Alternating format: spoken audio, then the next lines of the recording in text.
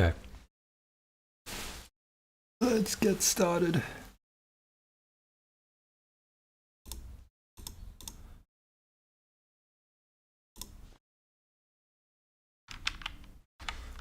Gonna start off with monkey type.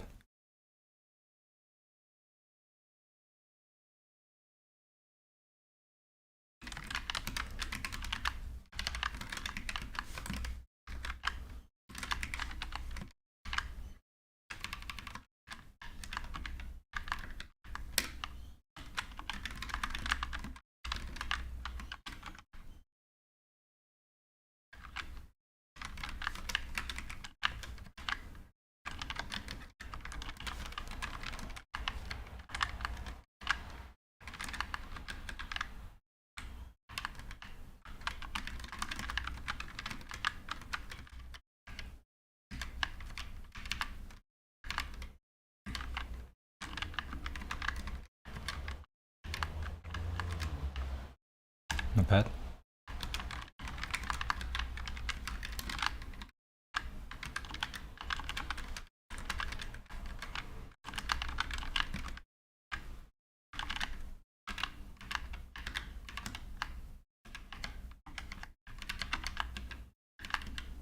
Oh, this is gonna be so painful.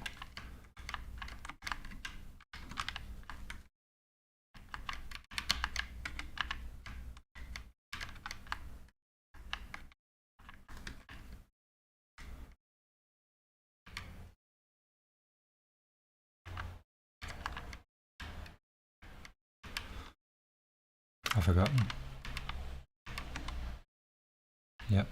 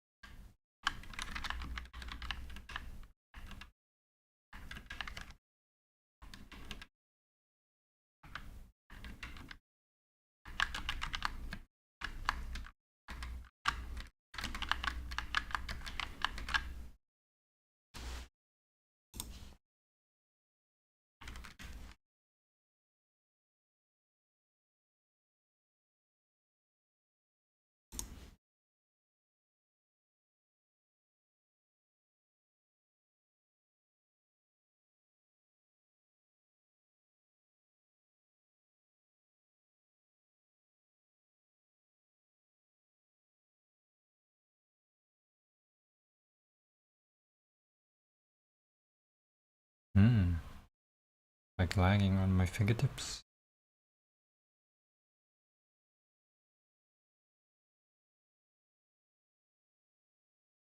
Okay, let's do another trees problem. Binary search tree.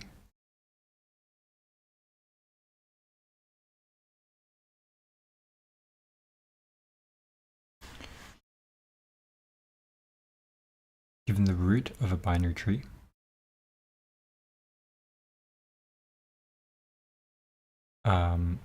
binary search tree, add an integer k, return the kth smallest value, one indexed. Interesting, in the tree.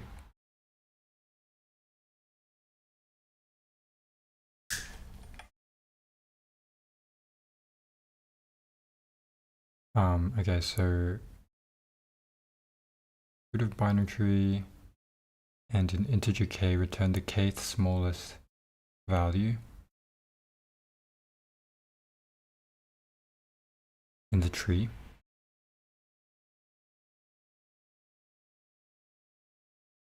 kth smallest value in the binary search tree. Binary search tree satisfies the following constraints. Left subtree of every node contains only nodes with keys less than the node's key. The right subtree of every node contains only nodes with keys greater than the node's key.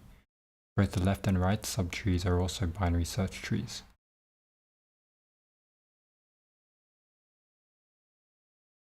So the root of 213 when k is 1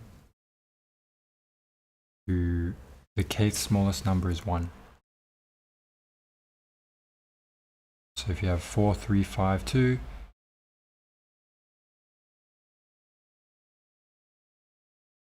kth smallest number is 4. K equals 4 is equal to 1, 2, 3, 4.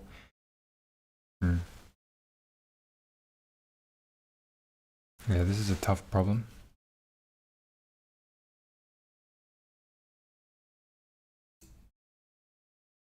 How would you go about this? You know, maybe depth first search in some sense. 4 goes down to 3.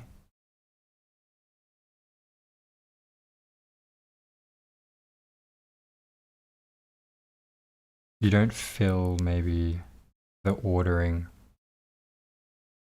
until you reach a root node, a leaf node. And once you reach that leftmost leaf node, k is incremented by 1.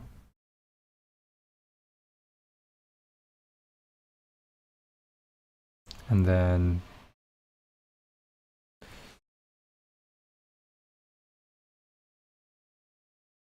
you have to process 3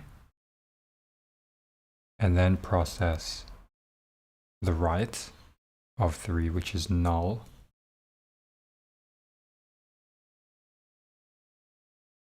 But it's 3 is the second.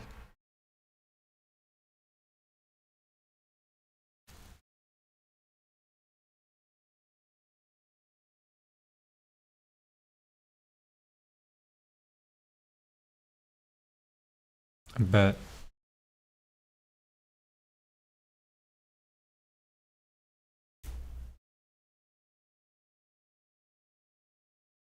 how will this work?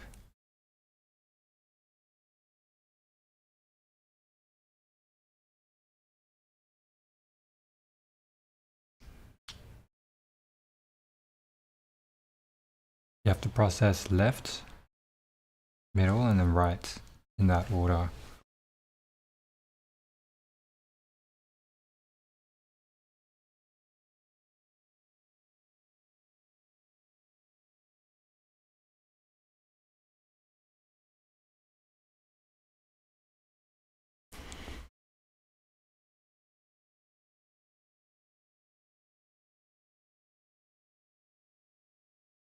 Hello, Zahib.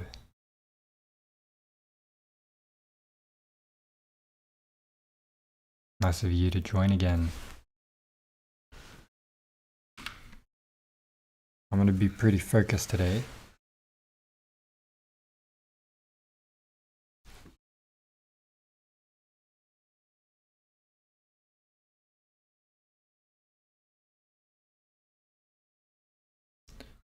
Oh, man.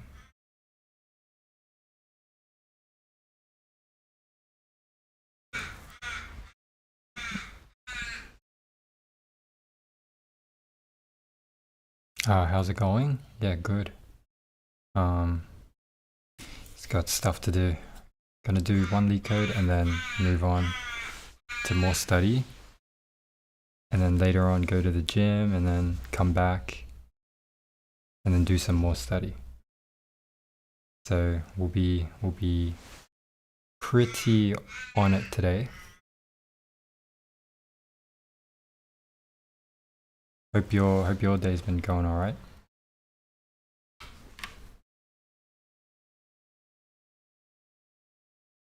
Bro, do you only sleep 5 hours? No. Why do you say 5?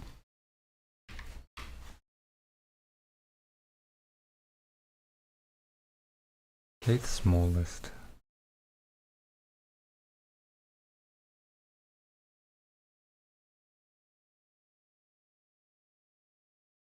how can I process this in that order? If you put the node onto the queue, you should put the left, then this, then the right. And in that scenario, when the left gets popped, you do the left again, it, and the right. But when it gets popped, that's the problem.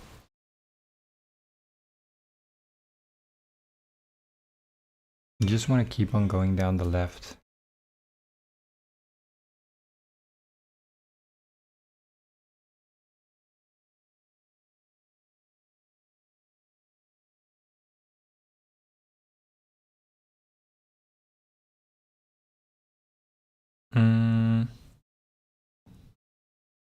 No. Or then how much sleep? It's teetering around 7 to 8 to 9 hours. Rarely 9. So 8 or 7. That's what I usually aim for.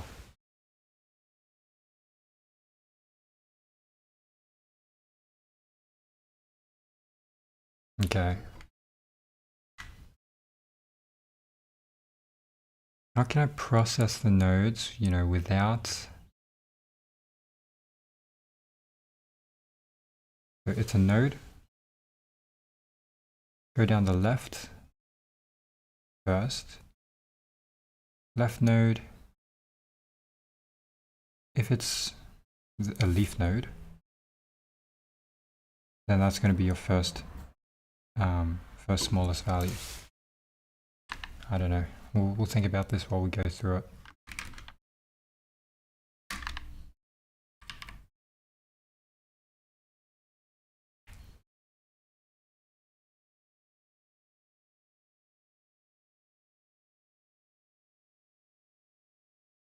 Bro, do you get difficulty sleeping? Like, do you instantly sleep? Not always, there's always something I'm thinking about as well. But yeah, it's usually okay. Maybe like 10 to 20 minutes and I'll be asleep.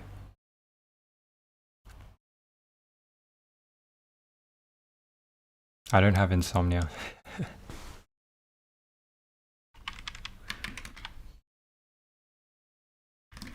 Okay, so if we do 0,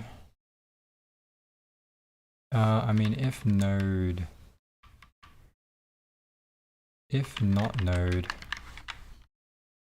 we know to return maybe.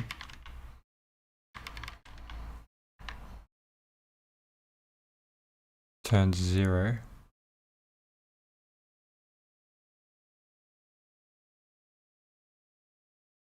And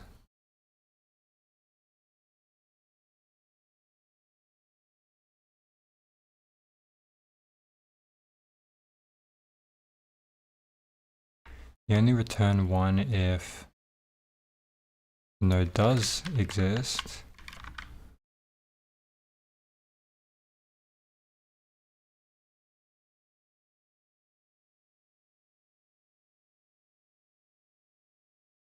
But also returning 1 isn't exactly how I would go about things here. Okay. Alright, let's see how this is implemented. So it's a binary tree, binary search tree, and DFS. Use a stack. So if you use a stack, you have current is equal to the root. Sure, and then while the stack isn't empty, or current isn't null. Interesting, while the current exists, while the current isn't null, you add to the stack the current value. And then you go down the left side still. Then you pop from the stack, and then k minus equal to 1 until it reaches 0.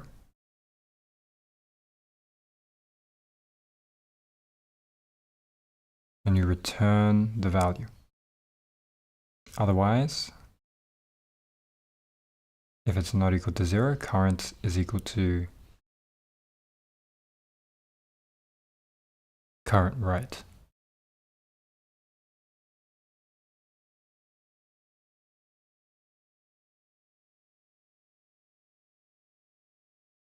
Current is equal to current write. That's going to be a little bit, that's a little bit of a confusing one. Let's have a look. Hey everyone, welcome back, and let's write some more neat code today. So today let's solve kth smallest element in a binary search tree. So we're given the root of a binary search tree and an integer k, and we want to return the kth smallest element in the binary search tree, right? And so remember, a binary search tree by definition means that it's in order, meaning that for, let's say, 3, everything in its left subtree is going to be less than 3, everything in its right subtree is going to be greater than 3. And so let's say k equals 1, that means we want the one smallest element in the binary search tree. So if you put all 4 of these elements in order, we get a 1, 2, 3, and 4. The smallest element is 1, so then we can return 1. And now, so your first thought with this problem might be that, okay, so in order, like you saw what I just did, right? I just took every element and put it in order and then took the kth element, right? And if k was 2, we would get the second element. If k was 3, we'd get the third element, right? So is there a way I can take this binary search tree and then put it into a sorted array or something? And the answer is yes, right? Because binary search tree means that if we... Bro, I struggle a lot with sleep. I get this wired routine, weird, I'm guessing, routine of working at night and sleeping in day, and I tried to fix it like 100 times and then somehow get back to the routine. Unlucky. I mean, that's probably why you're still awake, I'm guessing. And joining my streams. I mean, you know, if it becomes a habit, it's hard to break, but it doesn't mean it can't be broken. You know? Depends on a lot of factors as well with what you're doing in the day and nights.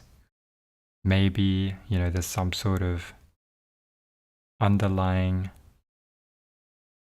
reason. I can't really say what exactly that would be, or like what might be causing you to do this. Copy multi, hello. Good to see you again too.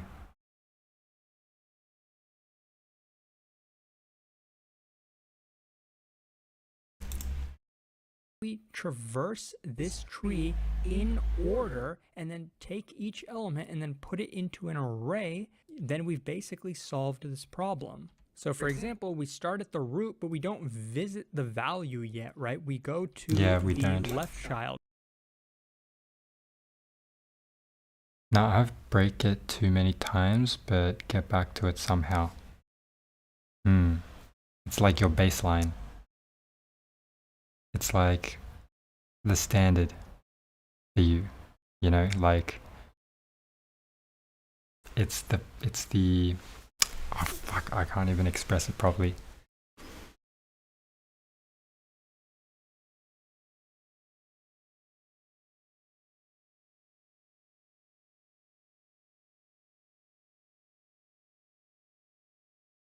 I mean, you know, there are always motivators.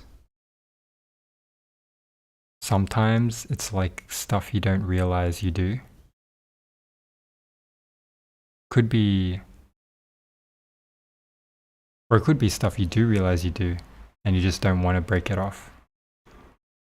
I don't know, like if you're, say, you know, right now, you're watching me instead of going to bed, for example. Assuming it's nighttime over there. You know, that's one factor you could consider.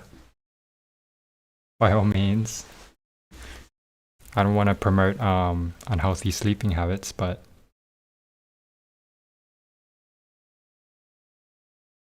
perhaps, yeah, maybe it's the social media.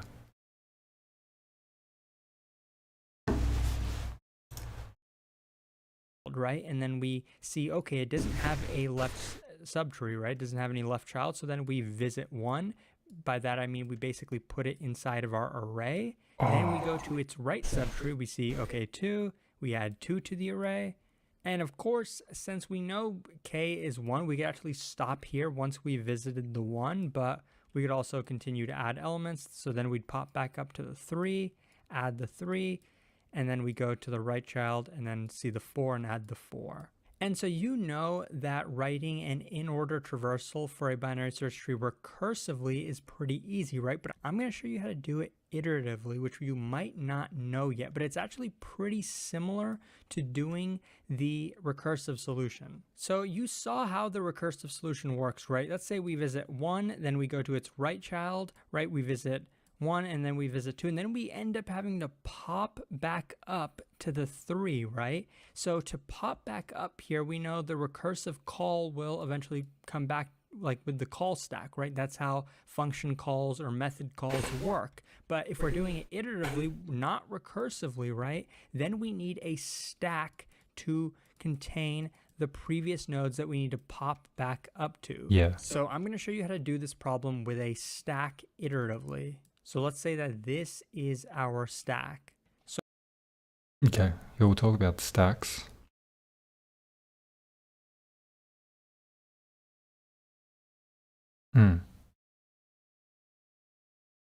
So the thing is, I got to this habit, like coding the whole night, and I did this for a long time, and I think this is the reason. I guess the blue light from the monitors is also the cause. Yeah. I mean, that's a good level of self-reflection, I think. You know? Blue light, definitely. You know, if there's a way to turn it to night mode screen where it's got a redshift, then that would be ideal. Or even more ideal is to not code in the night and just spend the day coding. You know, not the night coding, but the day coding. You know, we're talking like 12-hour sessions of coding in the day. I don't mean it seriously. Yeah, I don't want to promote overwork as well. But you know, I mean, if you're using 9 hours of your sleep coding, I mean, you could spend that 9 hours in the mornings.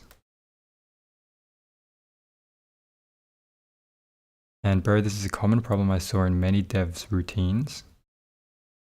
Yeah, I wouldn't be surprised. I mean, you know, even students pull all-nighters to finish an assignment. To me, I can't handle it. It's not something that I would do. I would rather not get the marks than sacrifice a night of sleep. Because I know when I sacrifice a night of sleep, it turns into I sacrifice a day because I can't think the next day. And that's not worth it for any amount of marks. It just means I got to time manage better.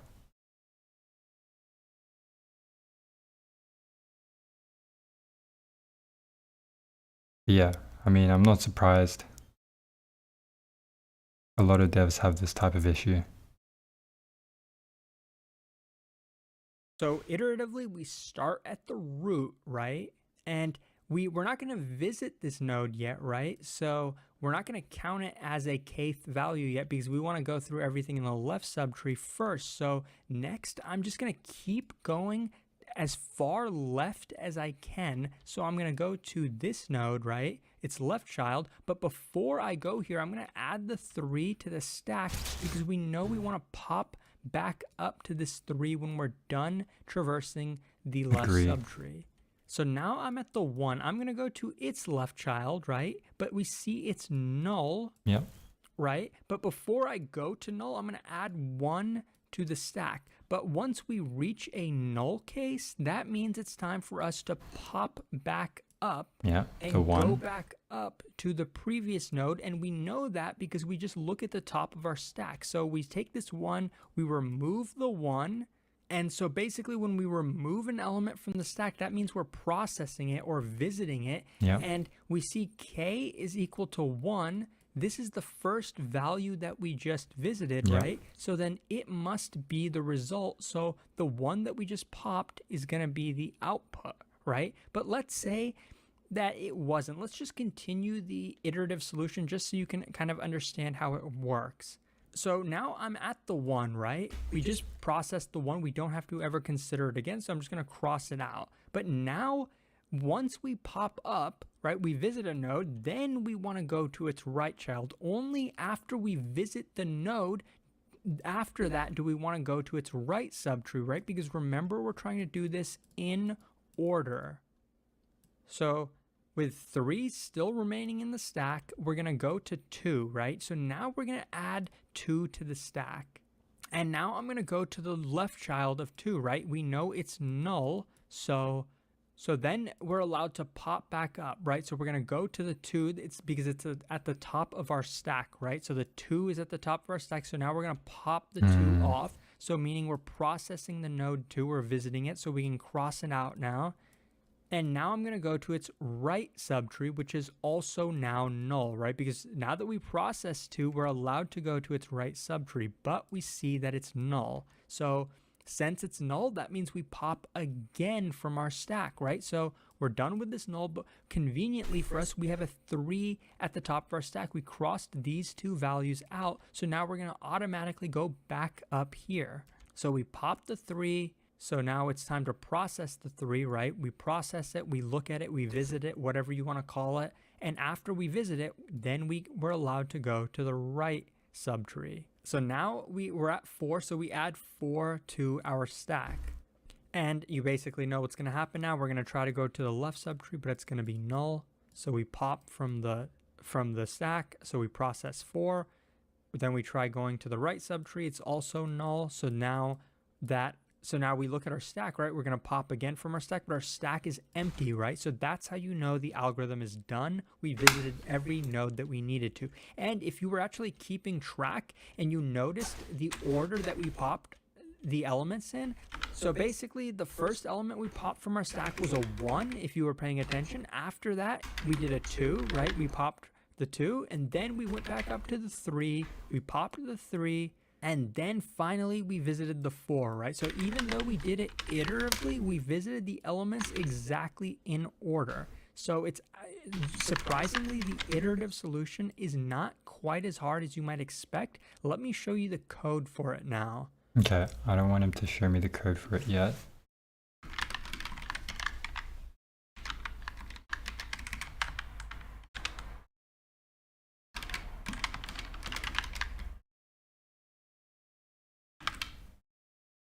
We stack append, okay, we add the root.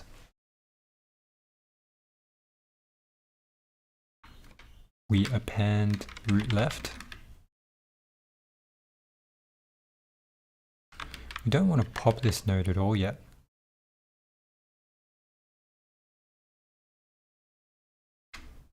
But instead, when we pop it, we actually are initiating a visit, right? So that's something that I got to remember is when you pop something, you visit, you end up starting a visit. So we don't want to do that yet. Instead, maybe we just look at the top of the stack, which is going to be at -1. And you say the left of that.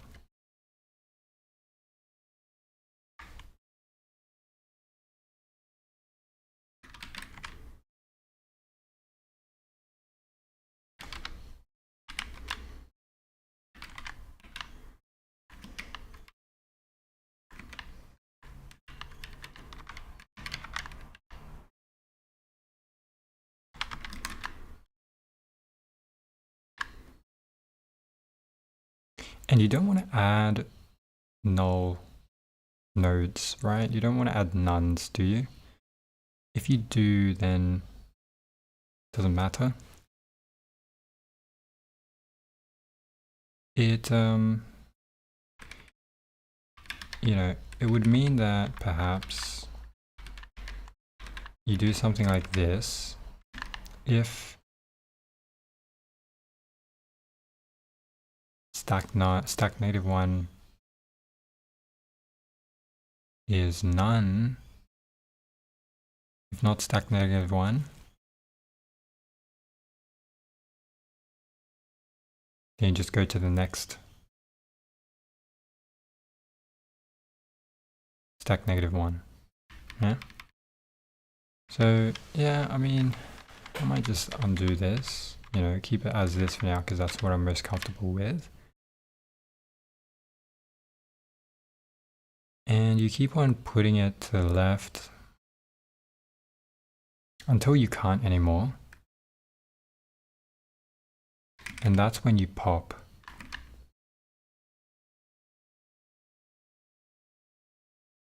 Now, if this, if we included nones, then you pop this.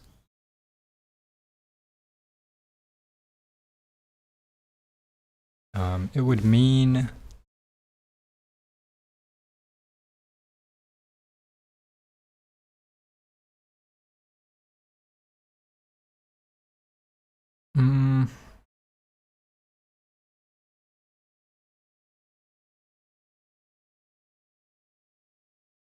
so yeah, I'm trying to think of two different things at once, but maybe I'll just focus on one thing at once. One thing at once. Okay, so you node equals stack.pop, and this is when you're going to process now, which is going to be the leftmost node.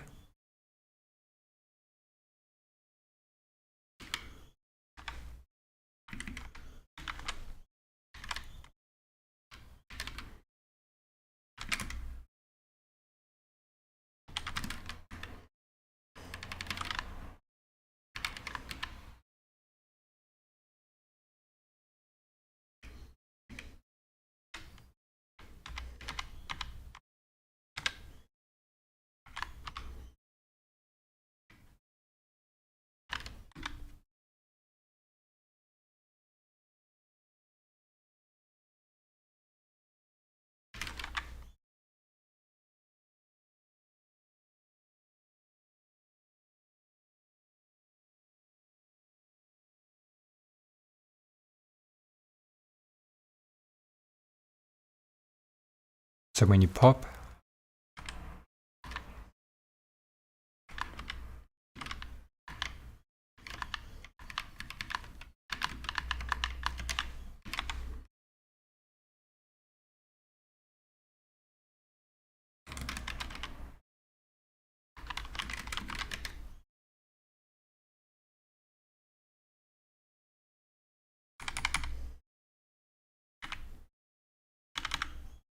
else,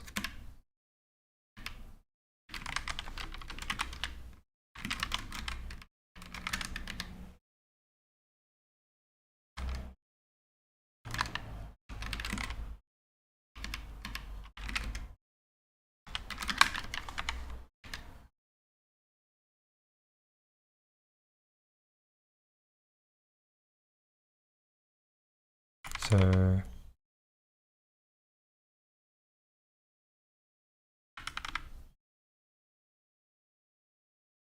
if you can't add a node right, then you would just go back.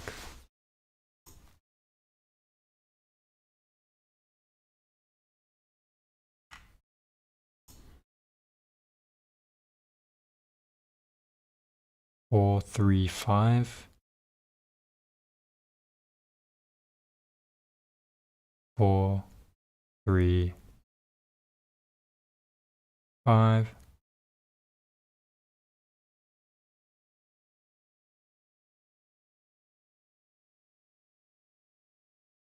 4, 3, 5, 2.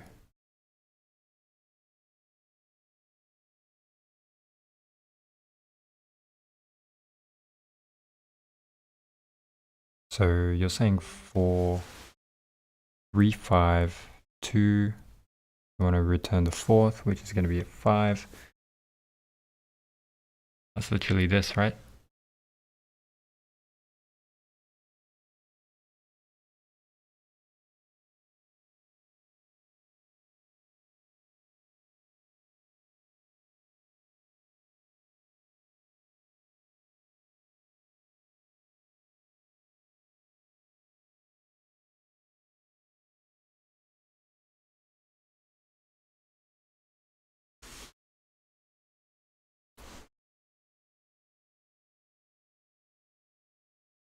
One.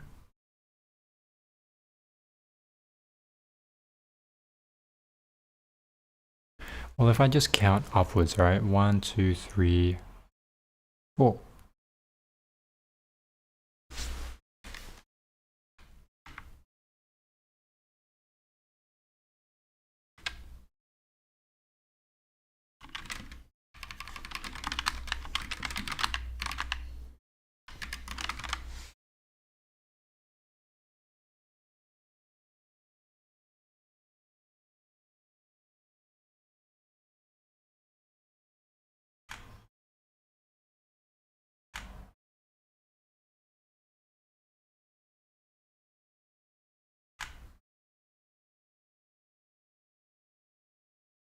Three, 2, 1, 0, where it's always just 3.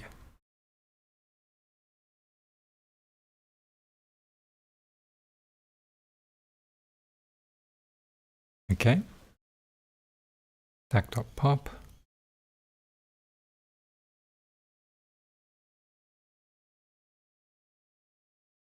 I think maybe it's also worth printing the stack.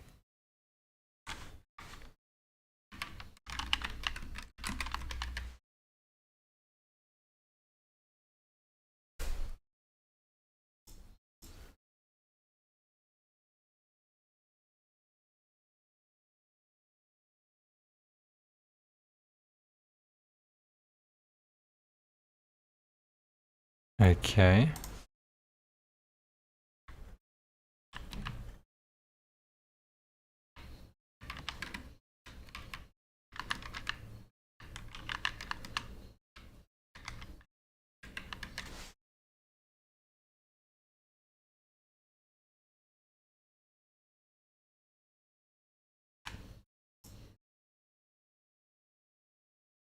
So the stack only ever has 4 in it, which is concerning.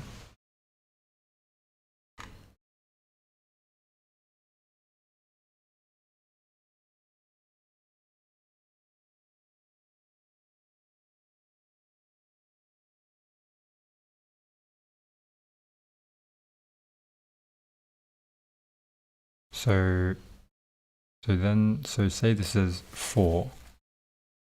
If stack -1 is going to be 4 dot left exists, then you have to append stack -1 left.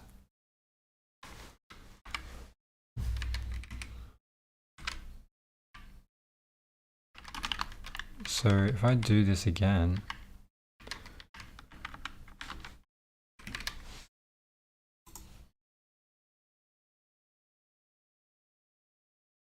right, okay, 4, 3. Right. So 3 is added.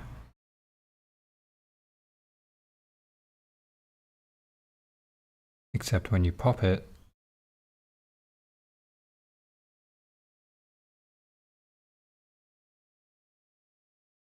you just always keep adding the 4 back.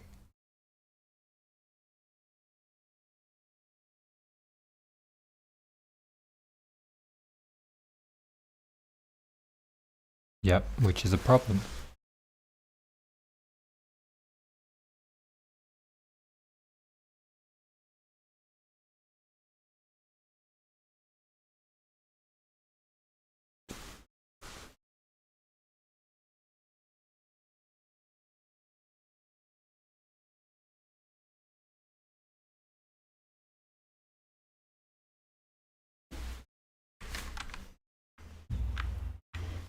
So is there a way perhaps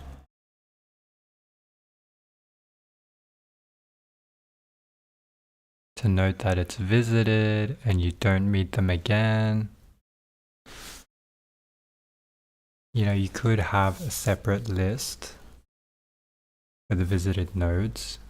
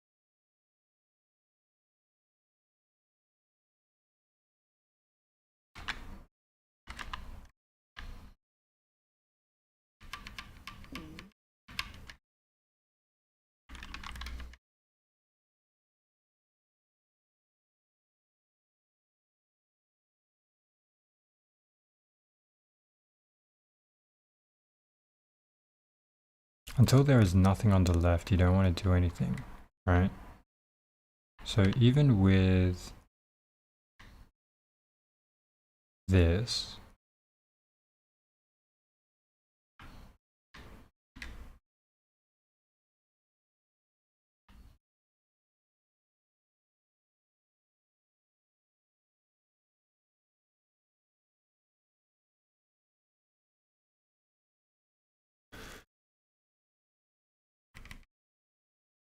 say you don't use this,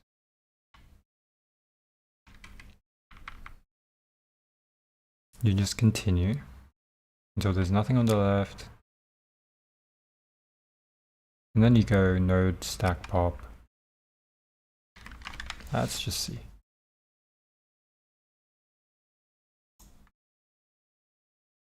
So you go 432.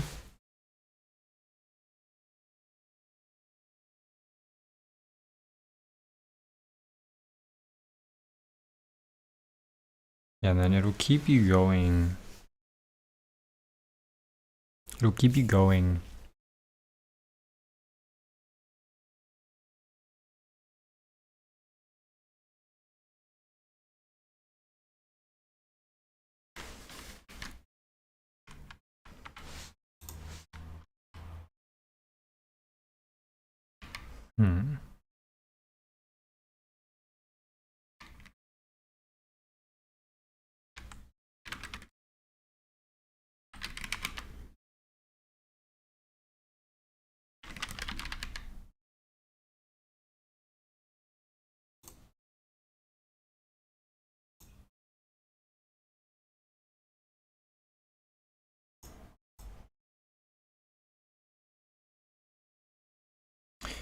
Okay, well that worked. You needed a visited set, you know? Problem is, that's a problem. Okay, so even if you used a visited set, the stack could be at most space complexity O of n. The visited set would have to also be O of n, so this is just going to be an O of n complexity anyway. Which then means it doesn't matter all that much. It also means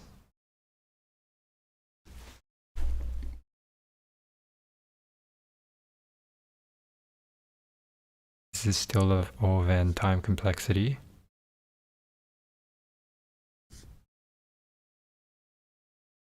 Four, three, two, 4, 3, 4, and 5.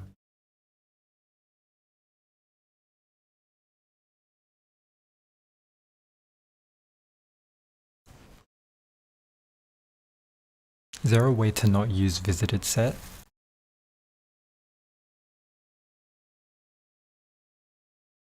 It would mean that I'd have to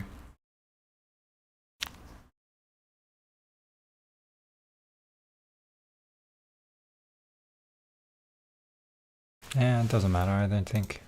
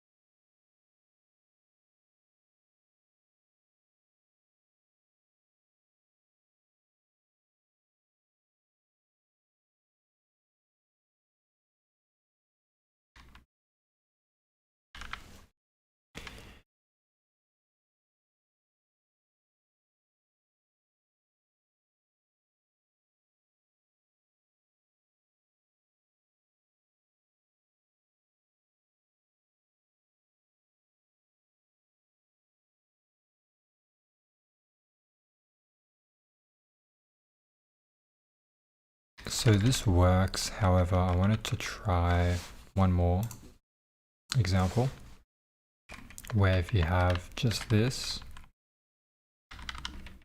don't even check the left node exists, you just add when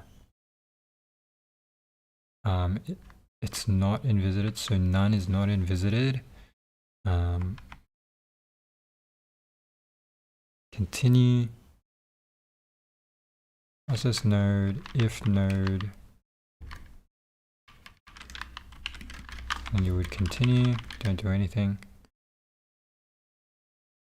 Otherwise you would do something, alright? Would this still equally work? Yeah, non-type object has no attribute.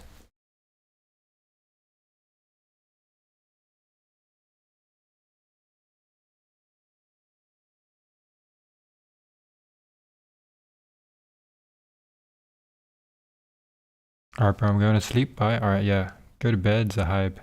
Good man. Have a great night. Alright, catch ya. Ordinary person. Is it programming? Yes, it is. It is programming.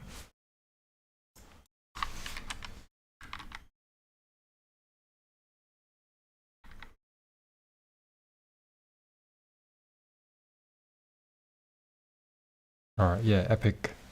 Zahib. Fix your routine, let's go.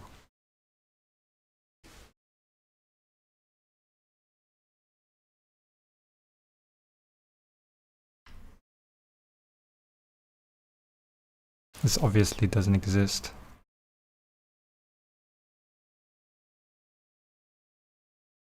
Yeah, it doesn't matter. Undo.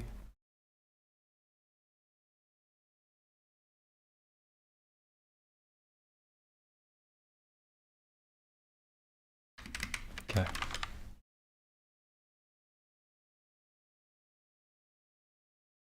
But if I go to bed, I'll lie down all without falling asleep. You know what I would suggest then? One thing I'd suggest, like meditate. Use this app called Balance. It's got a free 1 year trial, so it's pretty long anyway. And just play one of their like meditation sessions, which is like your choice. 15 minutes, 20 minutes, 5 minutes. But just having something there to listen to before you sleep, or just when you're lying in bed, use that. You can have a try. Yeah.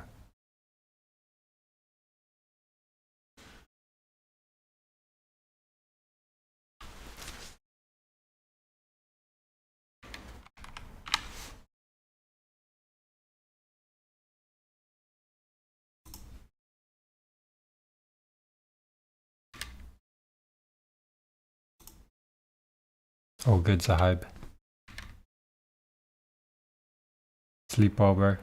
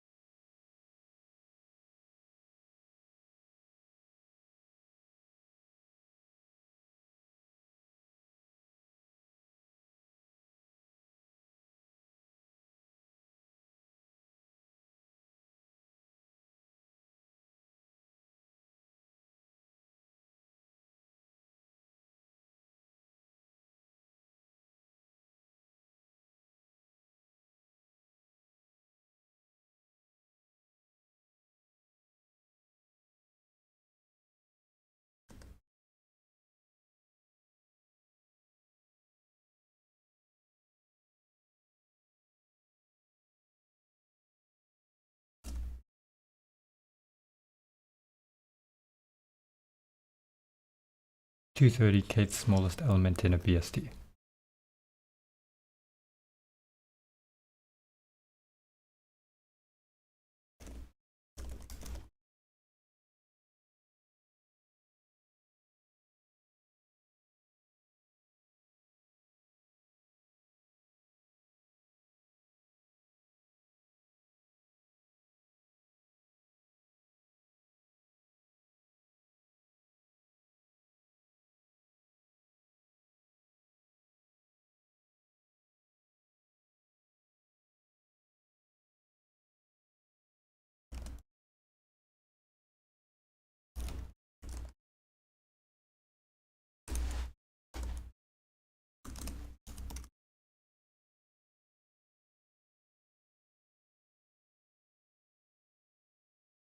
Implement own solution after understanding concept. Understanding took place when watching Leetcode solution.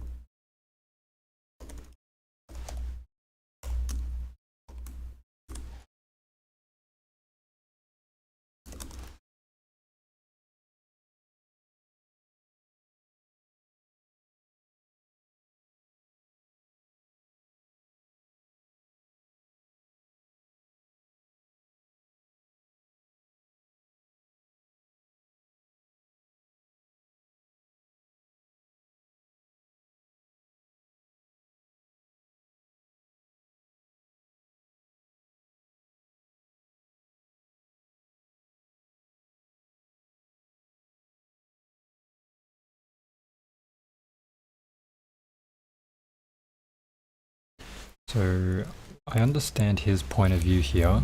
You know, you don't pop from the stack until you have ensured you've added all to the left side. Fine. And that's what I do here effectively, but just a little more abstraction with the visited node. with the visited set. And I think though the visited set is still just like, there's no shame in using it. This is just a less memory hog solution. Okay.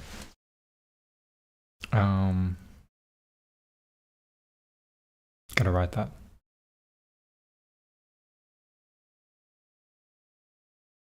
The other thing though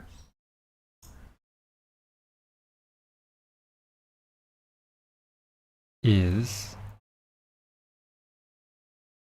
we're going to be dropping frames if I don't refresh this.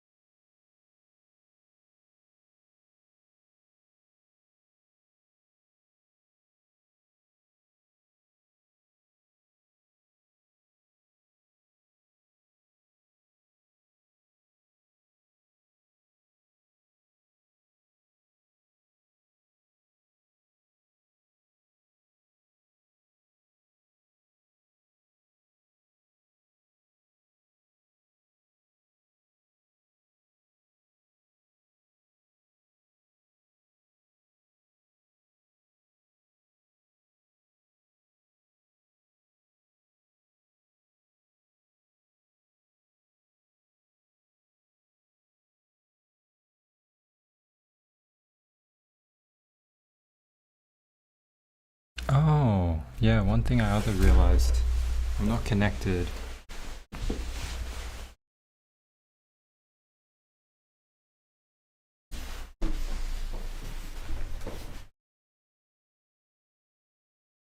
Darn, this is gonna be hard.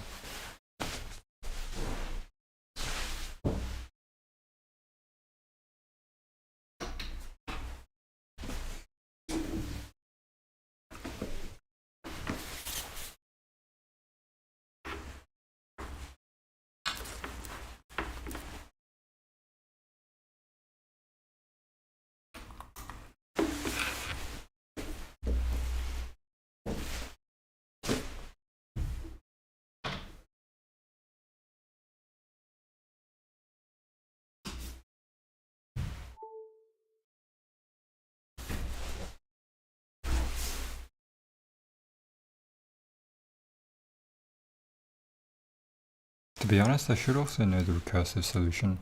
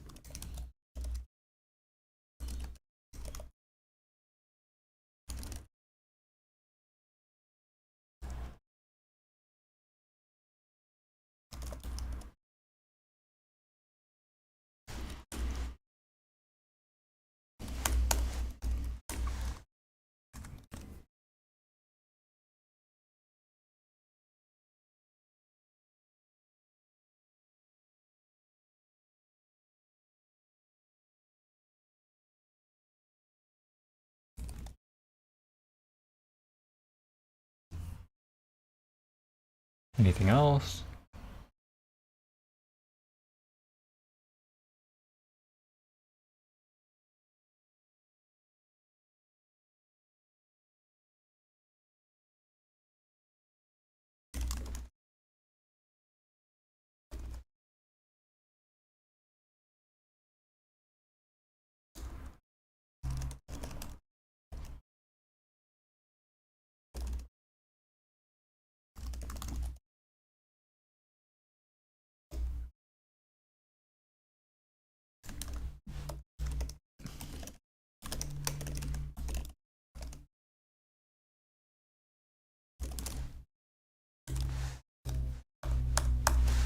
Okay.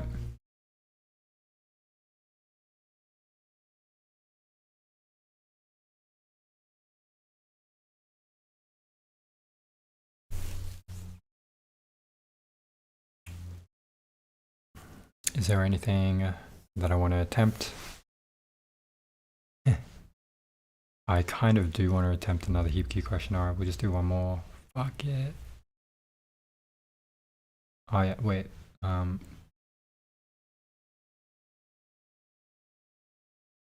In order traversal. Right.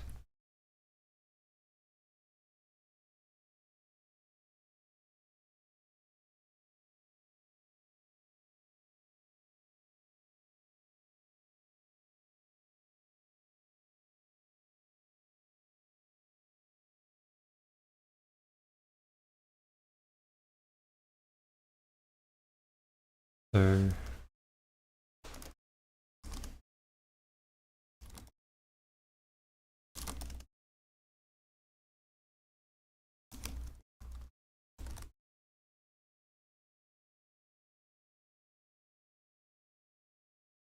I know these are all in C++.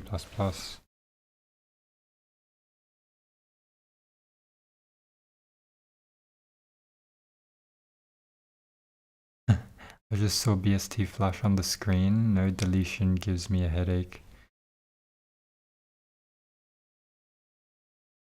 I suppose. But welcome to the stream, Jacob.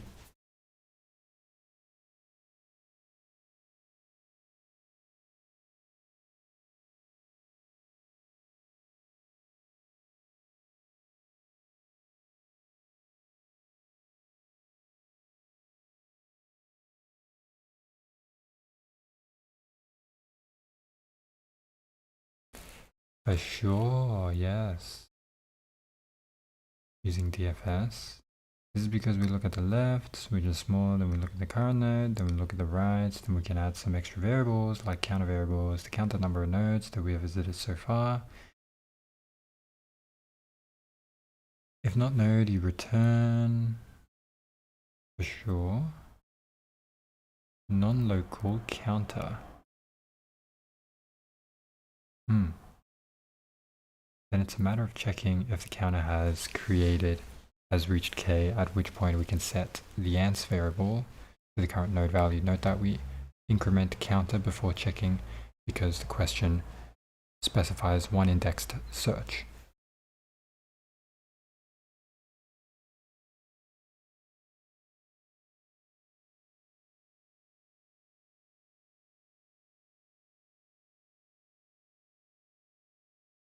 Love it, love to see it. So this is a very good DFS solution. Hold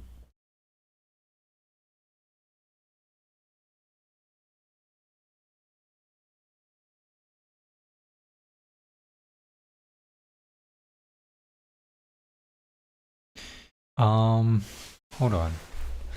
This comment, technically a stack is used for recursive DFS. One could argue the space complexity is O of log n because it's balanced tree, although the core stack isn't explicitly defined.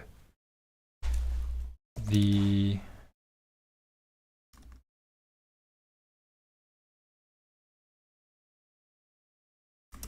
average it is O of log n.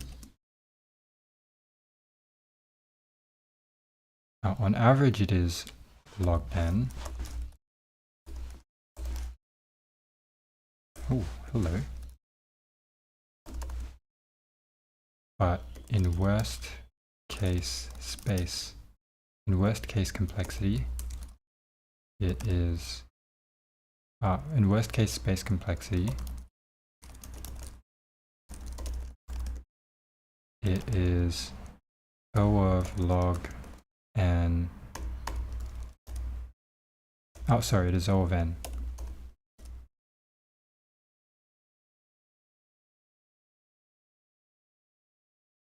On average it is, but in worst case complexity, it is n,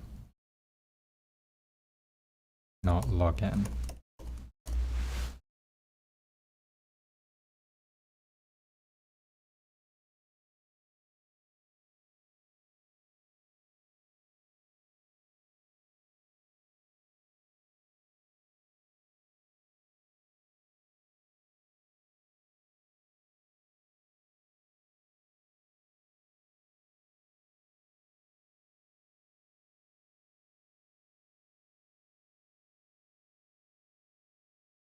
Yeah, worst case it looks like a linked list, right?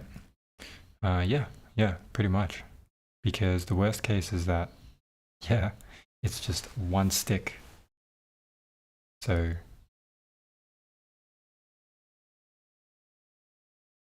you know, if it was a balanced search tree, a B tree. If it was a B tree,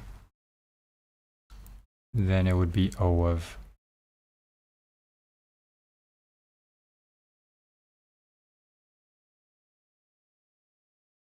log n? No, this doesn't even make sense. Oh no, we're talking about a stack. Yeah, we are talking about a stack. Yeah, so the worst case is still O of n, not O of log n.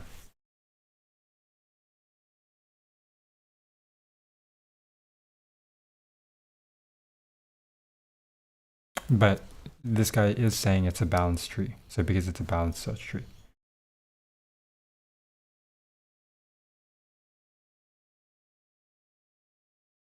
Where does it say balance at all here? Beyond just when he says balanced.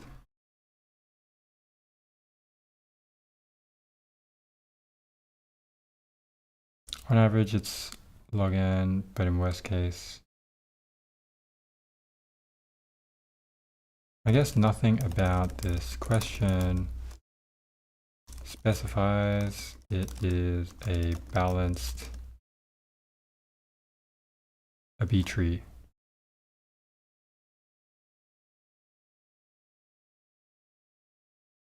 I think that's a B tree. B tree is balanced search tree, right? Oh, well, okay. Yeah, Cardi B.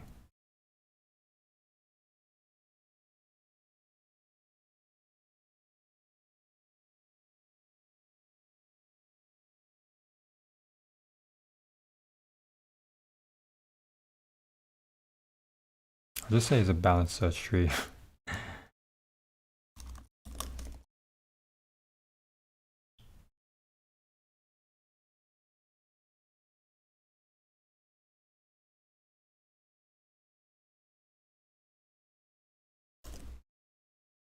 Okay. But it is a good, yeah, good. I like this.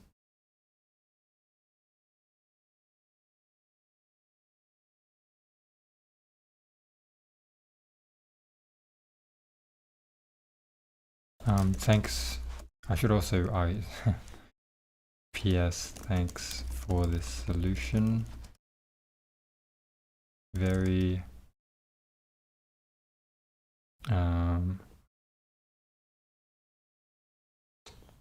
intuitive. Very well explained.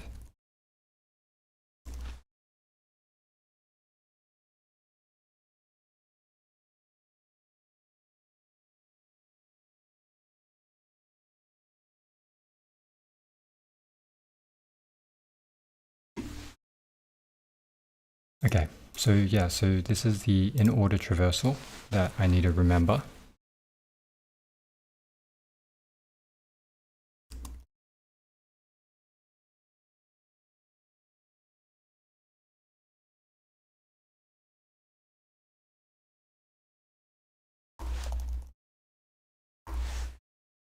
In order traversal. Okay. There was another page.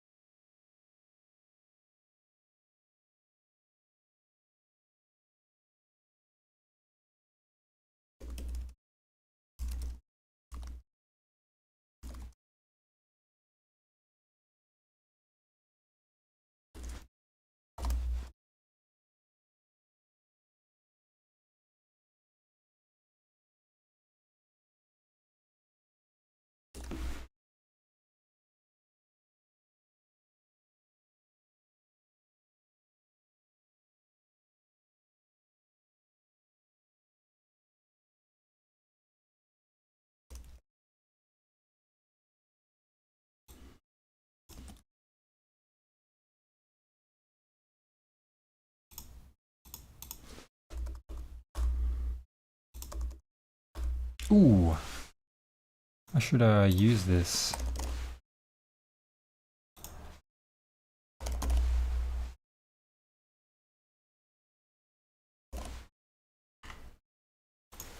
Syntax highlighting. Didn't know it was possible. Okay.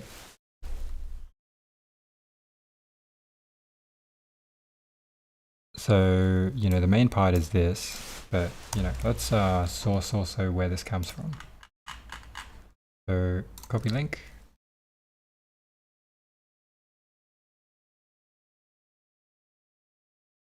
Source.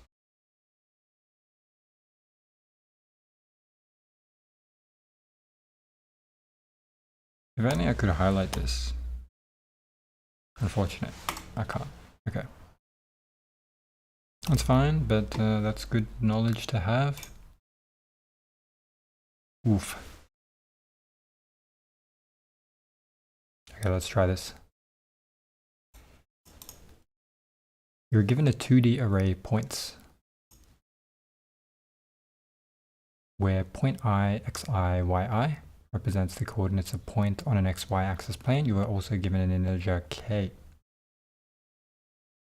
Return the k closest points to the origin.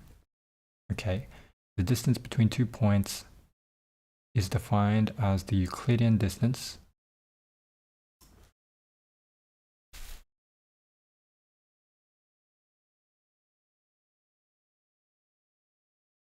You may return the answer in any order.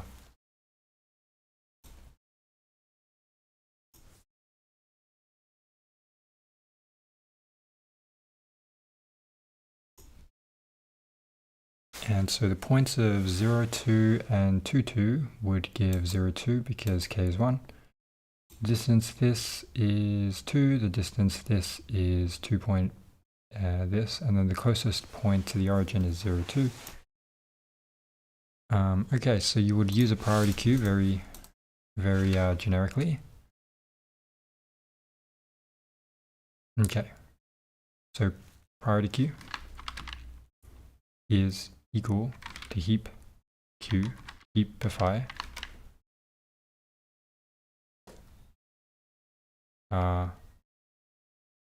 We'll just say priority queue is an empty list. Don't need a heapify at all. If priority queue, so no, while priority queue, so this is when the priority queue is not empty.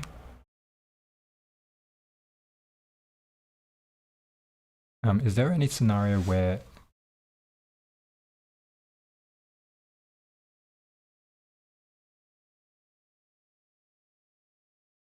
no, k has to always be less than the number of points in. Yep. So we can do this. So while the priority queue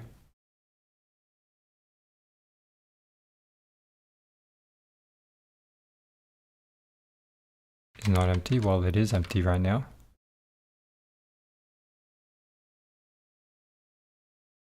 So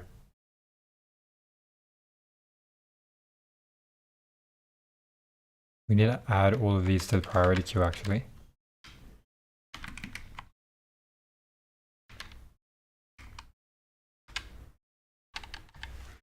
So for p in points, maybe I'll say this is x and y actually.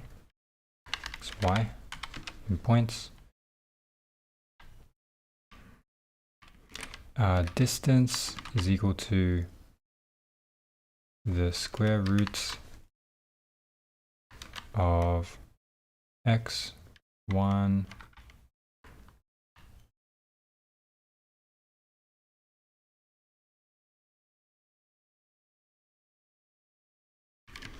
zero minus x. Well, it's just going to be x.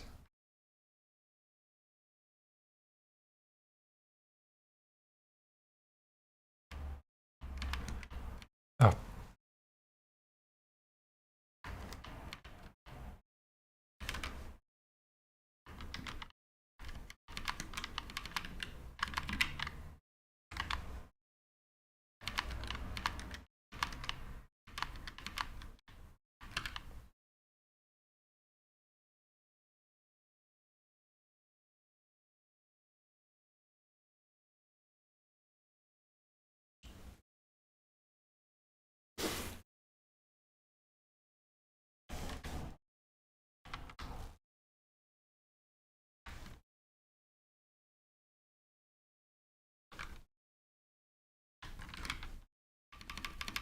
Heap queue dot heap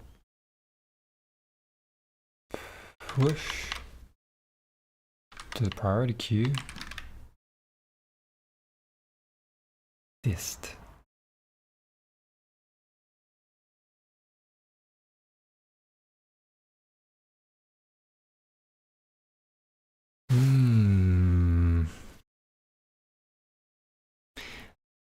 But you need to put to the priority queue more than just numbers now.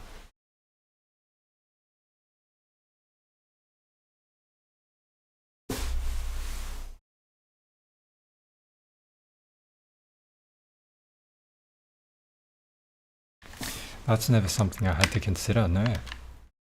But you have to put something more than just numbers now.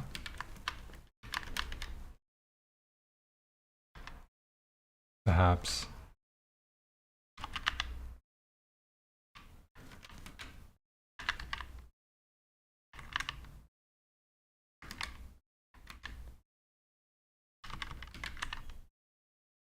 Heap push.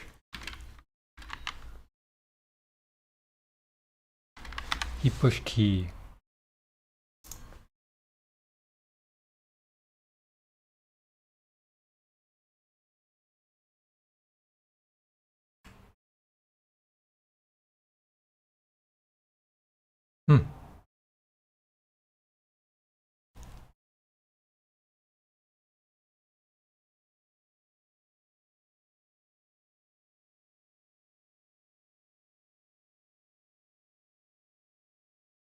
Okay.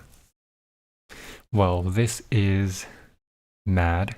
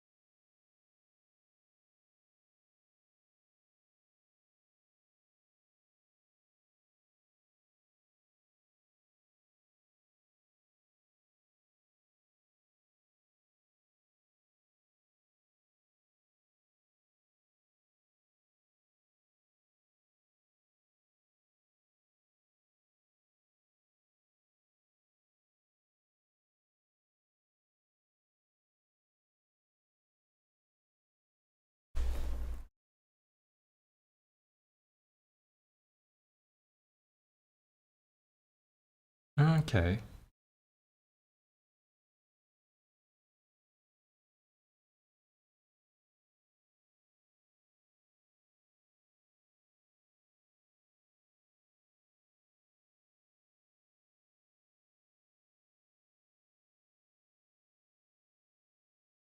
Okay, from my understanding, if it already inherently supports this functionality, you are perhaps able to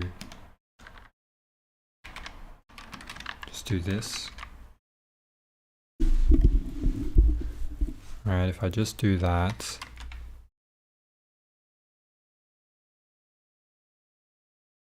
we can print the heap queue, the priority queue. Just see what that looks like.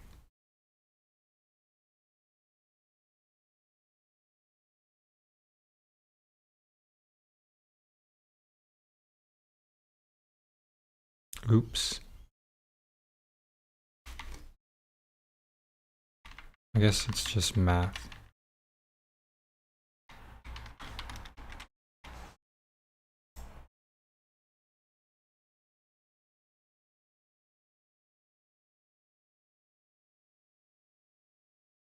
So 2,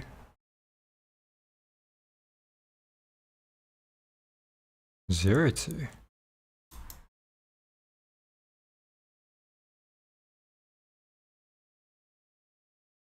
Interesting. Is that not?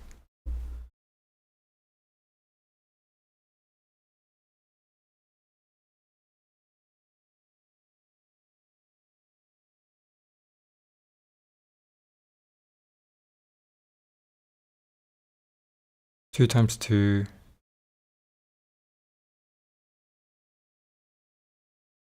Hold up. I'm doing the calculation wrong, right?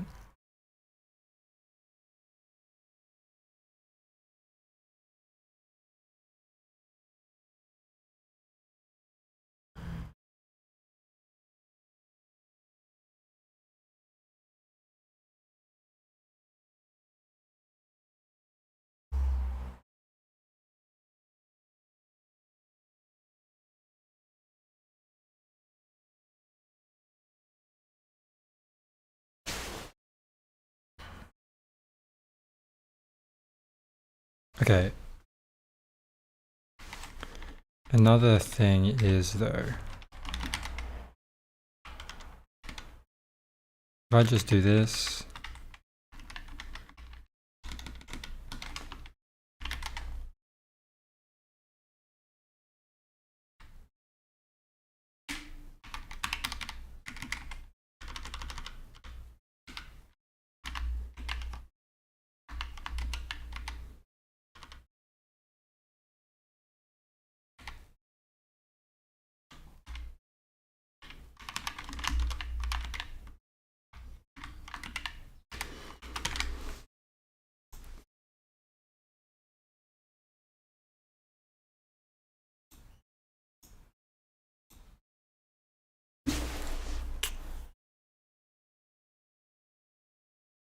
right, so 2 squared is 4, plus 2 squared is 4, 8. The square root of 8.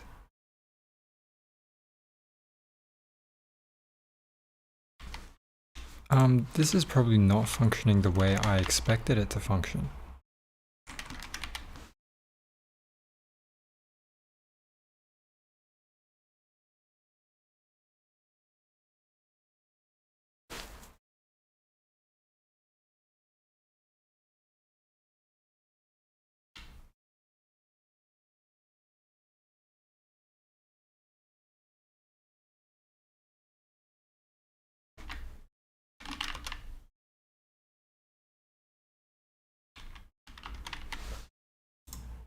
Oh, whoops, that's not what I was meant to press.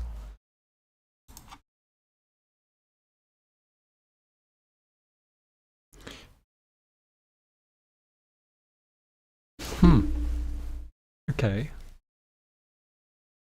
Point is 0, 2.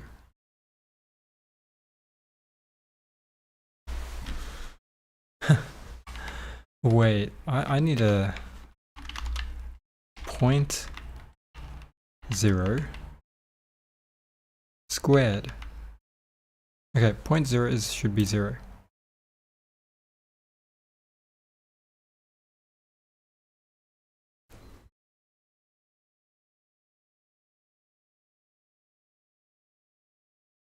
Yes, it is 0.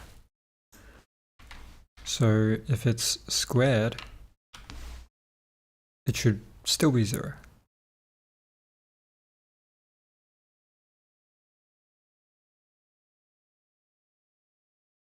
It becomes 2?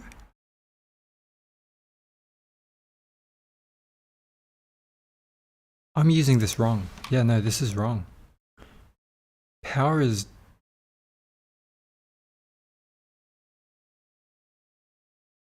Oh, wait, is power that? Power in Python.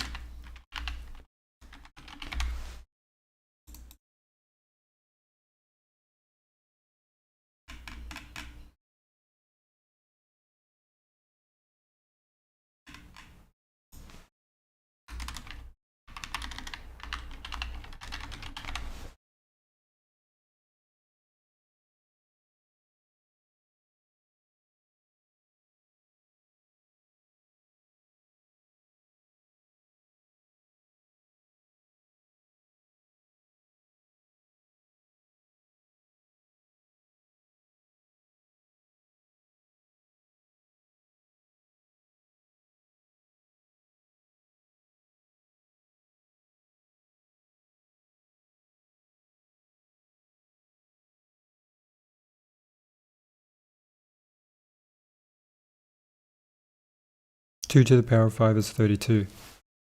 Has to be then. Wow, okay. So yeah, I was doing that wrong.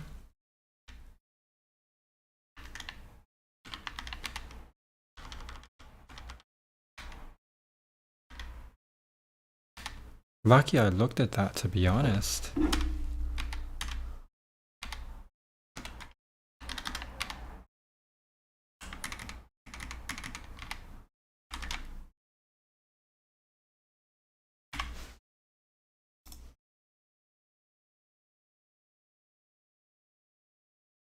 There we go. I'm happy with that.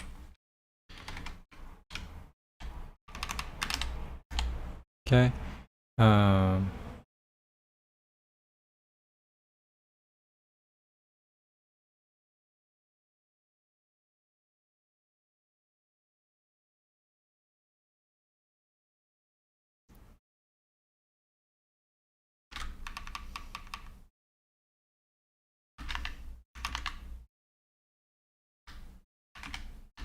While k does not equal, while k is greater than 0, k minus equal 1,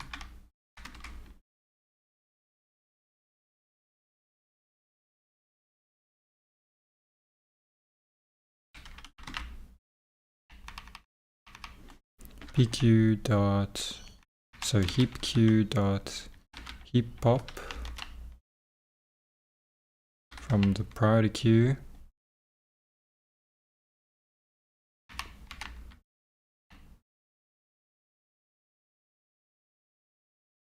it doesn't matter what the distance is anymore.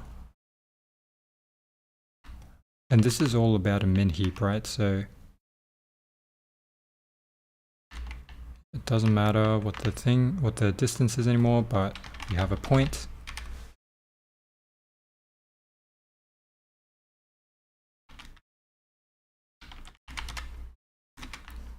Ah, whoops.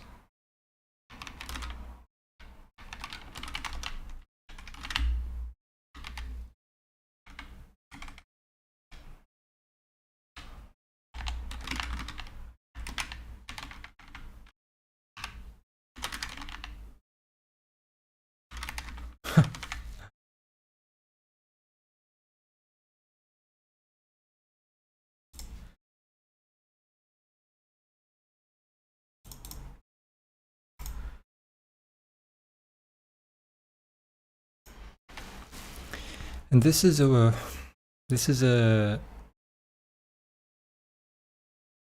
this an n log n, or is it not? Let's have a look. Hey everyone, welcome back, and let's write some more neat code today. So today let's solve the problem k closest points to the origin. So let's take a look at this example, and you can't really see it well, but they have a couple points. So there's 1 point over here and there's 1 point over here. So we have a list of points, right? We could have a bunch more points, right? Anywhere on this two-dimensional grid. We have an x-axis and a y-axis. So each point is represented by a pair of values. This point is 1, 3. This point is -2, 2, right? And so we could have a bunch more points.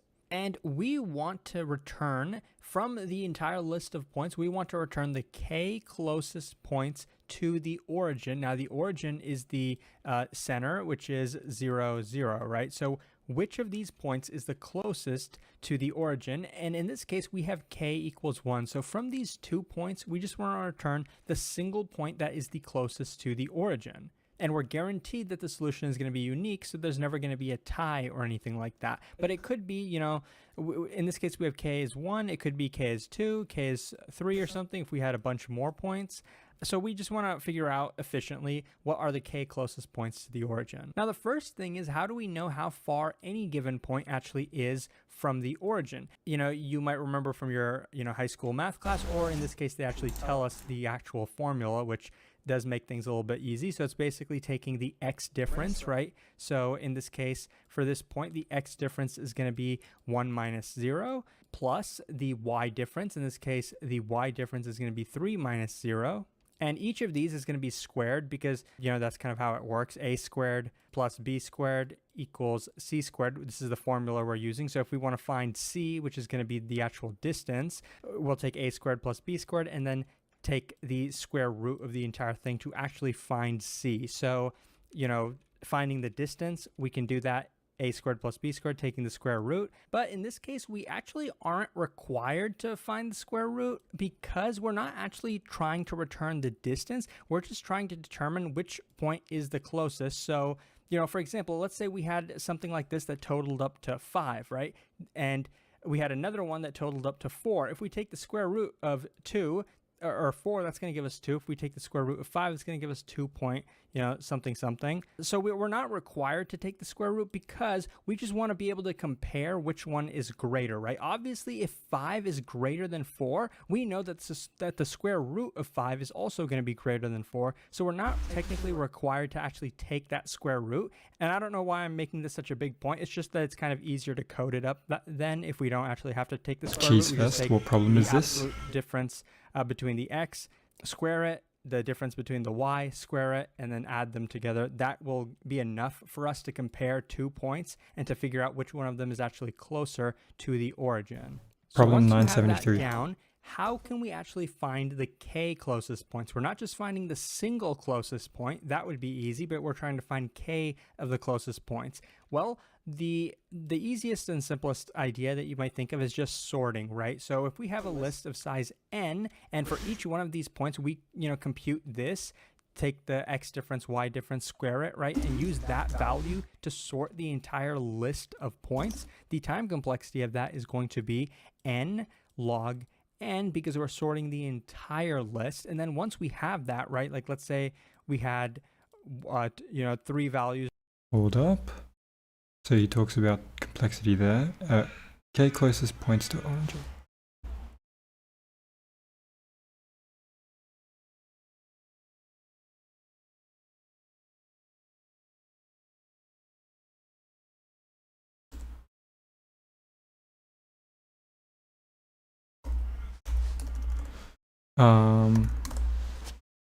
Oh yeah, I've actually solved that one. Nice. Indeed, it is nice. I think, yeah, like some of these priority queue questions actually are quite straightforward. It's pretty good.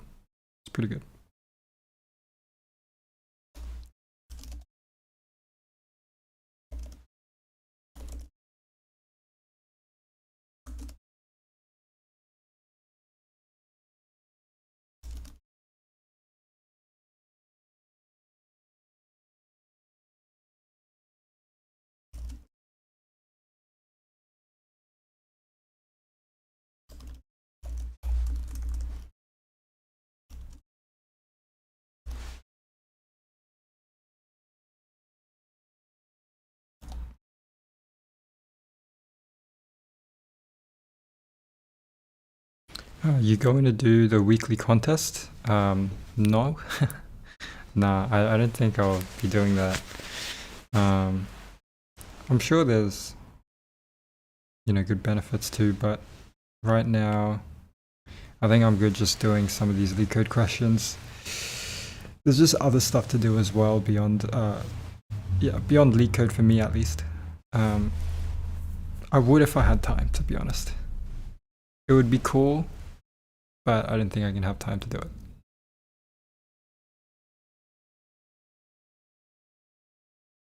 I say that, but also like, I probably could do it.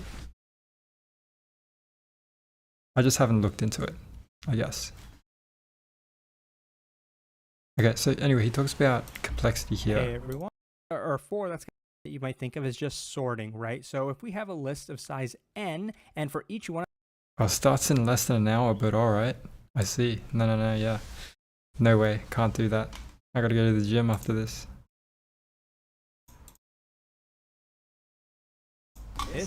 take the x difference, y difference, square it, right? And use that value to sort the entire list of points. The time complexity of that is going to be n log n, because we're sorting the entire list. And then once we have that, right, like let's say we had 3 values or something, we just wanted the first 2, which is k, then we can just iterate through the list and find k. So the k is not really going to change the time complexity. The time complexity is going to depend on the n log n sorting. But since we're only looking for k points, right, we don't actually need to sort the entire thing. We just need the k closest points. So actually, this problem can be reduced or slightly simplified if you use a min heap, and that's going to be the solution I'm showing you. If you already know how to use a min heap, you can probably skip to the coding portion or solve this problem yourself. A min heap is a good way to solve this problem, but I'm going to analyze it for you right now. So n log n. As in that's just sorting. Okay. See you later, cheese fest. So let's still take the simplified example. So like I said, the first thing we're going to do for every point, so we have the point 1, 3, and we want to know the distance between it. So we can say, okay, 1 squared plus 3 squared, which is going to give us 10. So this is, the distance actually isn't 10, but that's going to be the value we use to compare. We're not going to take the square root because we actually don't need to. The other one, -2, +2 is going to be 2 squared plus -2 squared, which is, just going to be 2 squared as well. So taking both of these together is going to be a distance of 8. So the next thing we're going to do is take these, right? Notice how we put the distance as the first value, because when we put this in a min heap, we want this to be the value that we order it by. So we're going to take this and we're going to run the function heapify, which is not n log n. Heapify is actually a linear time algorithm. So it'll basically take all of these, put them into a heap in O of n times. So now, let's say that all of these are in our min heap. What are we going to do? We want to pop from this heap k times, because we want, every time we pop, we want to pop the closest one, which is in this case going to be this point, right? And of course, k in our example is only 1, but obviously this solution could be generalized to if k was 2, 3, or bigger, right? So in this case, how many times are we going to pop from the min heap? Obviously k times. We only need to find the k closest points. And what's the operation for popping from a heap? It's going to be log the size of the heap, which is worst case going to be n. So this time complexity is actually going to be a little bit.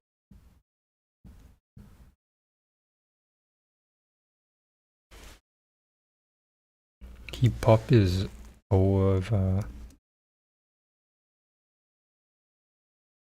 log n.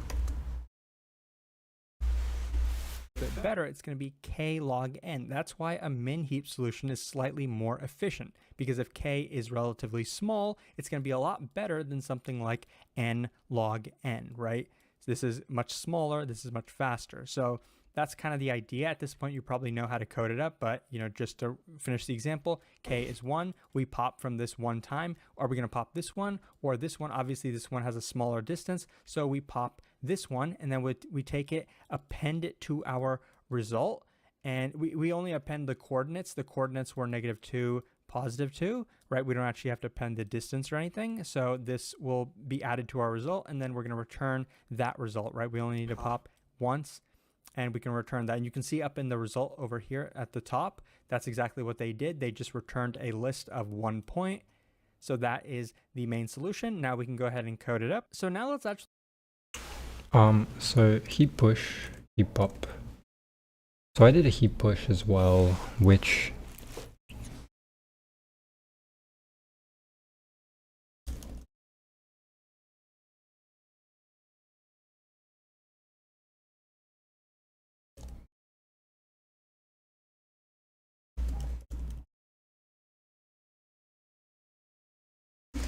so heap push log n,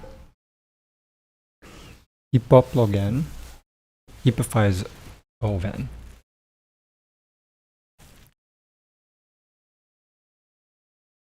So I'm gonna do n log n if I do it the way I did it. I'm gonna do it n log n. Yeah, alright. And what about heap push pop?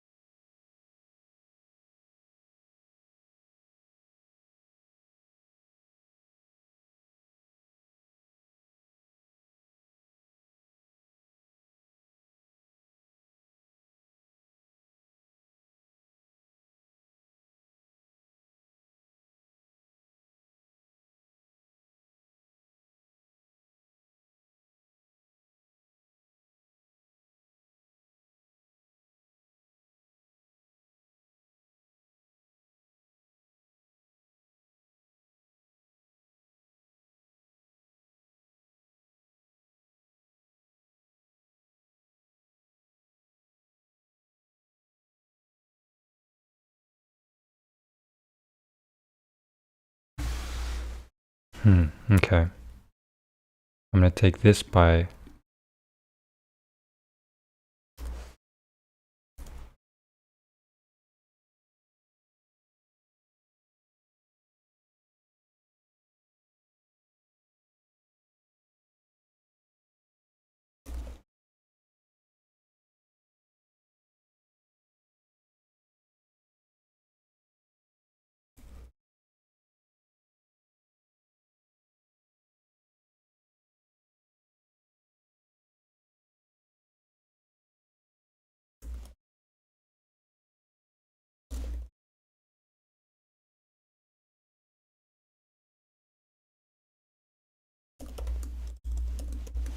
okay, so everything takes log n. Okay.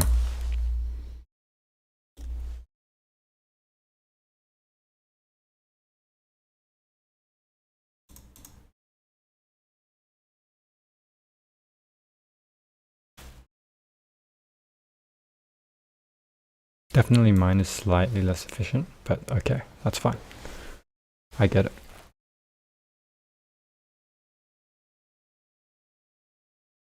Anything else that I'm missing? Yeah. I am missing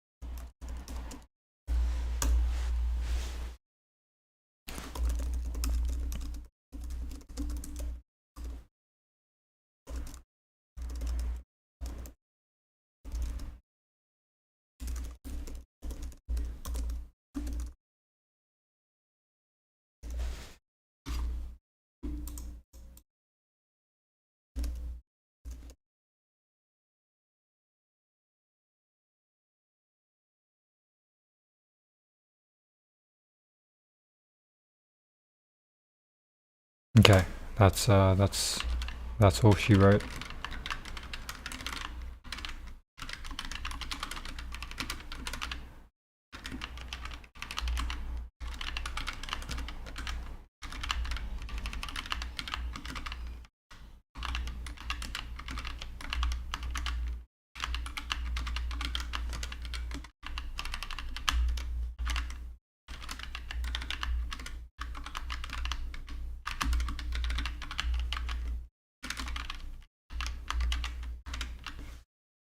Not bad.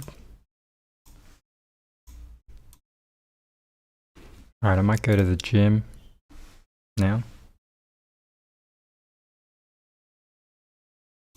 Let's have a think.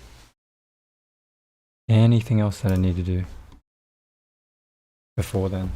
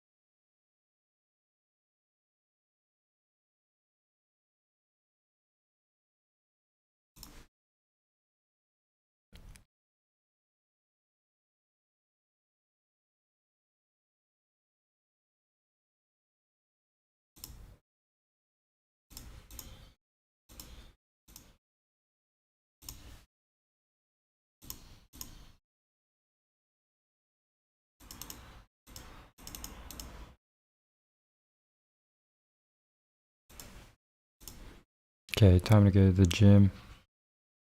Be back. I'll just say that here.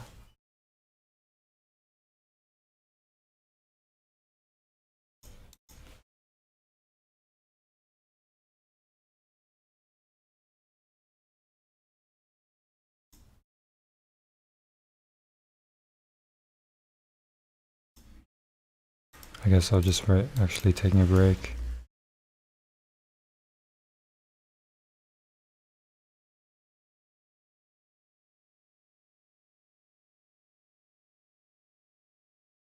Taking a break at gym.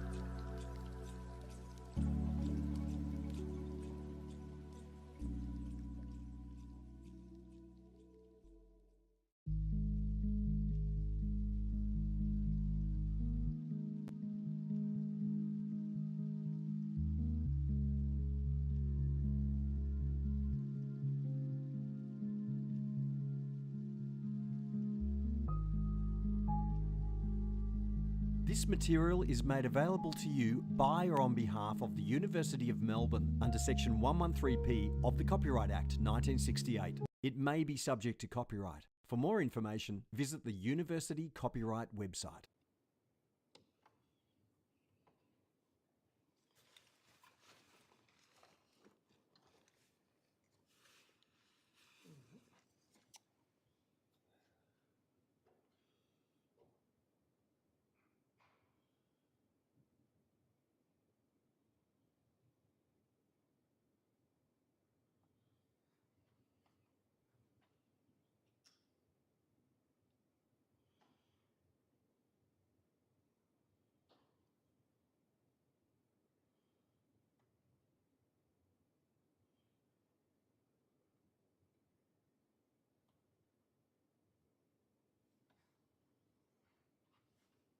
Okay.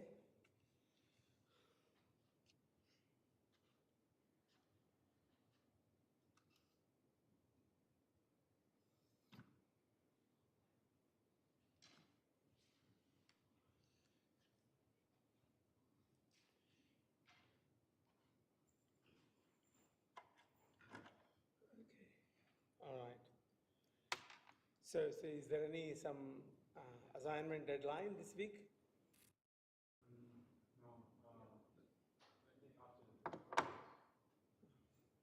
I see. Even I saw only few people coming to the guest lecture yesterday, but guest lecture was postponed. So what I see a trend, there is a bit of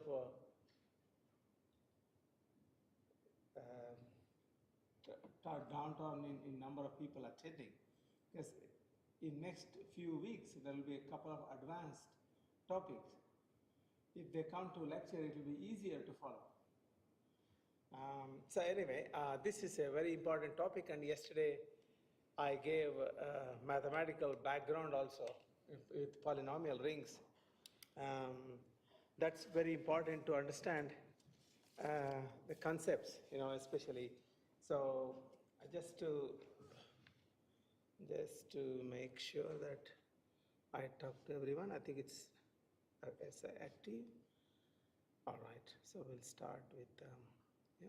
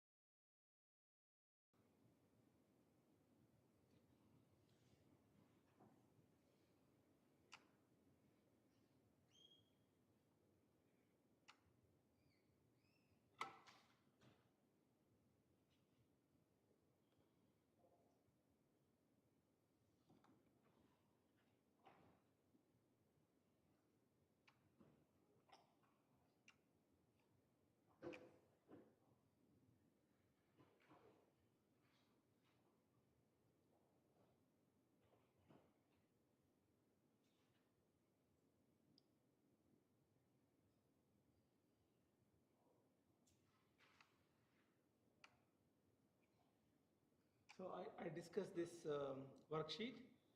This will be additional questions for practice for you during this week and the next week.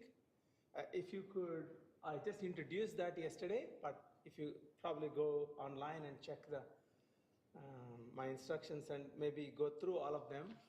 And if you have any questions and doubts, please email me. I can probably address them after the break, at least after your presentations. Yeah, this is important. So maybe this is not working. Just yes.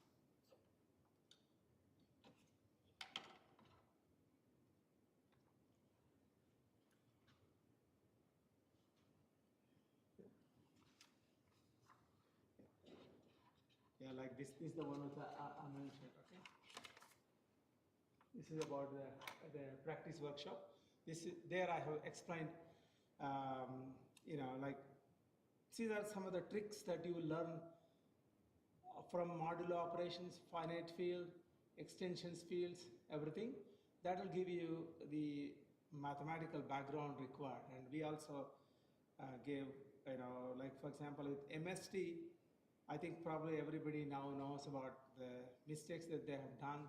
You have to revisit all those topics where you had difficulty, like for example when doing some those GCD equation, they made error. If you made 1 or 2 errors, then it will be hard to recover from it during the examination. So some of those things, if you just focus on it, that will help you to understand the rest of the other cryptographic concepts. Like, we had RSA, there are RSA properties were there. So let me know which are the things which are difficult, which requires a thing. In the last week, I plan to give a review where mainly from the point of view of how to prepare for the exam. So both these lectures I will focus on little topics which is very important. So if you, I ask you, those who are coming here, ask other people also so they can come to the lecture, so that it will be a much bigger preparation to the exam than reading yourself. Otherwise you have to go through the recording, look for the right amount, and it takes a lot of time. So I plan to kind of complete the protocol topics, because we have we got two more, almost at least 2 more workshop things, and they are very important to the final exam. So, and based on your feedback, we'll also review, kind of revising our assignment 2. So assignment 2 will have questions. For example, if you have not gone to the yesterday's lecture, to do the assignment 2, you may need to go through them. So it will be easier to go through the lecture and then look at the questions and you can answer immediately, or at least understand the knowledge required to answer that question, and then you can do it. Okay. So this way, if you do, you can do efficiently. That's what this is my point. So please go through it, and some of the questions are the ideas behind it. If there is any difficult thing, you tell me. And for example, I also mentioned about the Galois field, how it works, etc. Now, this lecture, I want to complete ElGamal signature. So just to get an idea, so we had, initially we had just the numbers, Zn. Then we studied properties of Zp specifically. Then we also had Euler's theorem, Fermat's theorem. So these theorems help, and now we consider polynomials and modulo another polynomial. This will give you finite fields of the order p power k, which means that you can also get the cyclic group you can obtain from this is p power k minus 1 or its factors. Okay, so manipulating all of that, ideas behind it, then the exponentiation function. So these are the basic core of the mathematics required to understand the rest of the other schemes. So if you become, so this idea, you just can't read and get it. You have to do some exercises to convince yourself that, I know this concept. Yeah. So all of these ideas, whenever you do, there is a bit of a, reflection coming from your own self when you're reading it. So you have to watch for that, and then you become confident in handling things. And using these primitives, then we have a, kind of a generators of these cyclic groups, and then I can have a Diffie-Hellman protocol. Then we had RSA. Using RSA, we have a generally public and private keys, and you can have just the encryption of public key. With these matters, you will be able to you will be able to think of a protocol for any, in a network setting, how to actually exchange a secret, all those basic applied cryptography stuff you will be able to do. So my belief is that if you actually pick up these concepts well, then you will be able to understand the rest of the other things, like for example how the SSL is working. Hello?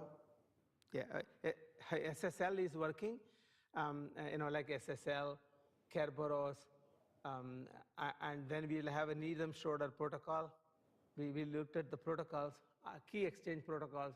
What are the ideas behind it? All of these ideas becomes very clear, provided you understand these things in a thing. That's why I think when I gave you this kind of this additional practice, if you stuck somewhere, then you have to go back and pick up that idea, review it again. And if you think that some explanations are inadequate, just go to Google, and there are some people who will just give some ideas in just 5 to 10 seconds, or 5 to 10 minutes, some ideas about finite fields and everything. So that whatever tool you have, you can use to enhance your knowledge, you do it. And once you do it, then that is already there with you. Then then you can't go down. Like if you're just anticipating that everything you have to get it through thing. I mean, if you want to get it through lectures, you should come to lectures. But at least you should go to workshops. That's what I tell. Even in the workshops, numbers have come down a little bit. I've noticed it. So I think those who are doing it is, like not going to workshops, that's a great risk for the exam, because you go to the workshop, you just not just listen to from the tutor alone. You can see how others are working through it. And through that, even though if you have not understood 100%, 85% is sufficient, then you can work afterwards and fill the gap. But if you don't go at all, then because all that additional explanation is not there. I mean, essentially, if you are really now doing the project time and you're preparing for the project presentation, this is the time you should, so if you have missed some workshop, you should talk to your friend who has gone there and maybe have a little chat and fix up all those ideas. So this is an advice I'm telling. I mean, though this is not for you. I think you are all coming here, and I'm sure so that you are doing well. But it is for the people who have not been or not here. I get some feedback, and then one person says that he said it is not happy, no feedback given, but he doesn't go to workshop. We checked. So if you don't go to workshop, you don't go to lecture, then where will you get a feedback? Of course, you get a MSc marks as there, and he should also come and look at your MSc paper and then get a feedback. So I think when you give a survey, when I ask, we are taking everything seriously and working upon it, and many people are spending a lot of time, and our tutors, they're all the PhD students, and they're also trying to do some good work in security, and some of them, they got very good results in their own self, and so it is you have to make use of this environment to enhance. I mean, otherwise you will be wasting this opportunity. That's what I'm telling. So, I mean, first of all, being born as a human being itself is a great gift. And after that, you have come to the university, and that's next, this is some kind of a privilege that is there only to a very fraction of people in the world.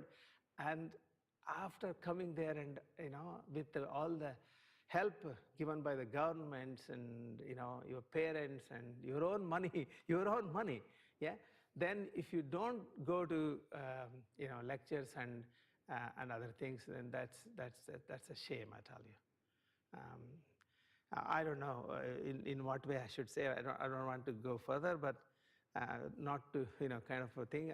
If you're annoyed, I'm sorry, but I think you should tell your friends in the next couple of few other topics in protocols. It'll be as easier. Once you know all these concepts, you come back and just within listening to 1 or 2 hours in lectures and workshops, you will be able to answer that in the exam. And if I get good marks, if I see all papers are doing, I'll be very happy. And then later I don't want to see people who have just failed the thing and kind of come back and worry, oh, I failed the hurdle and other things. I mean, there is an exam hurdle for sure that I won't be changing. So it's very important. Yeah. Okay. So this is the signatures from discrete log assumptions. So now see, the signatures we had was RSA. It's again based on the hard problem of a factorization, right? So but we saw how discrete logarithm was used to get a Diffie-Hellman protocol. How can we do a signature? This was also given by ElGamal, because we discussed ElGamal encryption.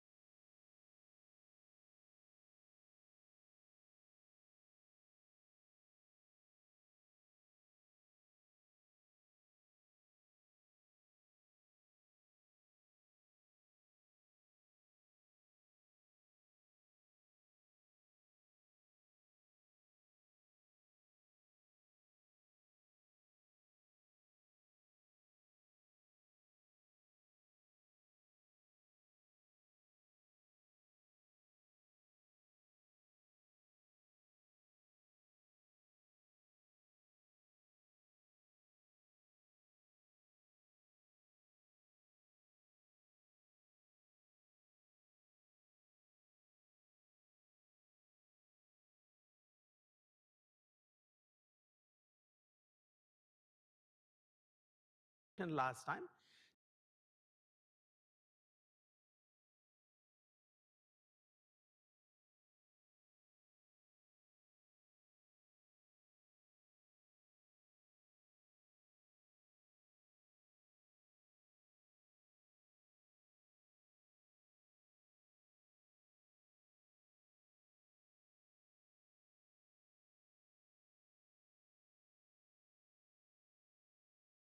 So we will do that here. So the goal for signature from DLP is as follows. So in RSA, signature and encryption functions are the inverses. So for example, if you want to encrypt, use same function, which is exponential, but use your public key and encrypt it, and private key you decrypt it. With the signatures, you just reverse the thing. So you use your private key to encrypt some hash of the message to indicate that it is a signature, and to verify it using the public key, you decrypt the message and then check whether the decrypted hash conforms to the message. Like hashing at the thing. So that was very easy. But so that's why this is the kind of function. Sorry, I should change over to this. You should tell me. Okay. So encrypt is m power e and decrypt is that. So sign is m power d and verify is this. Okay. This is even though it's a textbook side, you understand what do you mean. For example, in the signature, we don't directly sign m. We sign the hash of the thing.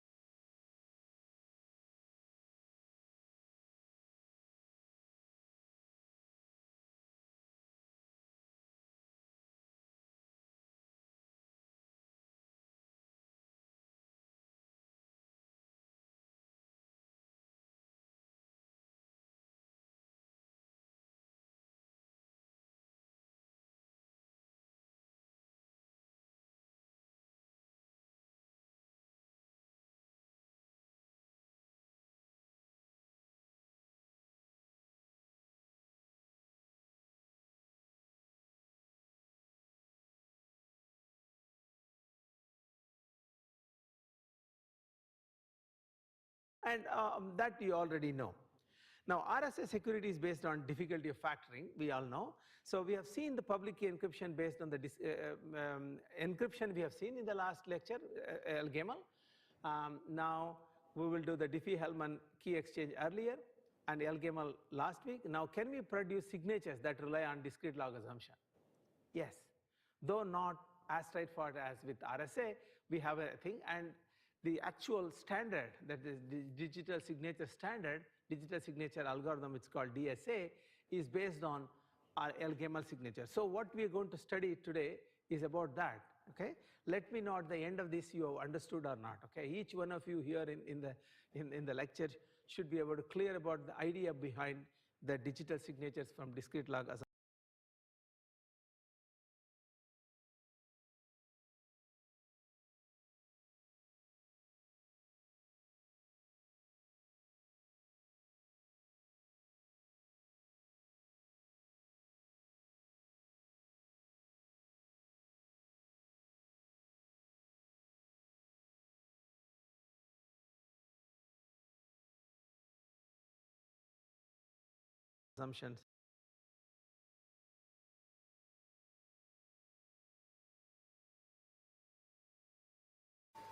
Hello, and this is Sunny. Welcome back. Last time I talked about the three-step process of ElGamal algorithm and how it works in math form.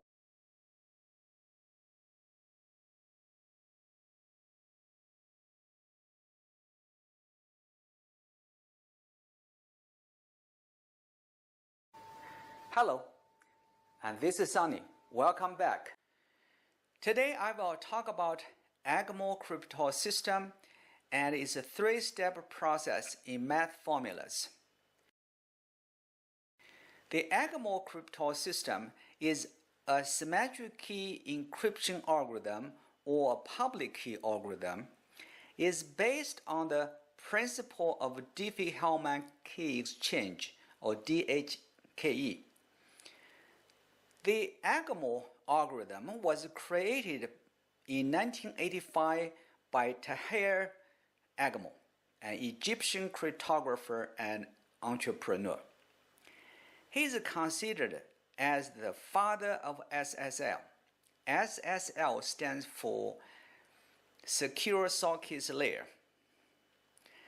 SSL encrypts data between the user and web server and thus protecting the user's privacy. He is also the major contributor to Digital Signature Standard, DSS. Here is the scenario. Bob wants to send a message to Alice. Bob is the message sender and Alice is the message receiver. They agree to use ElGamal for encryption and decryption. Keep in mind, the public key system always starts with the message receiver, who is responsible for public key generation. The process of ElGamal algorithm consists of three major and decryption. Keep in mind, the public key system always starts with the message receiver, who is responsible for public key generation. The process of ElGamal algorithm consists of three major steps. Step 1, key generation, who is responsible starts with the message receiver. The system always starts with the message receiver, who is responsible for public key generation. The process of ElGamal algorithm consists of three major steps. Is the message receiver. They agree to use ElGamal for encryption and decryption. Keep in mind, the public key system always starts with the message receiver.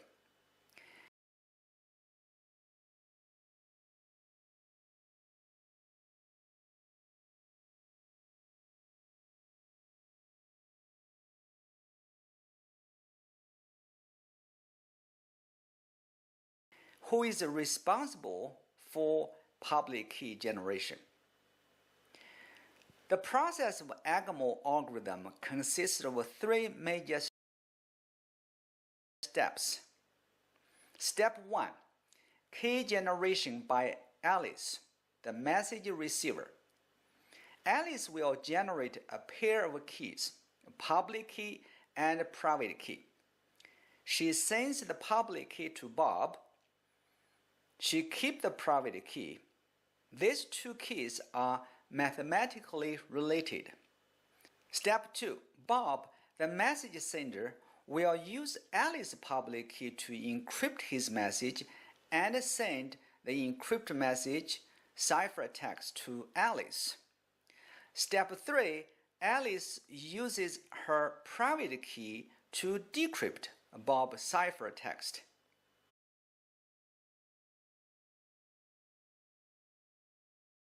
Here I will use math formulas, and it could be or it must be very boring and tedious, which is the nature of a crypto system.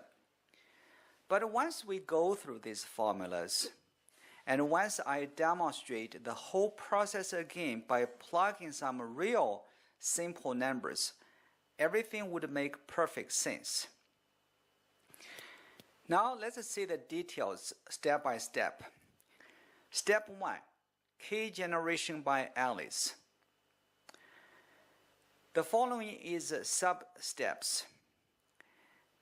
And first, select P. P is a very large prime number. Then find a primitive root of P, G. In my last video, I talked about how to get a primitive root of P. So if you don't know how to find a primitive root of P or how does it works, please refer to my last video about how to find a primitive root. Then choose a random integer a as her private key, where the private key a bigger than 1 but smaller than p minus 1. So again, a is a random integer, not necessarily a prime number. The next, compute e. So the formula is e equal g to a modulo p. And then Alice get the public key, which is p, g, and e. So 3 values, that's a public key. And she will send the public key to Bob. Step 2, encryption by Bob. So suppose the Bob wants to send the plaintext M. So M must be smaller than P in terms of value. And select random integer B. So that's a random integer B, and B is bigger than 1 but smaller than P minus 1. Next, compute 2 values, C1 and C2, where C1 equal G to B modulo P. C2 equal M times E to B modulo P. And then he gets the ciphertext C1 and C2 for the plain text M. Okay, M is just a symbol, a variable. Now the step 3. When Alice gets the ciphertext C1 and C2, she will use her private key A to decrypt ciphertext by using 2 formulas. So the first formula is x equal C1 to A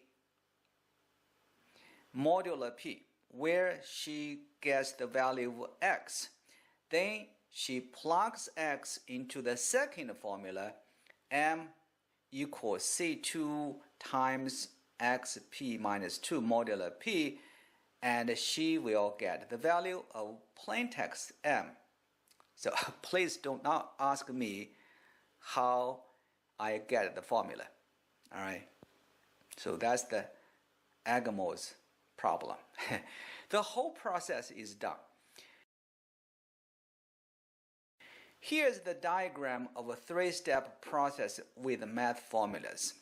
The public key algorithm, such as ElGamal and RSA, always start with the message receiver, and who is responsible for generating the public key.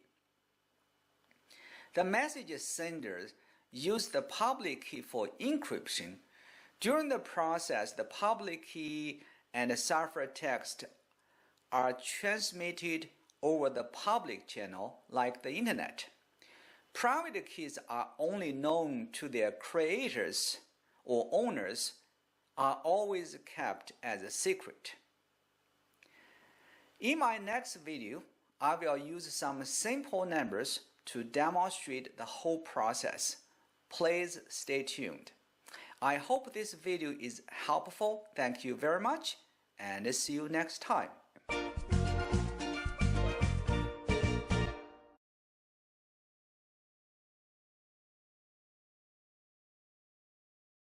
Formulas. Today I will demonstrate how it works with a simple example using these formulas and showing the ElGamal works. Let's quickly review three-step process of ElGamal algorithm we mentioned in my last video. Here is the scenario. Bob wants to send a message to Alice. Bob is the message sender and Alice is message receiver. They agree to use ElGamal for encryption and decryption. Keep in mind, the public key algorithm always starts with message receiver, Alice in this example, and she is responsible for the public key generation. The process of ElGamal algorithm consists of three major steps. Step 1. Key generation by Alice, the message receiver. Alice will generate a pair of keys, a public key and a private key. She sends the public key to Bob. She keeps the private key. Step 2. Bob, the message sender, will use Alice's public key to encrypt his message and send the encrypted message ciphertext to Alice. Step 3. Alice uses her private key to decrypt Bob's ciphertext. Now let's use a very simple example to demonstrate how it works in detail. Step 1. Key generation by Alice. First, Alice selects a primary number P.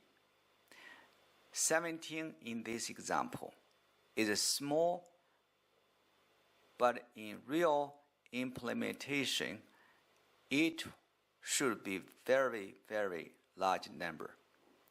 Then Alice will find a primitive root of 17. Alice finds 6 is primitive root of 17. Please refer to my previous video how to test if G is a primitive root of a prime number P, if you want to know why 6 is a primitive root of prime number 17.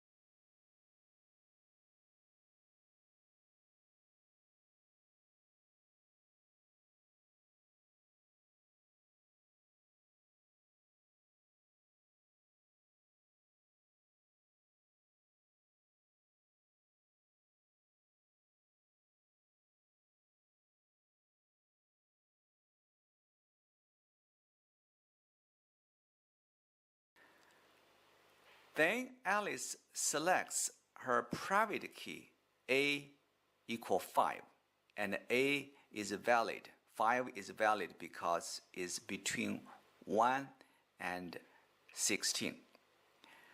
Next, Alice computes E. So the formula is E equal 6 to the 5th power modulo 17. The result is 7.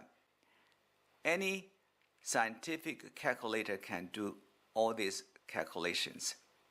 Thus, Alice gets the public key, which is 1767, and then she sends the public key to Bob. The public key generation process is done.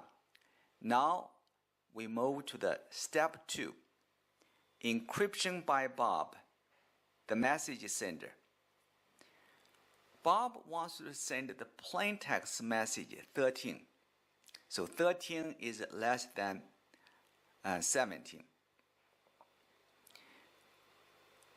Bob selects B as his private key, like B is 10, a random integer, not necessarily a prime number, a random integer bigger than 1 and less than 16.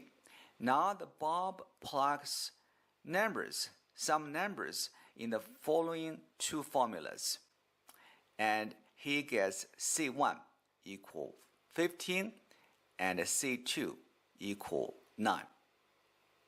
So thus 15 and 9, these two numbers, is the ciphertext for his original message 13. 13 is his message in plain text. Then he sends his ciphertext 15.9 to Alice. The encryption is done. Now we move to step 3, decryption by Alice, the message receiver. Once Alice gets the ciphertext 15.9, she simply plugs these numbers in the following two formulas. The first, when Alice plugs C1 and her private key in the first formula, she gets 2. Thus, x equal 2. And this x is only useful in the next formula, the second formula. Then Alice plugs C2 and x to the second formula. She gets 13. Remember, 13 is Bob's message in plain text. Thus, decryption is done.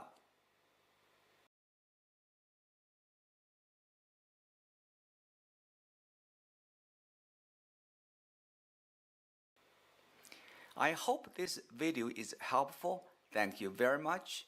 And remember, 13 is Bob's message in plain text. Thus, decryption is done. I hope this video is helpful. Thank you very much, and see you next time.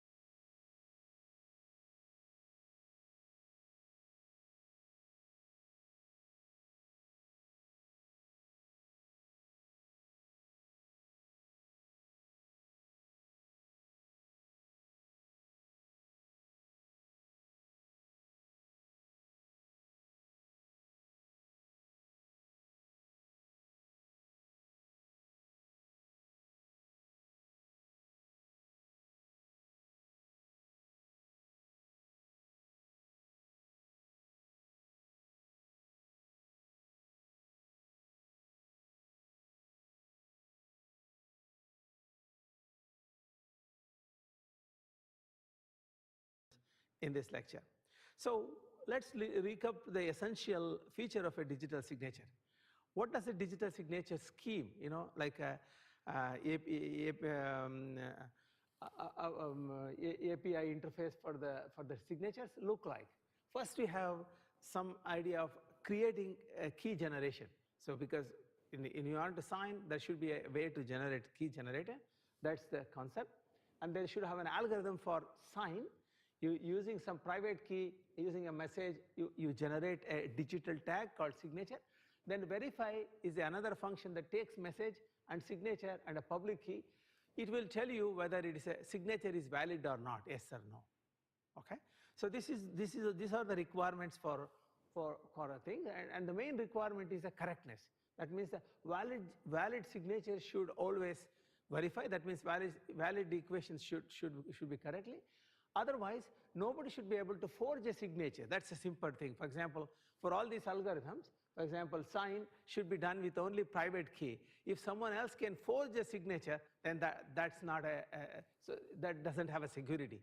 Requirement is that when all these procedures, when it is done properly, it should verify. Okay.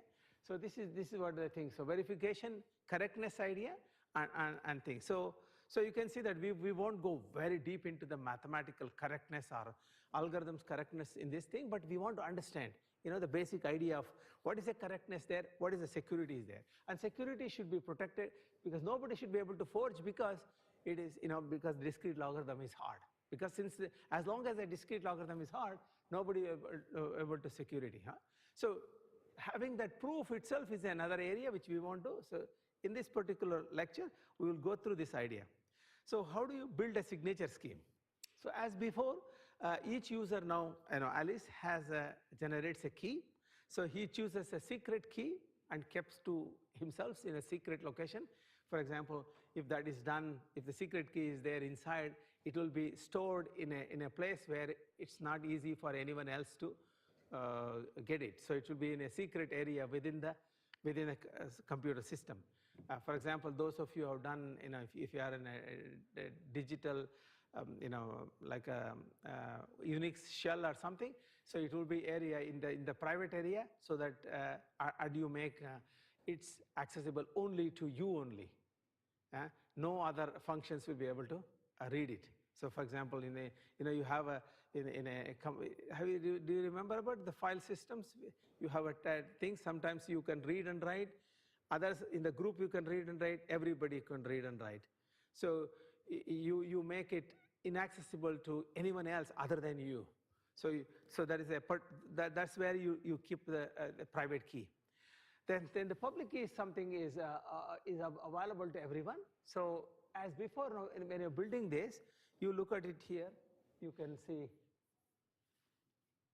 Yeah, you can see here. You choose some.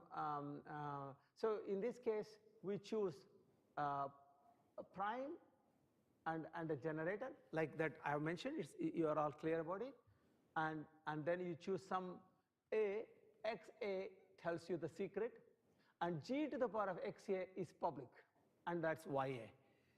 So this particular public key is supported by discrete logarithm problem. It's clear? Yeah, that's clear. Everybody's clear about it. Then the requirements is signature generation must require secret. So you have to use some xa and the message, somehow use the message and the secret, combine it in some fashion. Then possibly you add some randomness, because sometimes you have a message. Next time also you may need to sign a message. If there is a fixed way of doing it, then you will get the same signature. But in order to make every instance of a signature different, we will add some randomness. So this is where the ideas learned so far will be used. Okay. The verification function must only require public parameters. Okay. Now assume that all parties know group parameters, like everybody knows about the group. This could also be, for example, here we always, at least when understanding the initial part of the protocol or algorithms, you assume that it is always over prime and a generator, which you already know. But in general, you could define the same thing over any arbitrary group. Clear? Yeah? Is all clear, this idea? So let's move to the thing, recap. So let's go from the group theory. Consider a P is a prime number, and P minus 1 is integers less than P.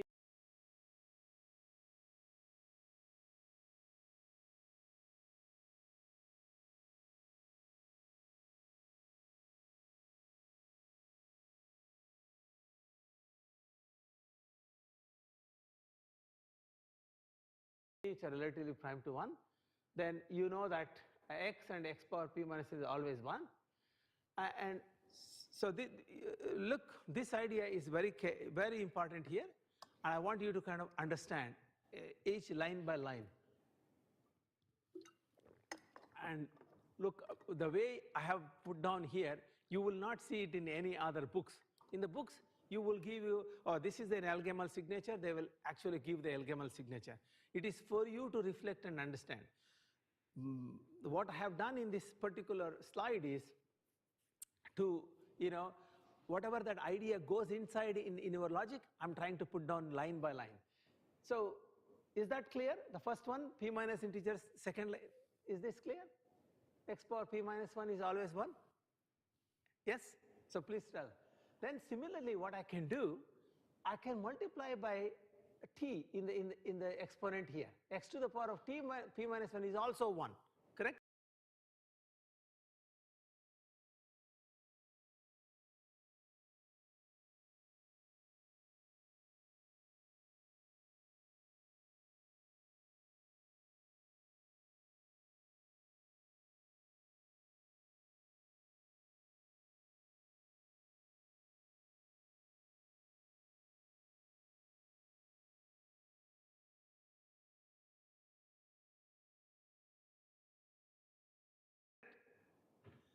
You agree, and the t can be anything, okay?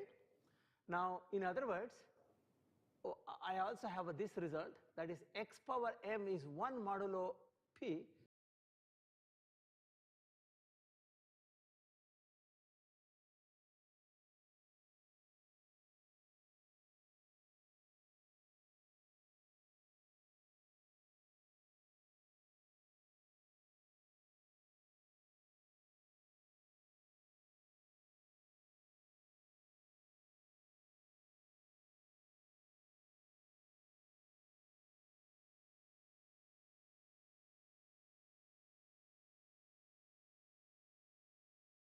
If and only if,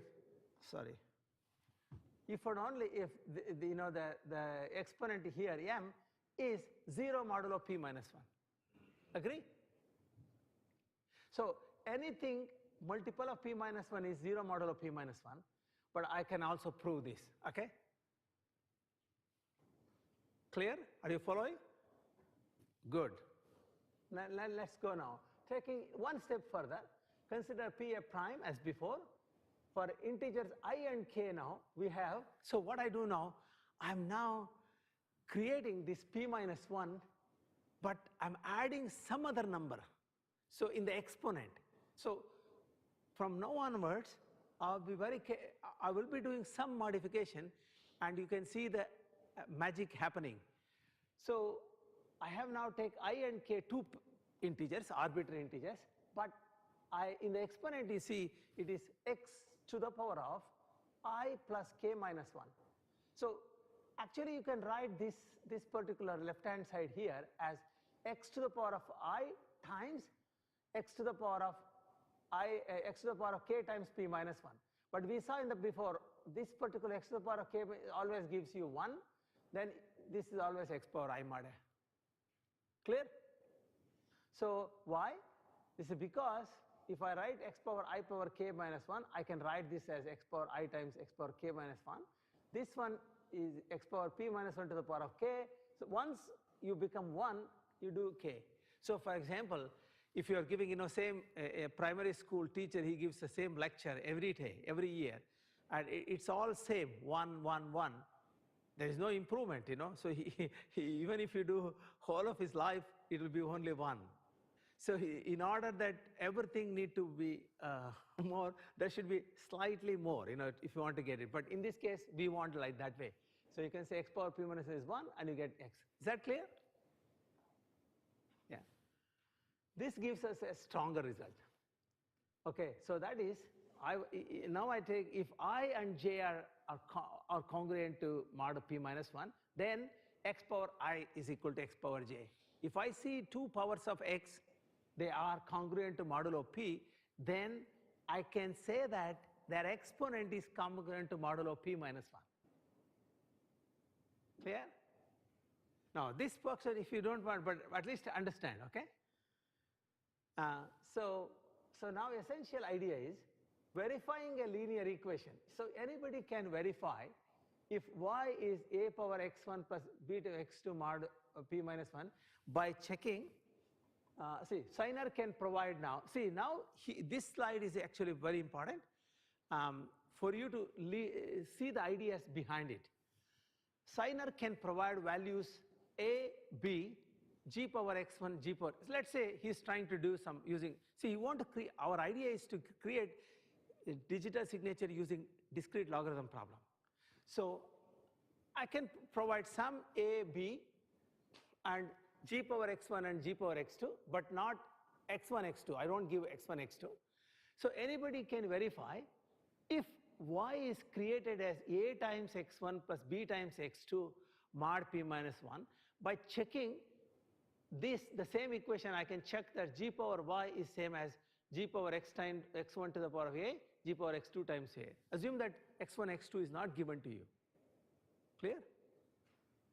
Just read the two. Take a moment and understand.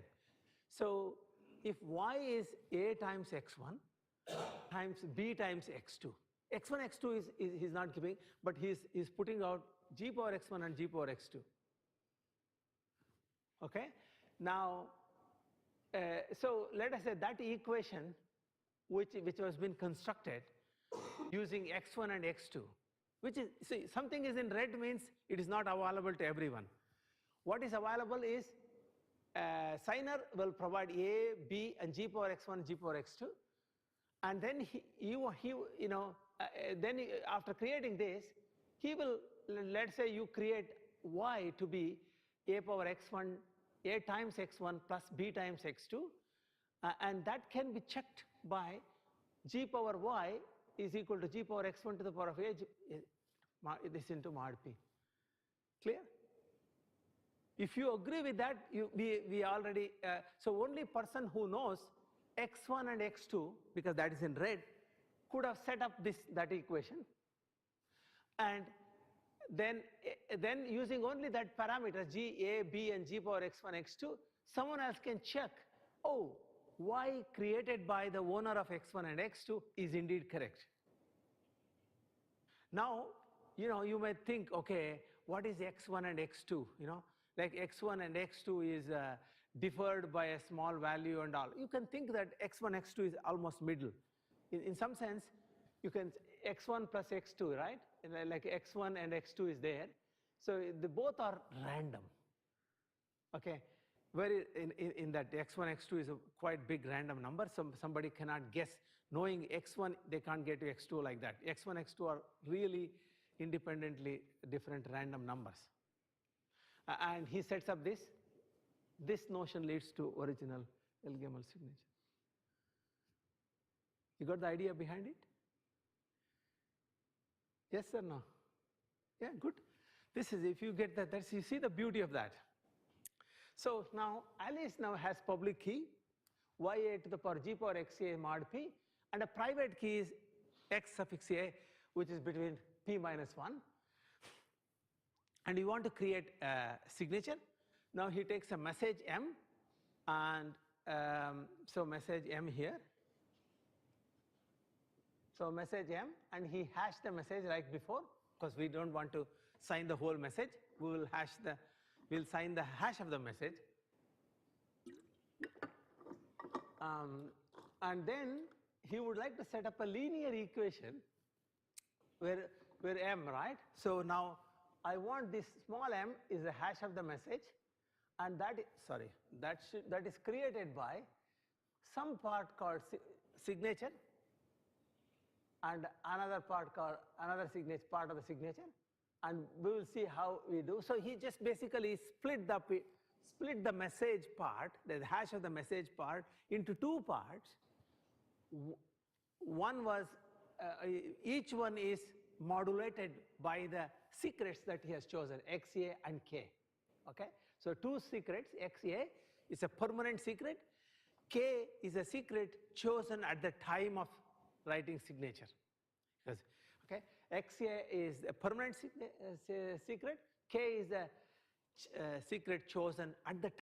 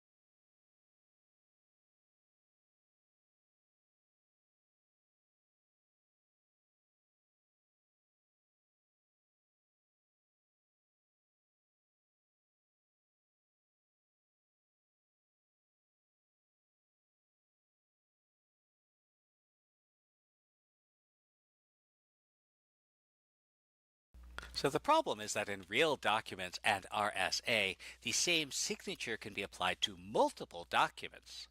What we need is a signature unique to a specific document, and since ElGamal changes the key for every message, let's see if we can use ElGamal for digital signatures. So remember, to set up an ElGamal system, Alice announces a public base A and a public modulus n.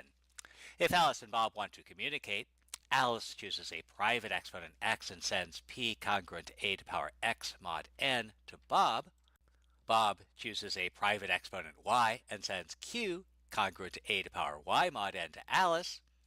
Alice computes k congruent to q to the x. Bob computes k congruent to p to the y, and messages m can be encrypted as km mod n. And again, Alice can prove her identity by showing she knows x, and she could do this by announcing x. But this reveals too much information.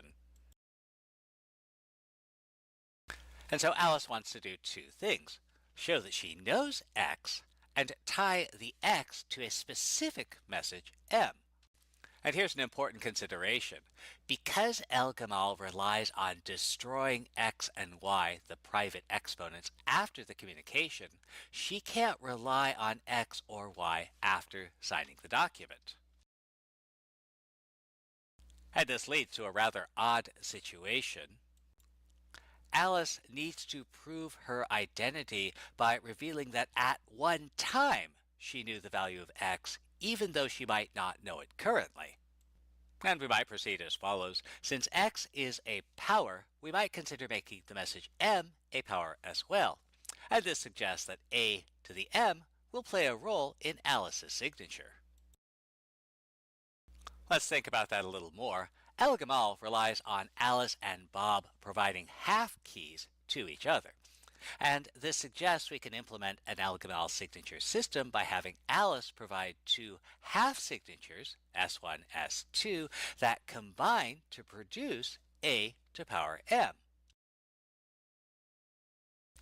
Since Alice also has to establish her identity by showing she knows x, we might try to send S1 congruent to a to power x and S2 congruent to a to power m minus x.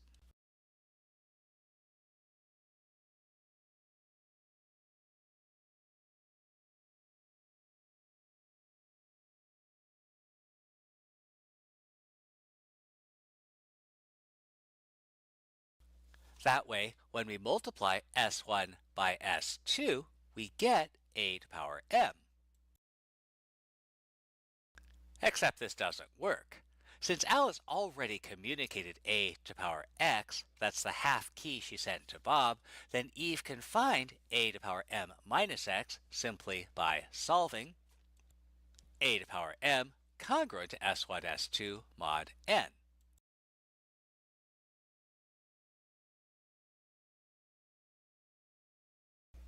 So let's think about that a little more. Remember, the security of ElGamal relies on the difficulty of solving the DLP. Suppose Alice chooses a new value of k with S1 congruent to a to the power k mod n.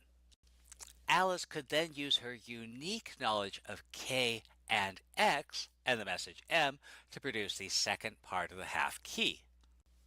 So we note that a to the power m, we can write that as a to the power k times a to the power m minus k. But this doesn't incorporate Alice's other exponent x. So we might use a to the power m congruent to a to the power kx times a to the power m minus kx. And we'll rearrange this a little bit. So keep in mind that the things that Bob knows A, the public base, and M, the message that Alice is supposed to sign. Unfortunately, Bob can't compute the right-hand side without knowing the value of x. And so even if Alice sends him S1, he can't verify her identity. Well, let's see what else we can do. How about instead of multiplying the two keys, suppose we exponentiate them. As before, we'll let S1 be equal to a to the power k for some random k, and what we want is for a to the power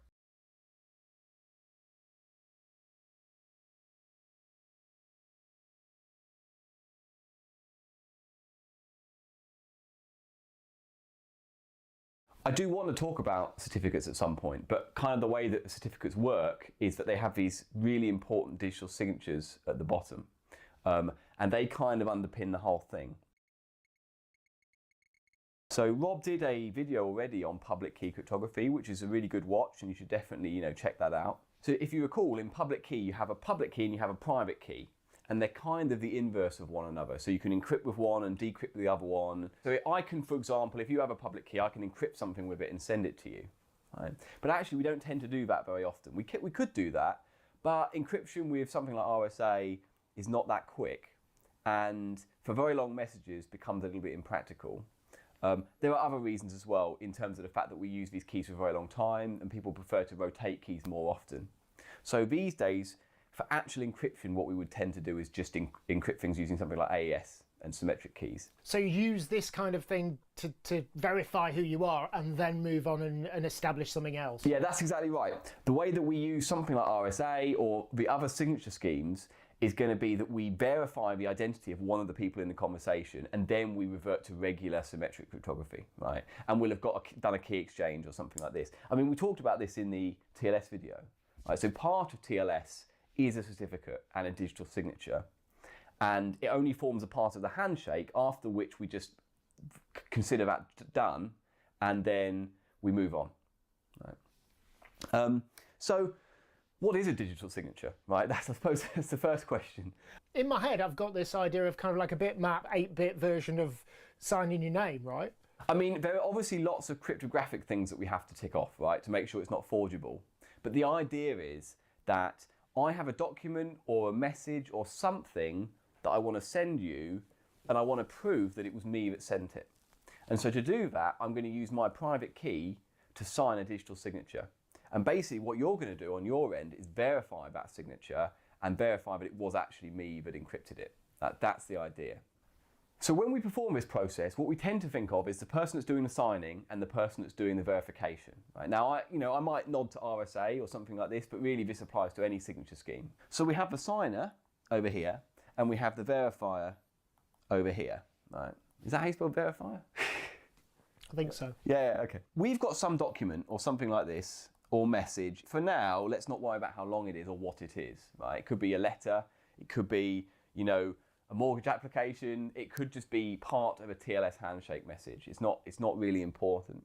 Now, this document is not currently encrypted, and we're going to send it over to the verifier like this, right, as part of our conversation. Right, now, the problem with that is there could be someone in the middle changing this document, forging it. This could be a fake document. You know, we don't know that it's come from me. This is over the internet, and so when you send something over the internet, you can't guarantee that someone hasn't changed something or done something they shouldn't be doing. Right? Now, if we had an encrypted connection where we knew we each had a key, that would help. But we've still got the issue of how do you do this when you establish the key and during the initial handshake and things like this. So digital signatures form a big part of these kind of systems, because at the beginning, at least, you're going to have to prove one of the identities, at least. Otherwise, you're going to be finding no one knows who anyone else is, and that's going to be a huge problem. Okay, so what the signer is going to do is create a digital signature. So they're going to take the document, and we'll just simplify for a minute, and then we'll build up a little bit of sort of information in a while, right? And they're going to encrypt it with their private key, right?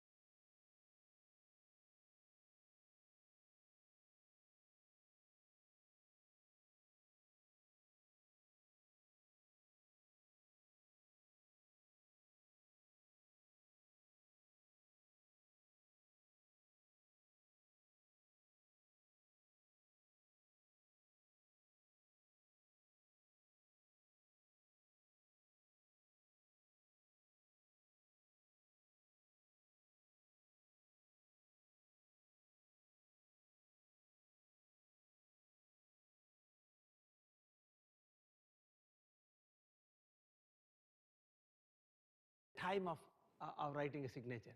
So now you can see that's a kind of thing, and that is a signing thing. So now choose a random A, and he will create now one of the S1 to be generated to the power of K. So you see the random K chosen at the time of the, even this is hidden from the public because we have done generated to the power of K, okay? And now, and this, then he will calculate, let K times S2 plus XA times S1 is M modulo N1, modulo P minus 1. So given S1 and S2, this equation with two unknowns, okay?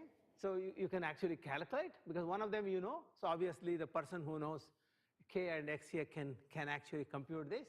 Then verifier now knows S1, S2, so this should be actually S1, right? S1, S2, S suffix 1, S suffix 2, and G power XA.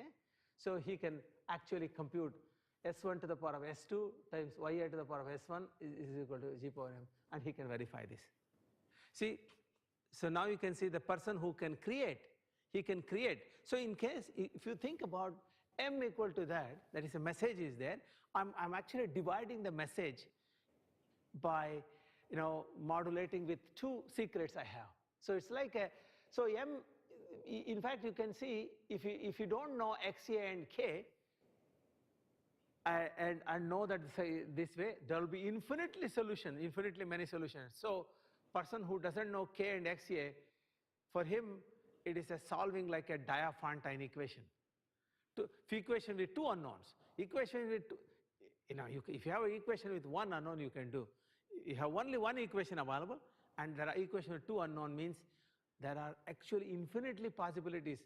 Those who don't know x, a, and k.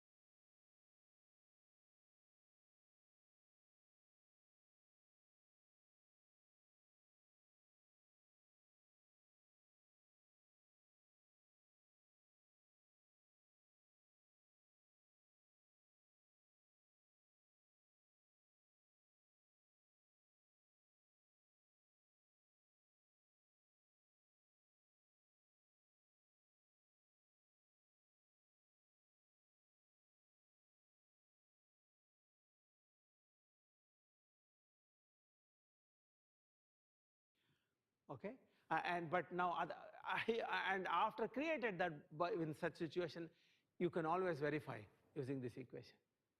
So if you understand this, I don't need to go through the rest of the lecture. You can easily understand ElGamal signature. Clear?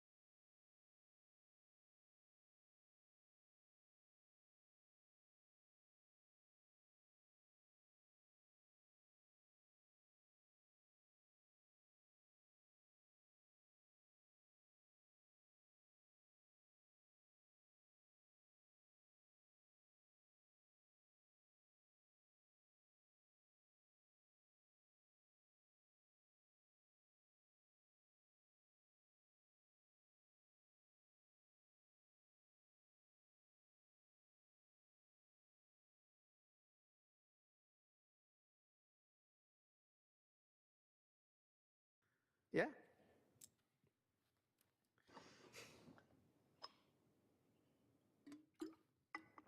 Let me know if any doubts, you know.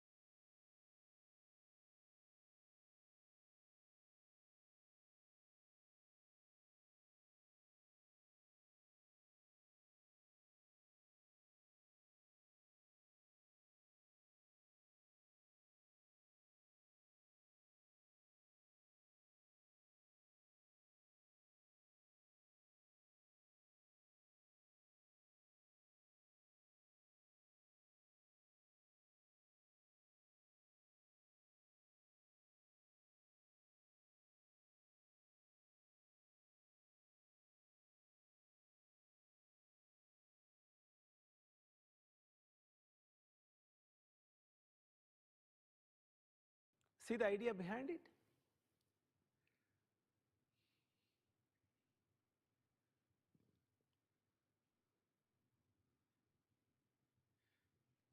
You know, with all this idea, whatever I said, you should get a aha moment.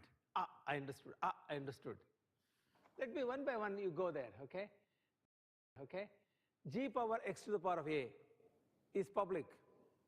Xa is private, right? And so nobody can get Xa. Now at the time of signature, he chooses a k, okay? And G power k is a part of the signature. Okay, so every time he, let us say message M, you got a K is linked to message M. Okay, so from S1, no one can get K, correct? Let's say here, from S1, because signature will be in the outside, everybody can see, right?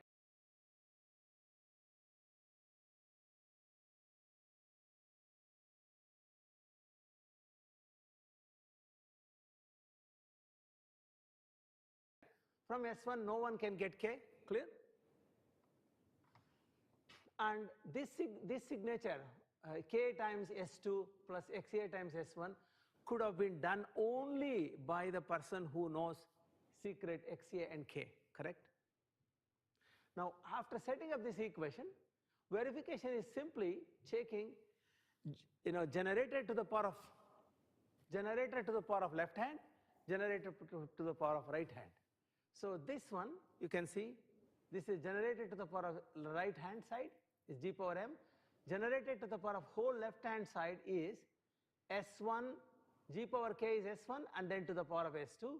G power XA is YA public thing to the power of S1.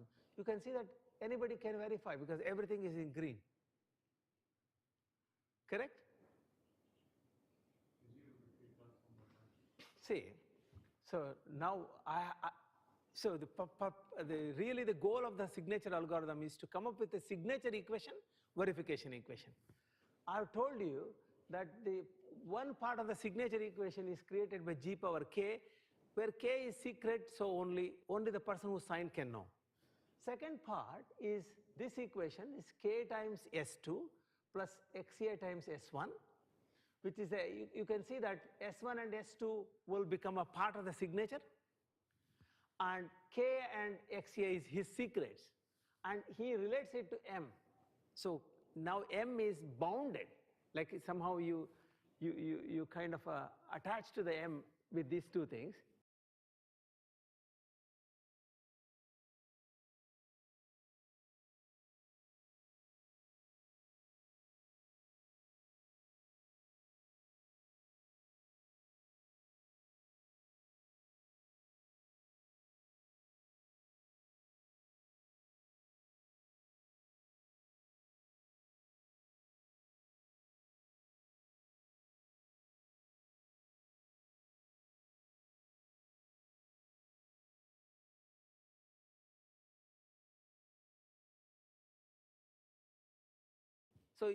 So you can see that only with person who knows secret k and xa could have constructed. Now I want to show how it can be verified by publicly, because then take this verification equation, and we have proved in the previous things that verifying this in mod p minus 1 is same as taking power of g on the left hand and right hand side and do it in mod p. So this is what I do. I take g to the power of ks2, that is g power k is S1 and S2 will be there. G to the power of xa times S1. So actually you can, I'll probably write down, you see, k times S2 plus xa times S1 equal to m, right? Mod p minus 1. Mod p minus 1. I'll derive it now. I'll show you. This is a very where is it? Okay. Yeah. Right. Okay.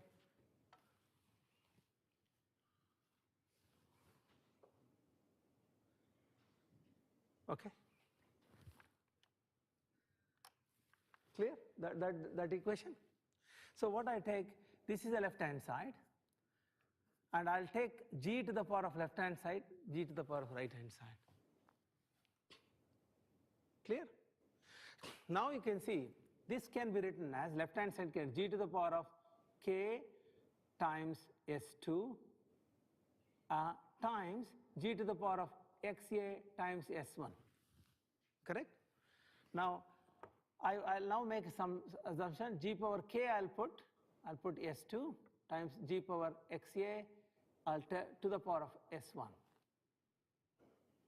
Yeah, converted it. Correct? So now what is this? This is basically S1 chosen at the time. So this is S1 to the power of S2. What is this? That's the public address itself, YA to the power of S1. So all of them mod p. And the right hand side is g power m mod p. Yeah.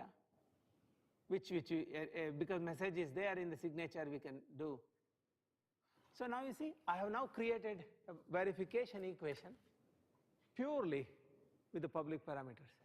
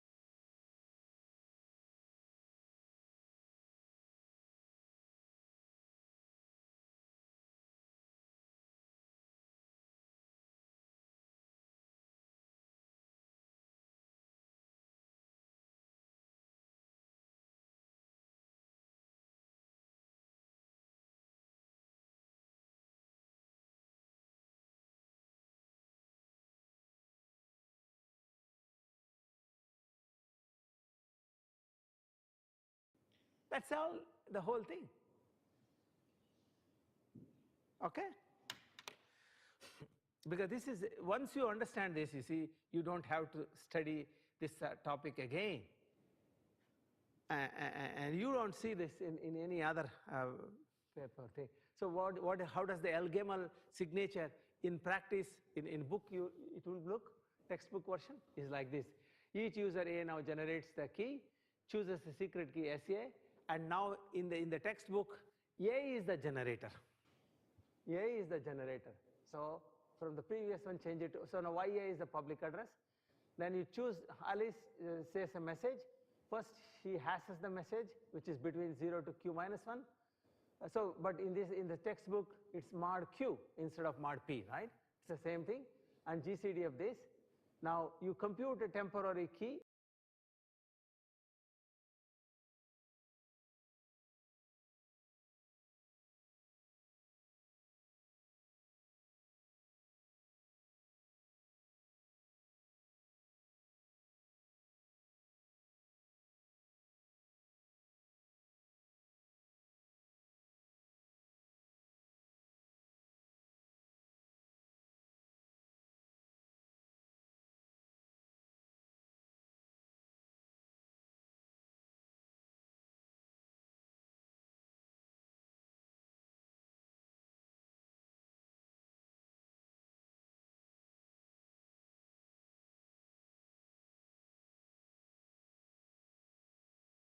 We call it S1 to the power of AK mod Q.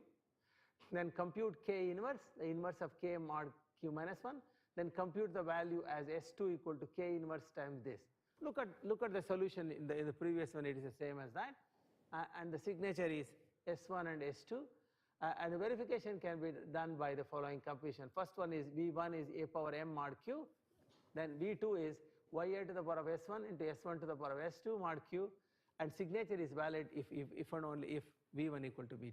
So now, whatever I said in the previous slide, you change the generator to A, XA, it's the same equation, solving that I get this one.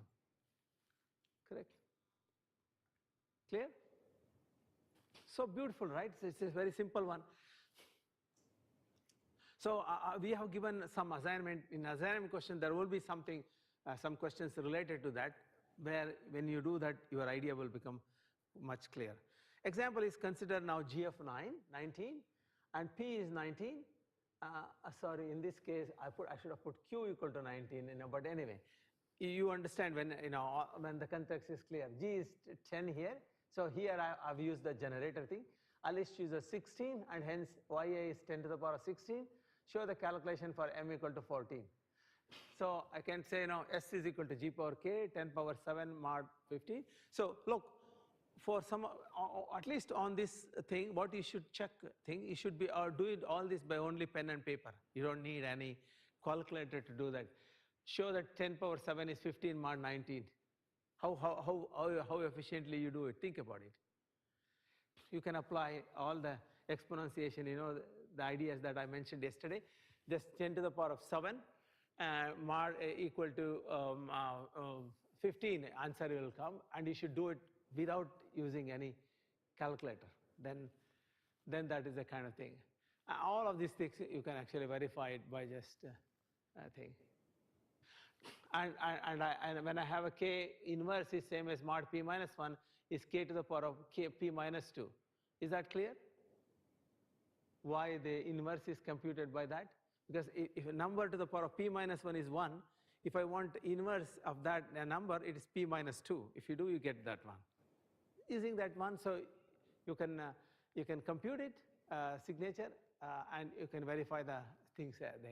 Please do it by only pen and paper. That way, I think the only difficult thing in this case is 10 to the power of 7. How do you do? You can do, first of all, 10 square. 10 square is 100, right? So 10 to the power of 7 can be written as 10 square. Then 10 square is 100 modulo 19 is how much? 100 modulo 19? 5. so now the things have become is now 10 square is that, and then you have 5, then you do another 5 square, then you would have already taken care of by 10 to the power of 4, then another 10 square you multiply, and you can do it like in many ways. Basically doing yeah, and you see that it is 15. And similarly, you work, and some of these equations you can also mod 18, you can do it by hand. And verifying this also, 15 to the power of 14, how do you do? Mod 19, okay? You can't do further factoring thing there. So that was a little tricky thing, but you can do it. Okay. So now recap. Requirements of a digital signature. User's public key is related to their secret using a one-way function. A signature of a tag should be able to be created using an efficient algorithm. Verification algorithm should be efficient for anyone with a public key. Signature should be unforgeable by anyone. This leads to a non-repudiation. That means signer later cannot deny that he has created a signature. Now why are ElGamals are unforgeable? Now attacker gets G power XA but not XA. Attacker can pick any K and he can create G power K, but he need to find values S2 such that F2 and M dash such that satisfaction. Solving this hard as computing discrete logarithm mod P. Why? If the attacker knows K, then he can solve by for XA in this equation. So you can see that major security risk is that revealing the secret key for any of the signature leaks the private key. So if you you have signature and sometimes you leak the one of the K, then the whole secret itself is leaked.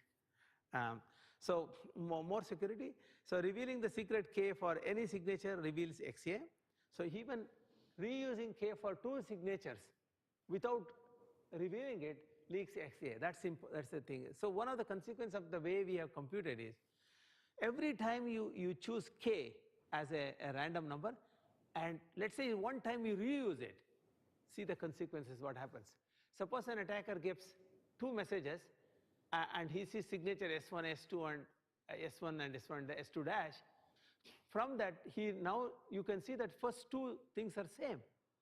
Clearly means that he has used the signer has used the same K. So that is used to elect as an exercise for tutorial next week. So let's say you create 2 more signatures and use same K, then the whole scheme is broken. So more complex attacks exist if you are related to related values of K1, K2. So bottom line is randomness is critical to ElGamal signature. So really security of that, when let's say your algorithm is working inside your phone or something, each time it chooses a K, it should be random and distinctly different. If for some reason your random number generator is stuck and it's giving you the same number, then you are doomed. So in fact, this particular factor is, even now people don't know how to actually verify it. This is a big problem in cybersecurity. So there are certain other variations in ElGamal. So the signing equation is a function of K and XA, where K is random, XA is a secret corresponding to public key YA equal to G power XA. And ElGamal uses a signing equation K times S2 plus XA times S1. The corresponding verification, you got it. Other signing equations are possible. Okay. Now consider, I consider a different kind of thing, XA times S2 plus K times S1. One and S2 equal to this. Now, is there any advantage with this? This is a different equation. I've actually replaced XA and K the other way. Yeah. Look, in the previous case we had you started with XA times S1. In fact, the position of X and K were changed in the actual ElGamal, but you can choose this way. Now, with this, actually, what happens is XA inverse is common for every signature. So I don't need to do one inverse computation. So remember in the previous thing, you need to do inverse computation, but now XA inverse is computed once and kept stored, so you can save a lot of additional work for signing new signature. So verification is same as this. So do you see the advantage of this formulation? So in the exam, you may be given a different signing equation, and you need to come up with a verification equation if it is secure or not. So so how do I know that all the thing that I told you have understood? I think I can see with your eyes, partly almost 80% you have followed.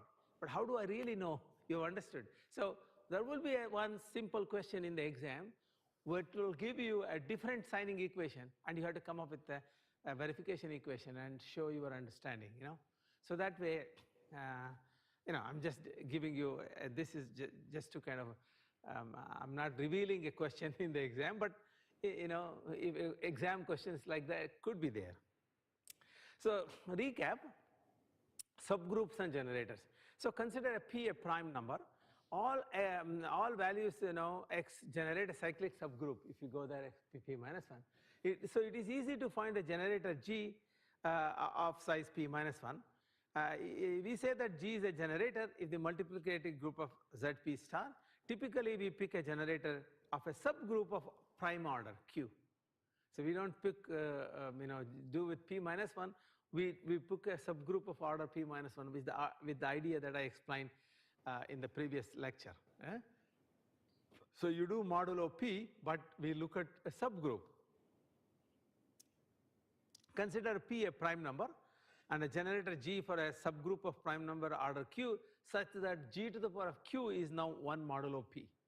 Now Q can be, for example, number less than P. So for any integers I and k, we have now G power I plus k times Q is G power I mod P. Now why? Because you can actually check that equation which we did before. So the left hand side can be written as G to the power of I times G to the power of kq, and J to the power of kq times is actually G power Q is 1. So the reasons that I had given for P minus 1 order holds good for even when the subgroup of order Q. So this gives us a stronger result. So this is what basically G power I and G power J mod P, if and only if now I and J are same modulo Q, where Q is a subgroup. Q is a order of the subgroup. So with that, we have a Schnorr signature scheme which goes as follows. Choose a generator G of a subgroup of order Q. Alice's public key is now G power XA, and choose a random K, and S1 is you write a hash of G power K mod P, and then what you do, you concatenate the message that you want to do. So when you run this with one hash, you have actually hidden both G power K and the message. Okay, and now equation is solving equation becomes only you avoid one variable, so you get now S2 plus XA times S1, and that's equal to K mod Q. Okay, so now this can be created. I should have written K here in red, with the convention, but sometimes. So verifier knows S1, S2, and G power K, so he can recreate this one and check equal to this one.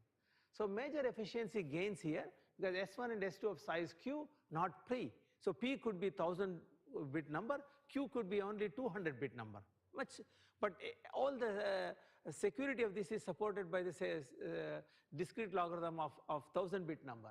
So this way you can get a much efficient thing, and Schnorr signature is the one which is being used for your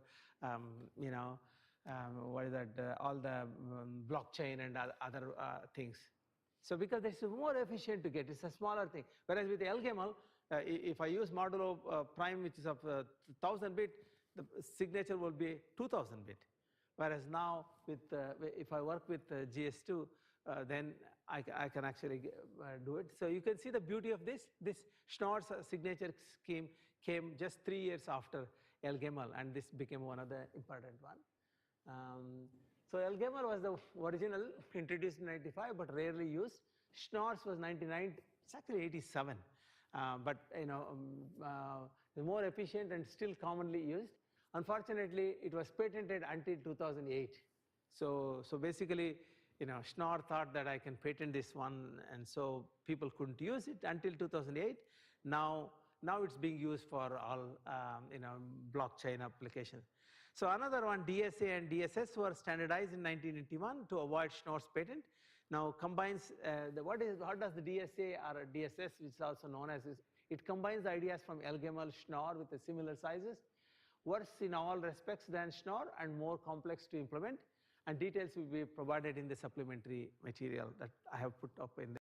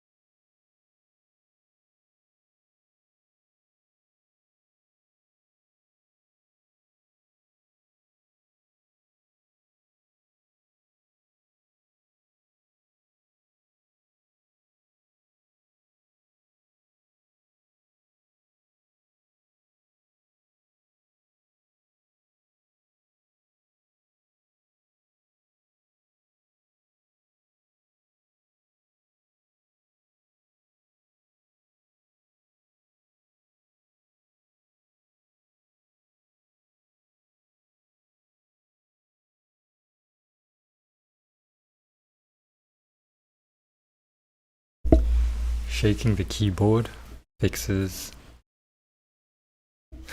fixes bugs.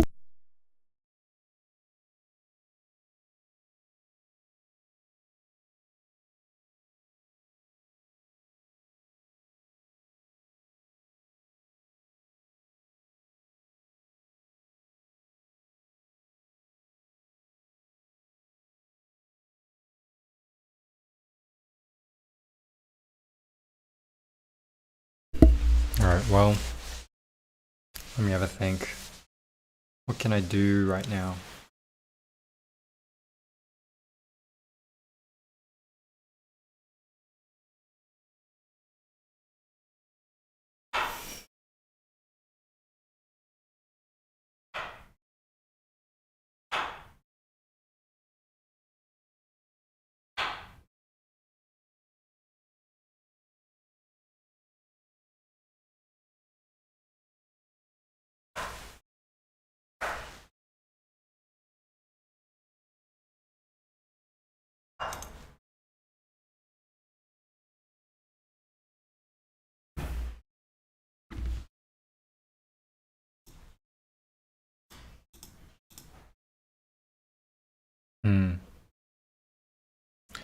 So, God, how do I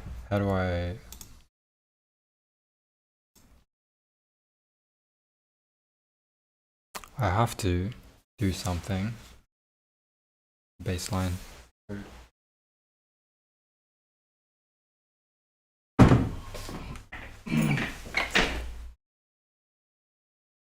Since there's only 4 questions, I can do 1 every day. It's alright.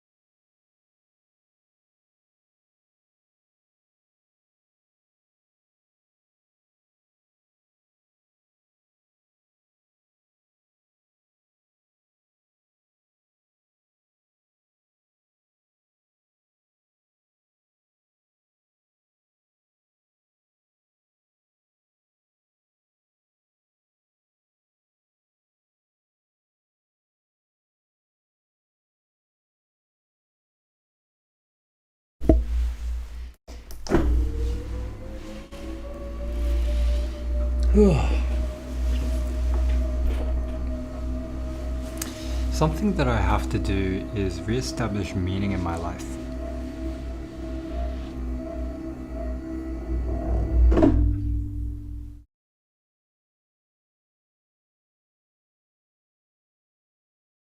I need to find a way to give myself some break as well, I reckon.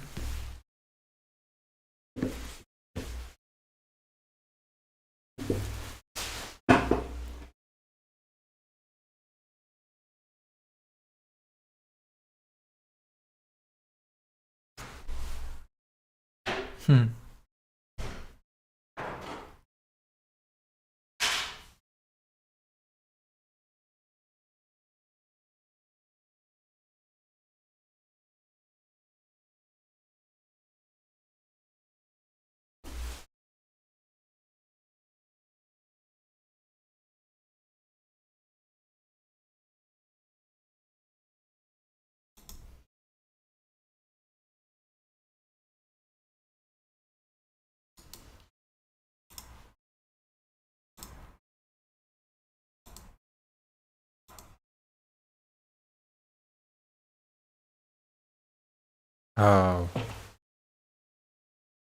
Which laptop are you using? I'm using an M1 Mac Air. So it works pretty well for both streaming and, you know, everything else, but it's only 8 gigabytes of RAM. Honestly, I do regret not getting something beefier. But I mean, this was the start of, you know, my schooling years, so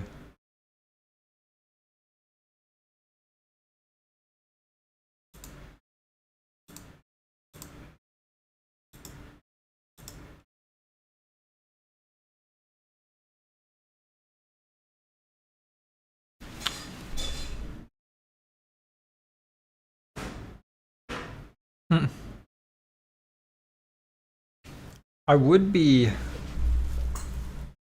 like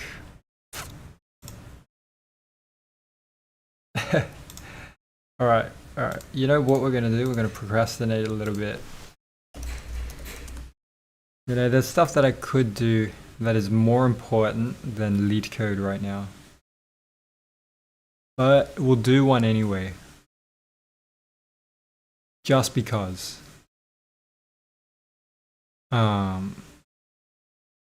Now the question is whether I want to do a heap backtracking, maybe I'll do a backtracking, combination stuff.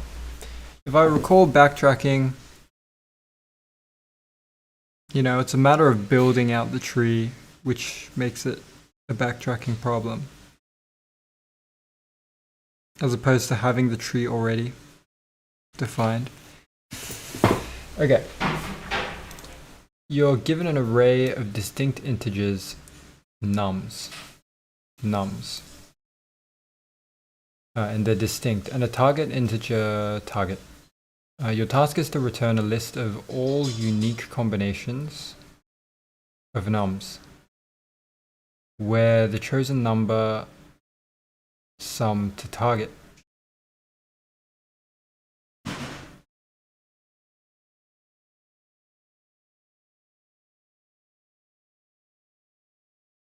Oh wow. Sure. Yeah. The same number may be chosen from nums an unlimited number of times. Two combinations are the same if the frequency of each of the chosen numbers is the same. Otherwise, they are different.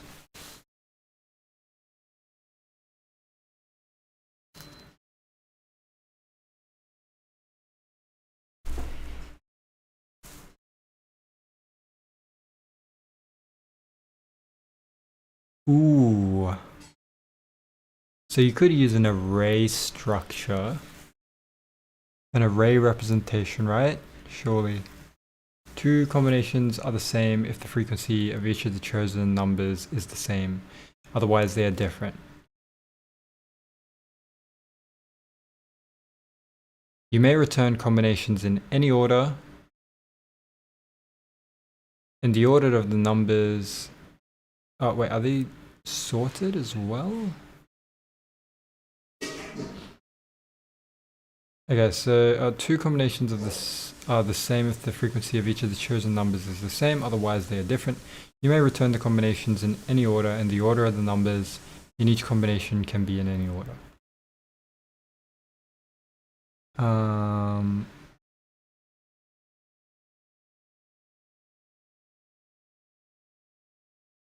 Damn, bruh. Let's have a think, right? It'll be an exhaustive list. You know not to create, or you know a node isn't good, isn't going to sum to 9 if it's greater than 9.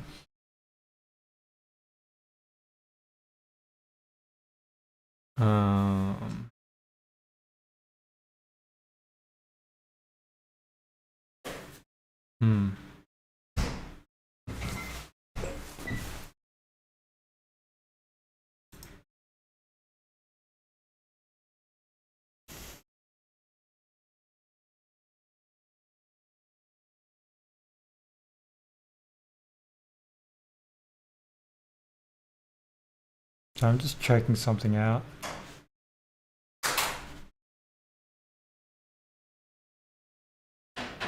If I just want to refresh. My screen's flickering a little bit. Does this thing every now and then. Maybe I'll turn it to light mode.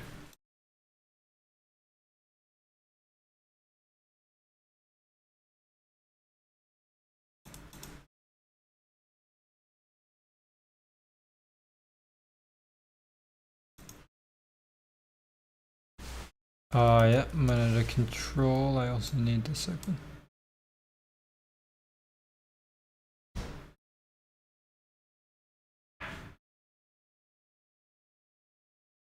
Gonna try something.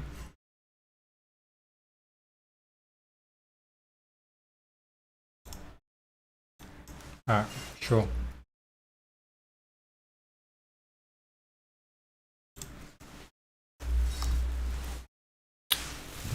Alright, how do we think about this problem?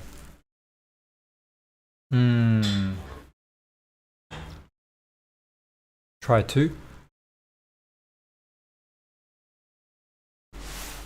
Continuously until you go over, and you would backtrack, go to the previous node,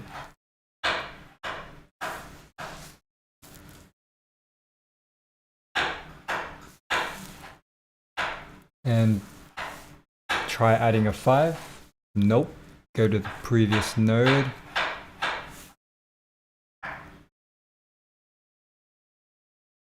And then you would also, after you've processed all of 2, you go to 5.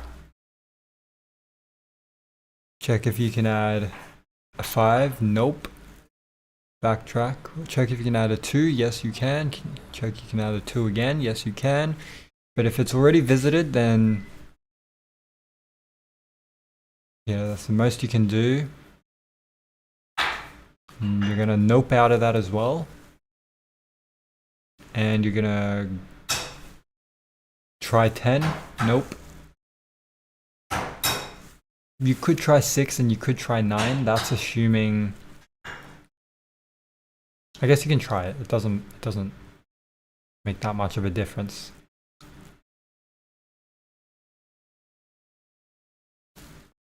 And then you try 6. That's fine. 6 and 2. It's fine.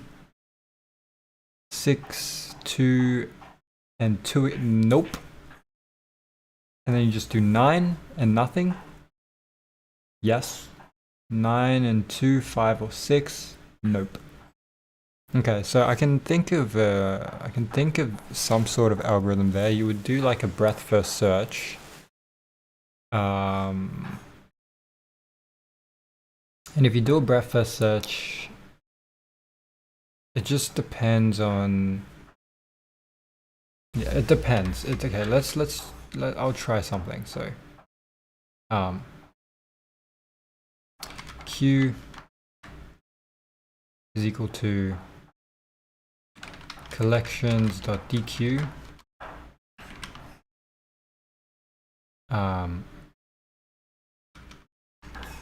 Where in the DQ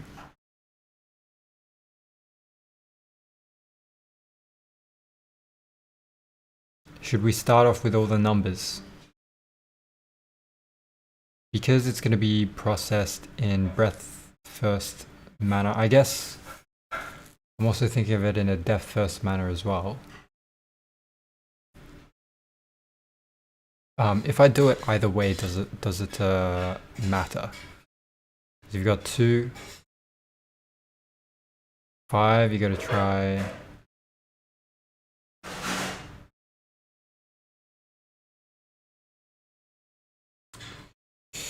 I guess it doesn't matter.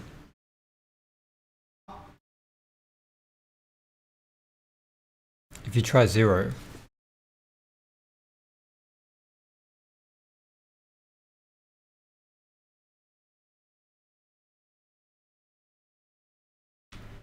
Okay, I need a representation.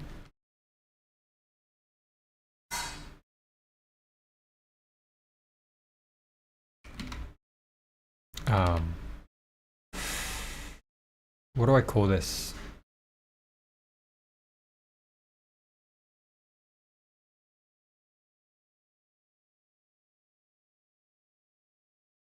No.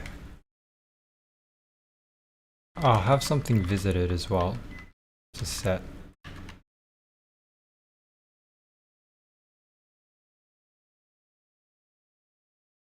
By the end of it, we want to return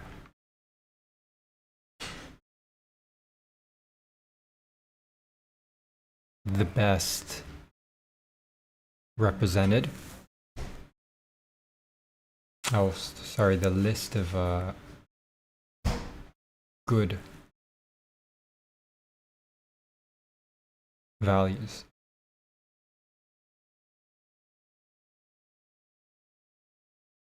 Or you're going to have a resulting list.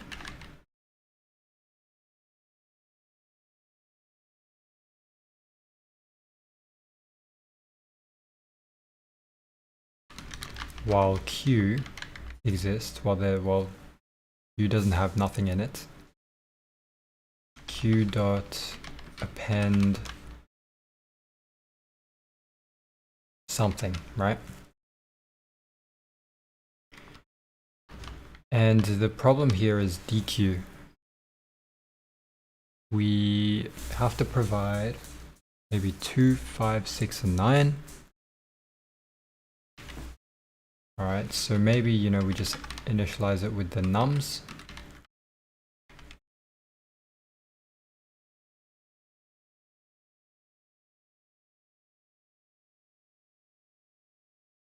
Now, in order to have a fixed representation,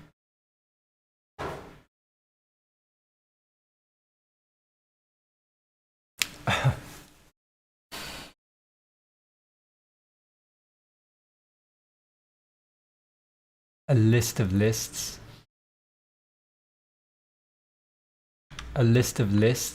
is one option.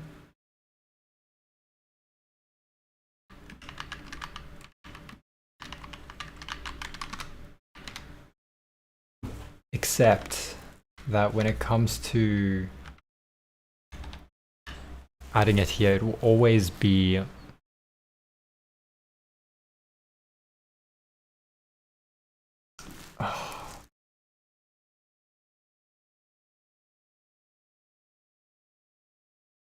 maybe that's okay.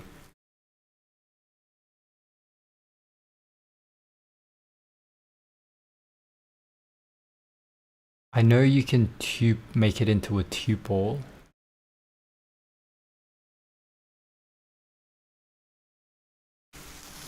You know, there's multiple ways of doing this. Still, I don't know which is the best way.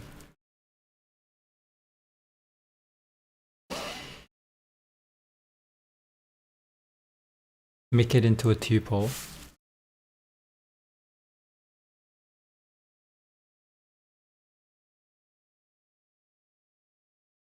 I think, you know, I'm gonna try a way that makes it somewhat more convoluted, but I'm okay with.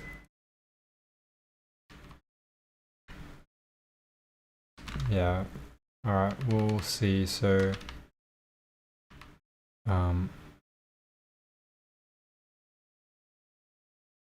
basically like a vector, a row vector.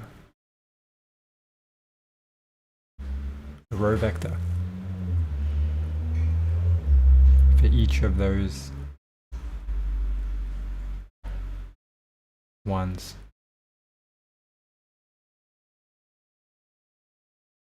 Can I do it directly here?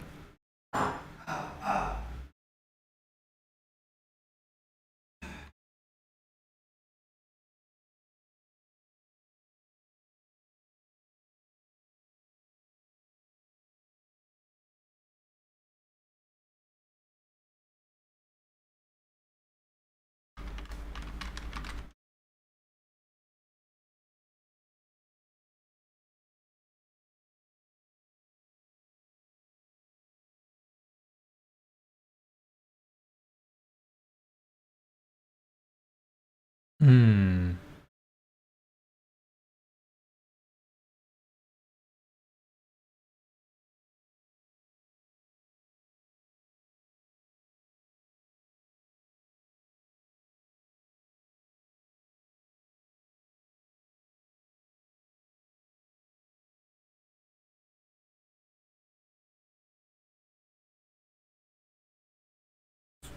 Hmm.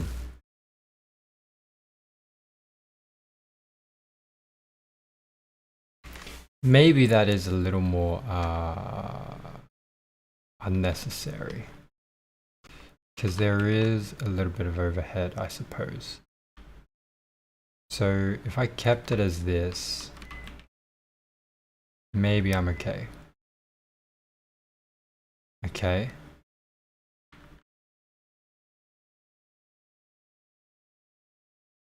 The visited set would have to make it into a tuple.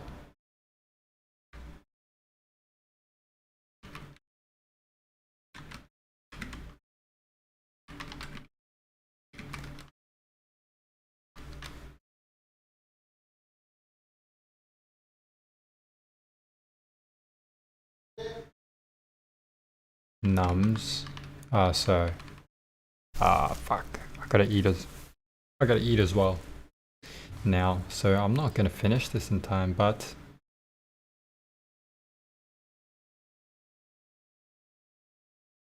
com.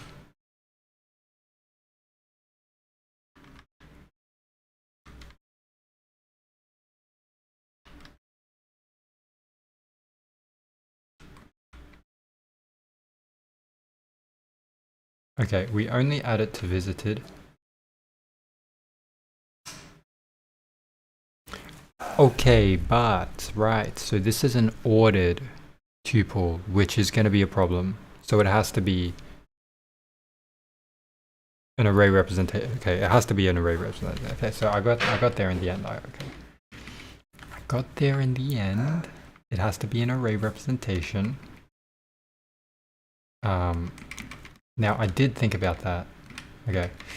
All right, I'll come back to this. I'll just eat first. Poop says ChatGPT for some reason. All right. Let's say, am I happy with? Oof. Actually, you know what? Let me try and solve this. I'll try and solve this before I eat. All right. Even if I can't solve it. Wait. Give me a sec.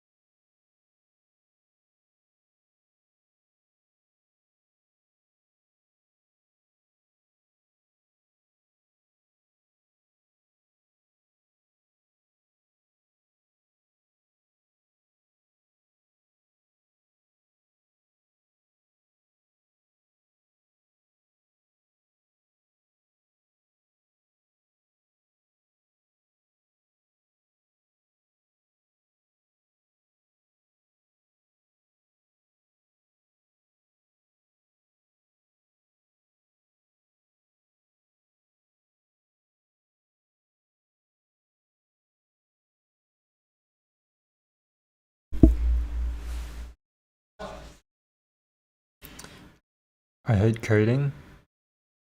It's run my mind and time. Fair enough. Right. But look at this. Wait. Food.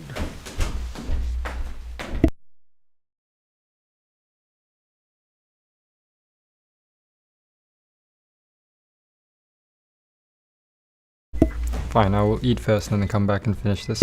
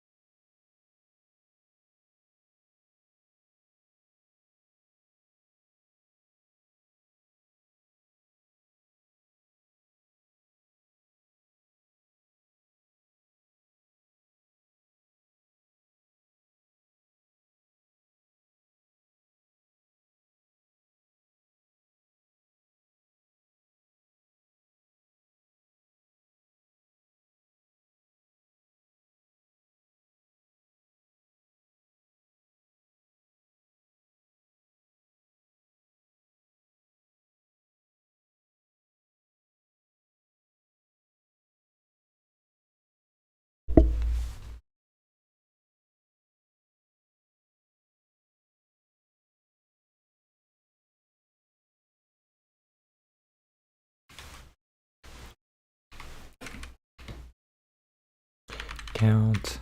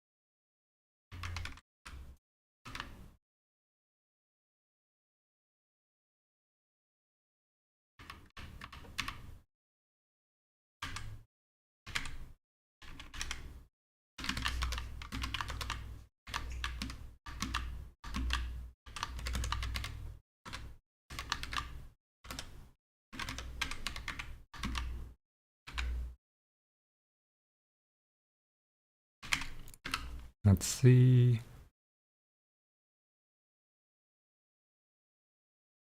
Hello, Sayuj C.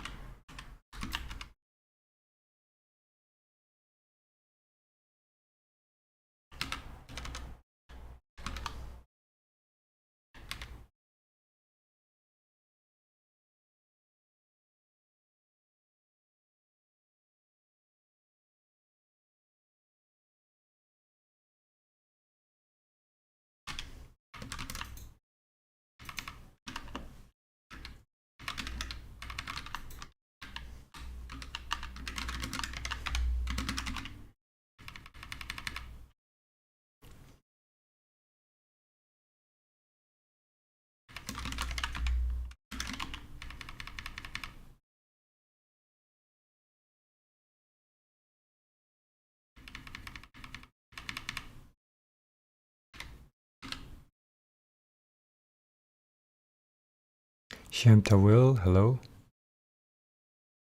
Thanks for joining.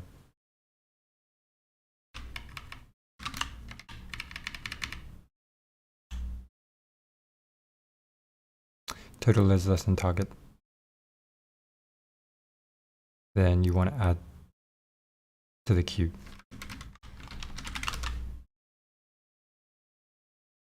Some value.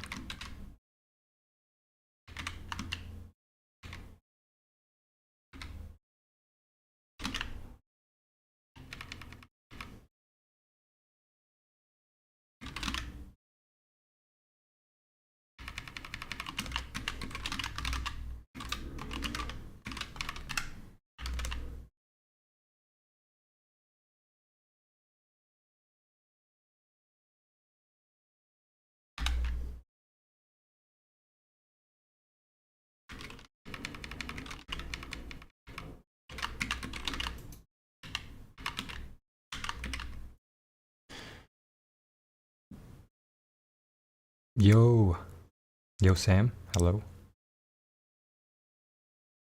Getting some new people joining the streams.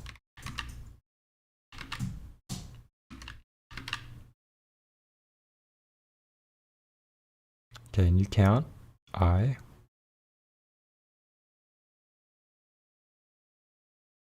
What does that mean?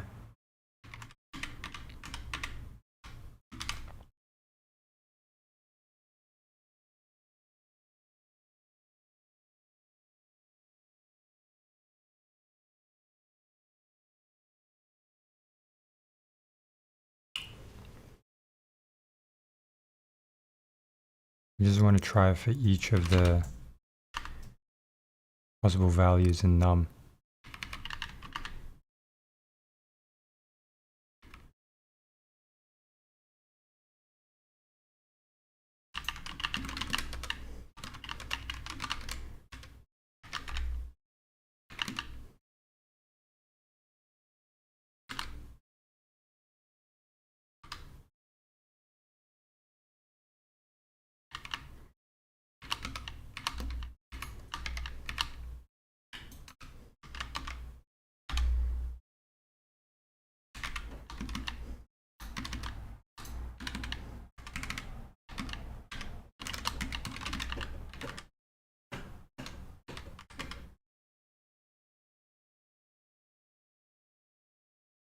Do you not solve the copy pen first? What do you mean? I don't know what a copy pen is.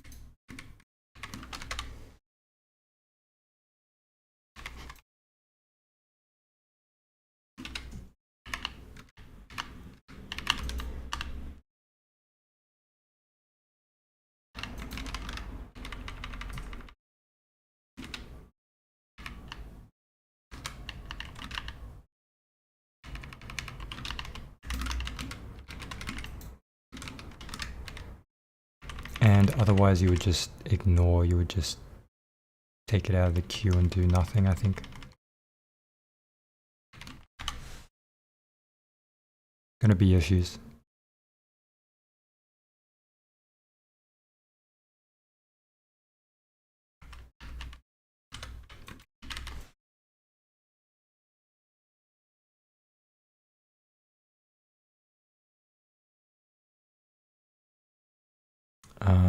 Oops. Also a mistake. Like, do you try on paper the approach and then implement it? Oh yeah, okay. Copy pen, okay, right. Do you like try on paper approach and then implement it? I just think about it before implementing it, mainly. You know, sometimes I have to draw diagrams, but rarely.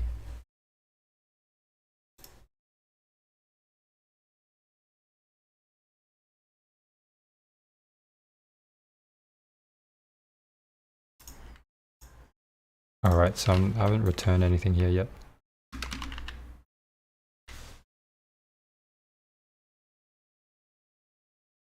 So past one of the test cases.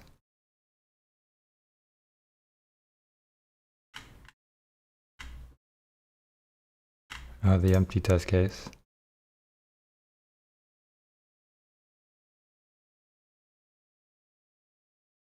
So 3355 3444. You know, you append the result here. You know, the simplest approach is to change this to an add. Change this into a list. Change the result into a set. But we might have issues.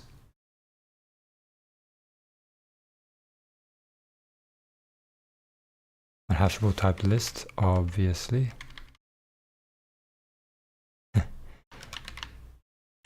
I mean, this is like a band-aid approach now.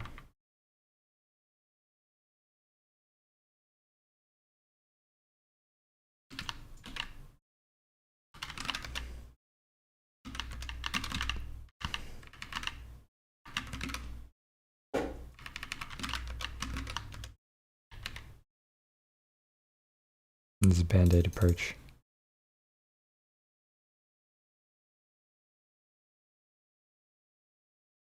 Well, that was accepted. Let me not do it the band-aid approach way.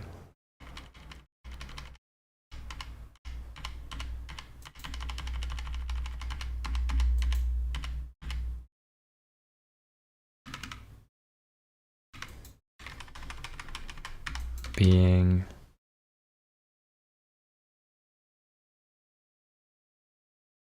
how could you do this any other way?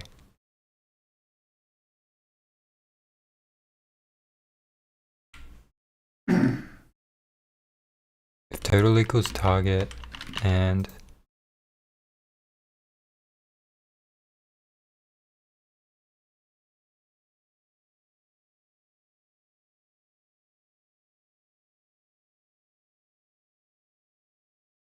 visited and count,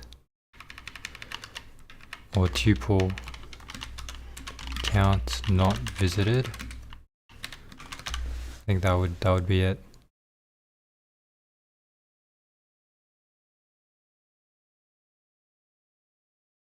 Not in visited.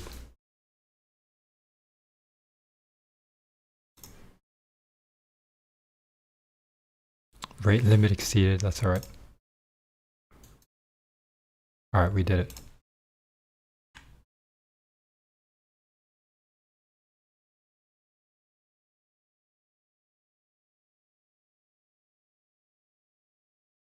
Not a bad approach that I was thinking. Yeah, you can definitely make it shorter, I guess, using using a recursive approach.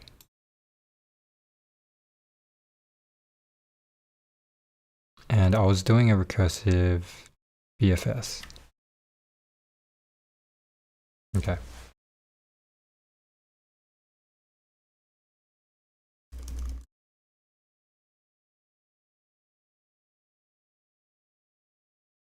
Whoops.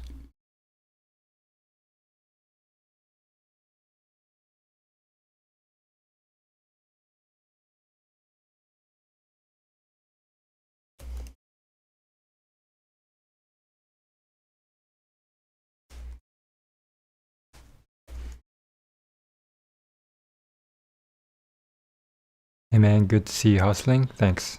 Appreciate it. Thank you a lot. Been good actually, these questions lately.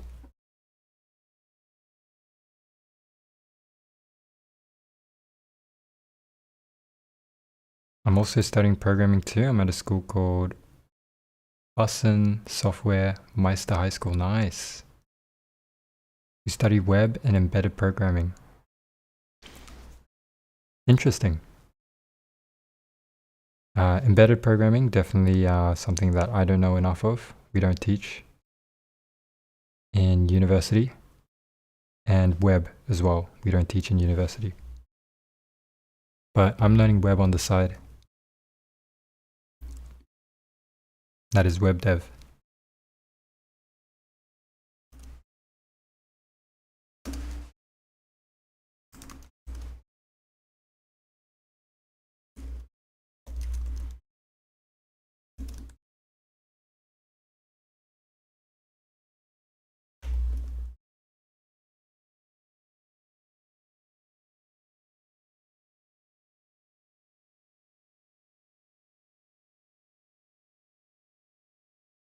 So that was a tree, that was a backtracking.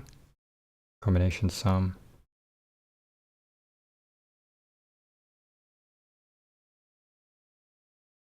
.39 combination sum.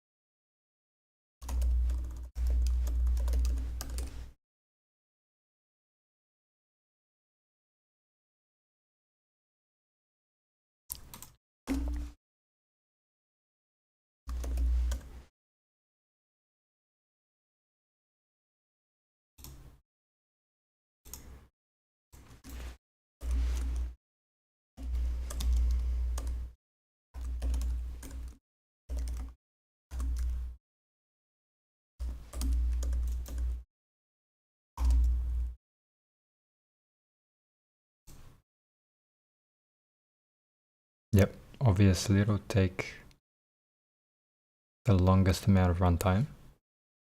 I do want to run it again just to double check.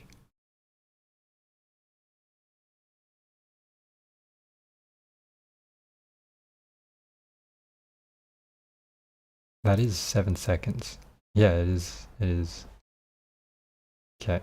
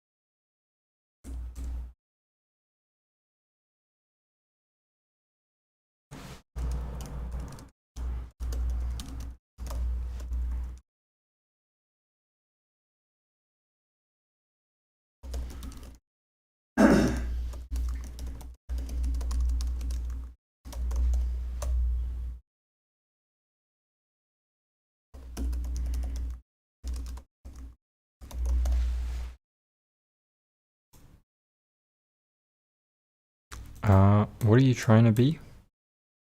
A software engineer.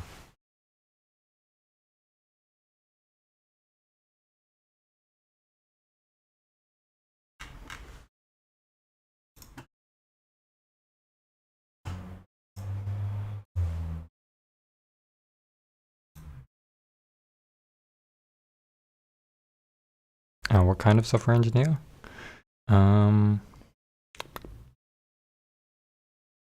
A senior software engineer. I don't know.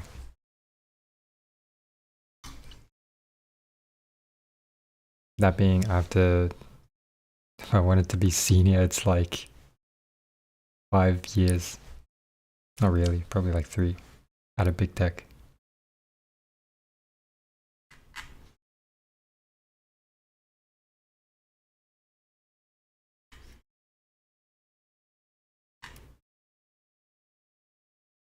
Let's see. Yep, I'll look at this solution, see how it's done properly.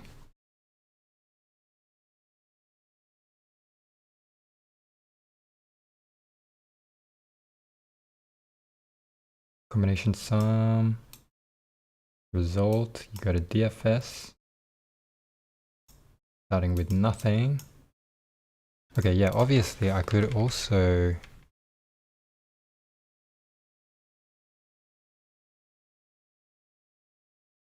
realize that this whole section can also, because it's pretty much a duplicate of this section.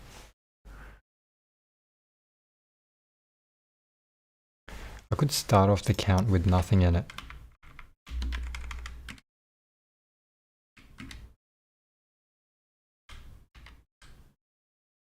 Zero, 4.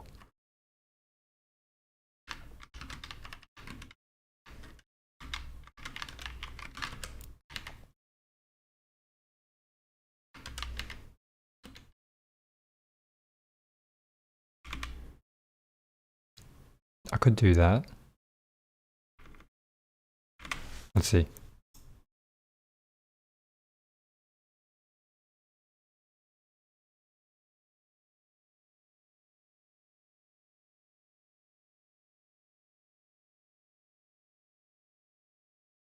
Okay, so it gets interpreted incorrectly. Need an extra.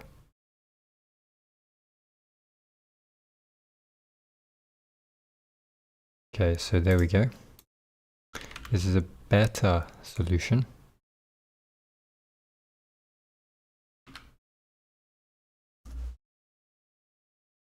Want to add this.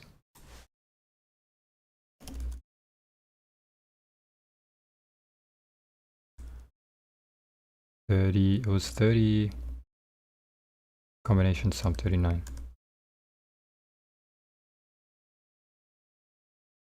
GG, YG. That's incorrect.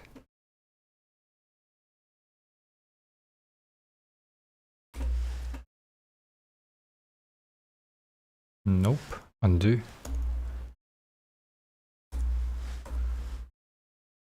Okay, it's not the one either. There we go.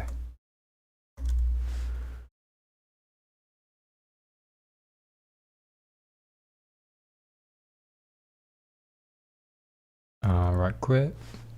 All.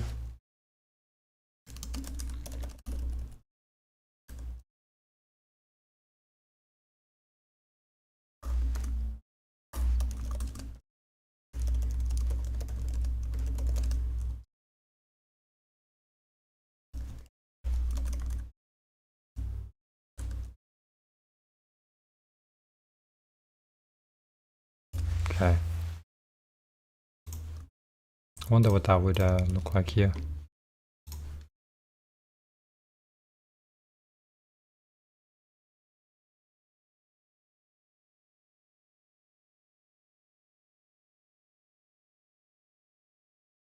Still long.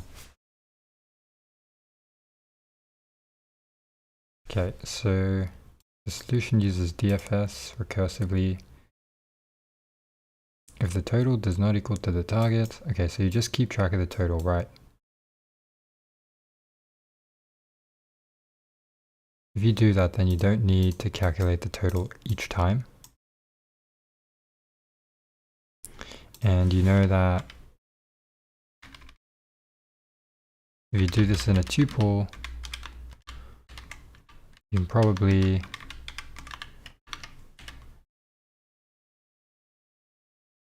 make that 0 to begin with. Calculate total, you don't need to calculate it each time.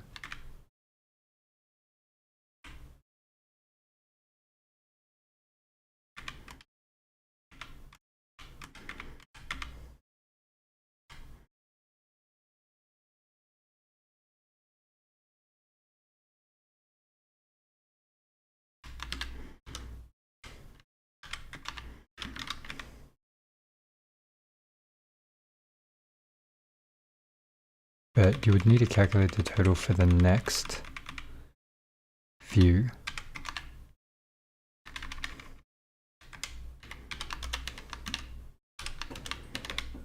Only if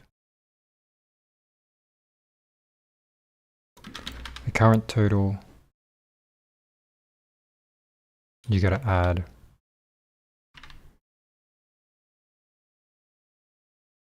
nums I.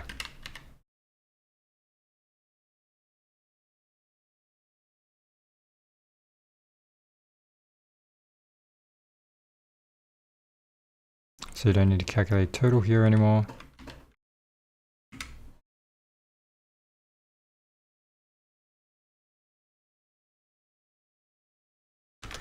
And perhaps this makes it better.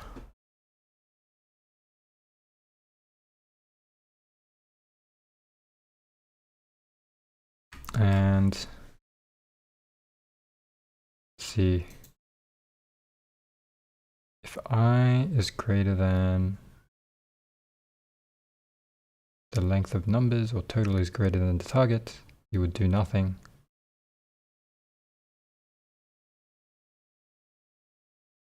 Current.copy. Otherwise, you append the number and do a new current.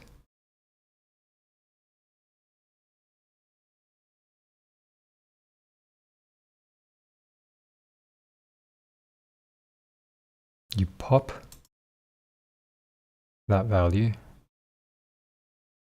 and you do for DFS I plus 1, current and the total value. What is I in this case, the depth? No.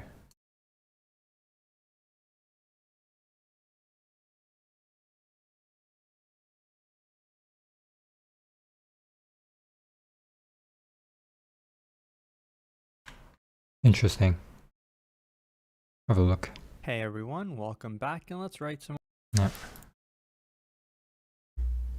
More neat code today. So today let's solve combination sum, and this is another problem from that blind 75 list. The link will be in the description. So we are doing one more problem and have very few problems from this list remaining.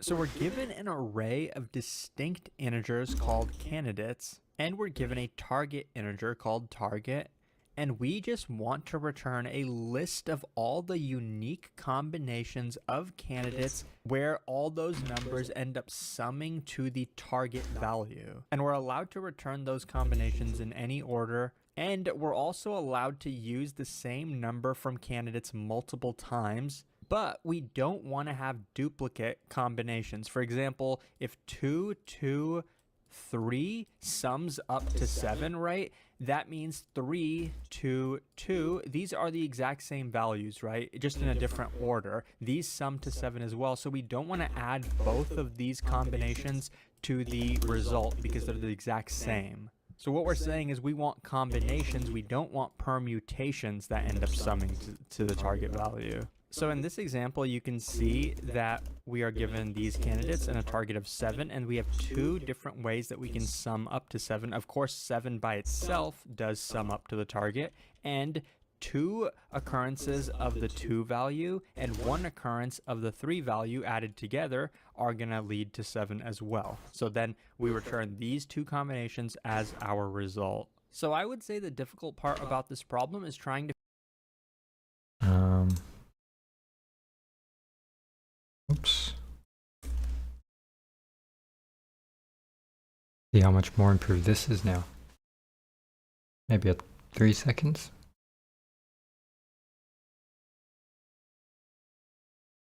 Four seconds. Alright, that's better. figure out how to eliminate duplicate combinations, right? For example, if we just brute force it like a decision tree, so we have 4 different values we can choose each of them an unlimited number of times. What we can do is have 4 decisions in our decision tree, right? Like that might be the naive thing that you start with. So I suppose also it's the result here that I don't need to recompute always.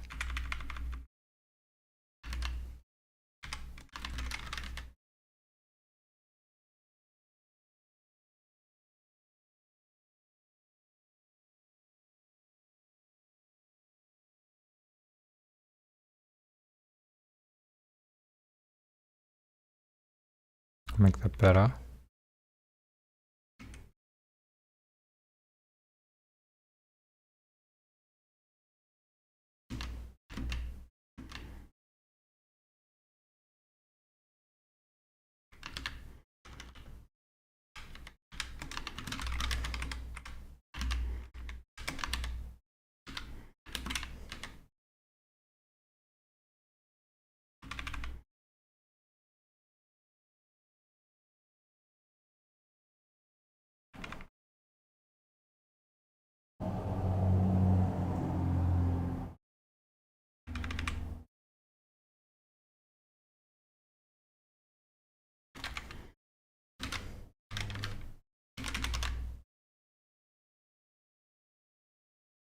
I. No, nums. I.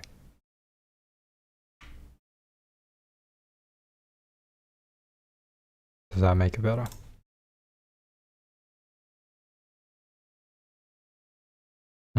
Missing something.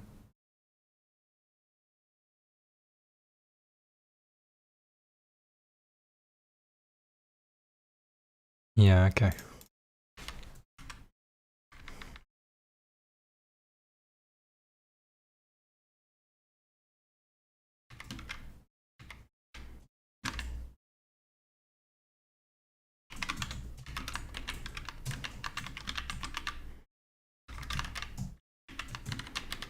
Is this an or-then operation?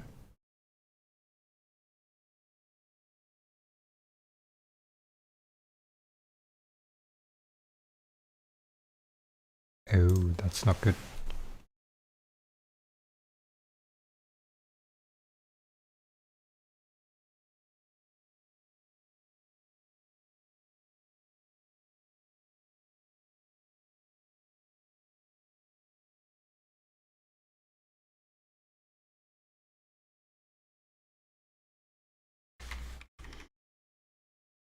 Yeah.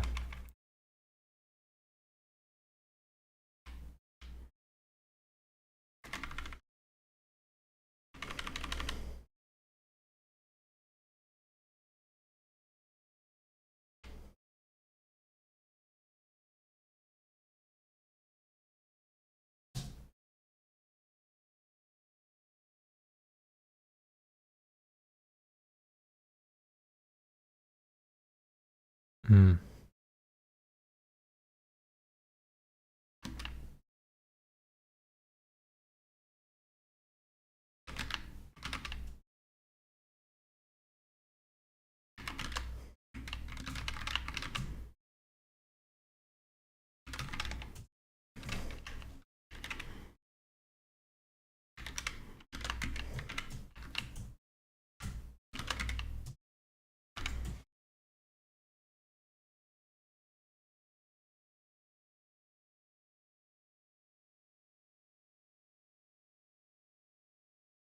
Hmm.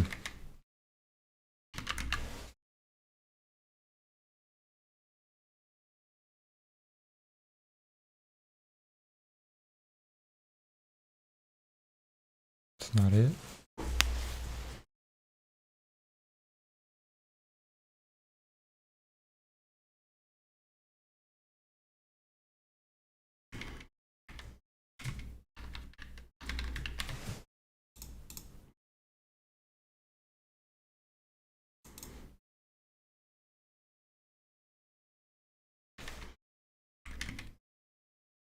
Just gotta see the time complexity of this.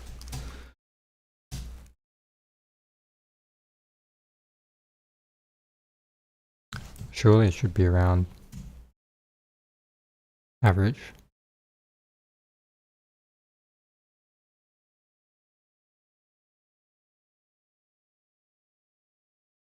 Takes longer.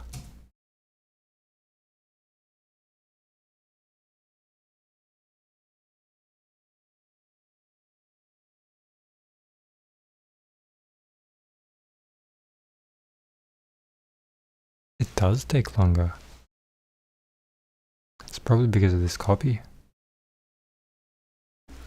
Okay. Hey everyone, welcome. 1, 2. How about in we found 4 different. So I would say the difficult part about this problem is trying to figure out how to eliminate duplicate combinations, right? For example, if we just brute force it like a decision tree, so we have 4 different values we can choose each of them an unlimited number of times. What we can do is have 4 decisions in our decision tree, right? Like that might be the naive thing that you start with. So we would get 2, 3, 6, and 7, and then we'd basically continue that, right? On one path over here, we would find, okay, we found the 7, so we found the target, right? So we found one way that we can reach the target. So therefore, we don't need to continue down here because as we add more numbers, all of these values are going to be positive. So as we add more numbers, we're only going to get a sum larger than the target. So, you know, I think it's kind of obvious why we don't continue down this path, right? But down here from the 6, let's try to continue, right? We can add a 2, so we'd get 6, 2. We could add a 3, so we'd get a 6, 3. We could add another 6, so we'd get 6, 6. And we could add a 7, where we'd get 6, 7. So notice how all of these are going to sum to a value greater than the target. So down this path, we never ended up reaching the target. We only went over the target. So we don't continue down any of these paths, right? But now let's continue down this path. So here we can get another 2. We can get a 3. We could get a 2, 6, but in that case we would get 8, which goes over our target. We could also get a 7, 2, 7, but that also goes over our target. Now here's the part where we're going to end up getting duplicates. So I'm going to show you why this type of decision tree does not work. So here we could get a 3, for example, right? So we'd get 2, 2, 3. Now that sums to the target. Down this path we could choose a 2, so we'd get 2, 3, 2.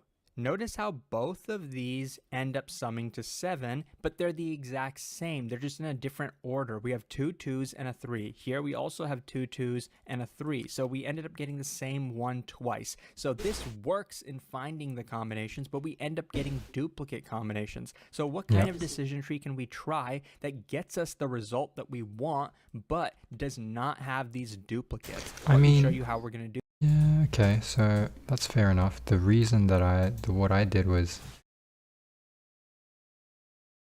for any duplicates, they just go into a visited set.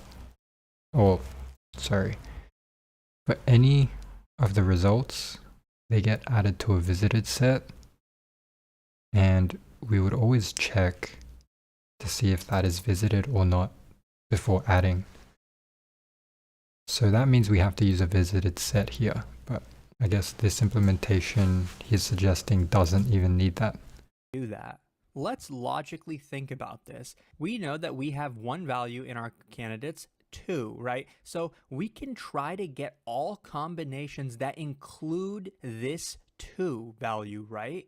And see if any of those combinations leads us to the target value 7. Now, we could also, so then if we make a second decision over here, right, in this decision, we're definitely including at least 1, 2. Now, if we go down this path, we want to make sure that none of the combinations down this path ever match the combinations down this path. How can we guarantee that? Well, in this side, we said we're definitely including at least 1, 2. How about in this side, we don't include even a single 2? So basically, we skipped 2. So here we're going to have an empty array because we skipped the 2, right? All we said is we were able to start from here, but we said, no, we're just not including a 2. We're just going to do combinations with these 3 values. That's going to guarantee that none of the combinations on both sides are going to be matching. And that's basically the logic that we're going to follow. So from here, remember, we can include multiple 2s if we want to, right? So one decision here could be including a second 2. So we get 2, 2. Now, this path is going to include all combinations that include at least 2 2s, right? But remember, our definition for this decision tree needs to be recursive, right? Because we don't want any of the combinations down this path to be the same as any of the combinations down this path. So what we said here is we're going to include 2 2s. How about down this path? We say that we're not including any more 2s now. What we're saying is we had 1 2, but now we're done. We're skipping 2s. Now we're only going to use values from here. So that's the recursive thing, right? We're basically doing the same decision down here as we did up here. So here we're going to say we ended up skipping the 2, and we still only have one single 2. And so let's just continue to repeat that. So over here, we're going to add another 2. So we'll have 2, 2, yeah, so 2. the choice. And over here, we'll say, okay, now we're done with 2s, right? Where we're going to keep ourselves at a limit of 2 occurrences of 2. And we're basically going to continue this logic until we get to our base case. So over here, you're going to see if we ended up having 4 2s, we'll get a target of 8. So therefore, we went over our target value. So we're going to stop. But down here, right, this was our path where we said, okay, we're not going to include any more 2s in this path. So here we can make a decision. We can add a 3. So then we'd get 2, 2, 3. So we're continuing that recursive definition. And so notice how we have 2, 2, 3, that's 7, so we did find at least one combination. But remember down now, if we make a decision to the right, we want to make sure we don't have any duplicates from here. So in this side, we decided to add 1, 3. How about down this path, we say we're done adding 3s. We're not even going to add a single extra 3. So this is going to remain as 2, 2. There is a 3 and there is no 3. Here, since we're only allowed to add values 6 and 7, neither of these is going to end up leading to the target. If we add a 6, we'll get a total of 10. If we add a 7, we'll get a total of 11. Neither of these, both of these go over our target. So let's quickly run through the rest of the decision tree. So over here we said we added a second 2. So over here, we're not going to be adding any more 2s. So here we can add a 3. So we'd get 3 and not 3. 3. And over here, we would skip adding 3s, right? So we're not going to add any more 3s. This is going to remain as 2. Now down this path, at this point, we have a total of 5. So we're only allowed to add values 3, 6, or 7. All of those are going to end up leading to a total of greater than 7. So we won't be able to find any solutions down this path. I'm just skipping drawing it out because we're kind of running out of room. Now over here, what we said is we skipped 2, and since this path includes the one where we skip added 2 a and 3, so 3, here we're we try not going to add 6. any 3s, and so we're only allowed to choose 6 and 7. That's going to end up leading to totals of greater than, it's going to lead to either 8 or 9. Those are both greater than our target value. So here, we're not allowed to add any 2s because that's what this path was. So we can add a 3, or we can choose to skip 3 and add nothing. So here, since we're skipping 3, so we're only allowed to add 6s or 7s. So here we can say, okay, get a 6. This path, we skip 6, so we're not allowed to add any 6s over here. And from over here, we'll say, okay, we can add a 7, which will give us the total 7, right? That's the target that we're looking for. So we did end up finding that. So that's our second solution that we found. Now, since this path is going to lead to combinations that do include a 7, this path cannot include a 7, but you notice how as we are continuing to go down right paths, what we're saying is, okay, we're basically removing the number of elements we can choose from, right? We're popping 2 initially over here.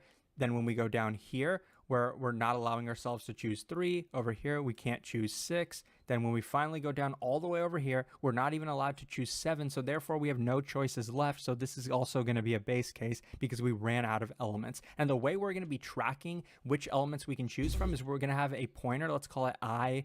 And so initially it's going to be here, which means we can choose any of these elements. As we pop an element like this one, I see. So that's what I is useful. Shifting it over here, which tells us, okay, we can only choose these elements now.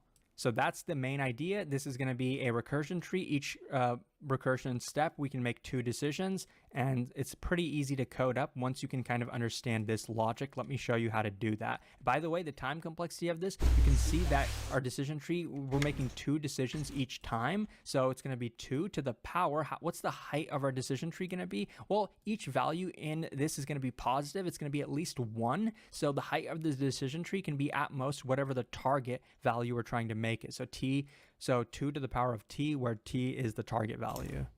2 to the power of t, where t is the target value.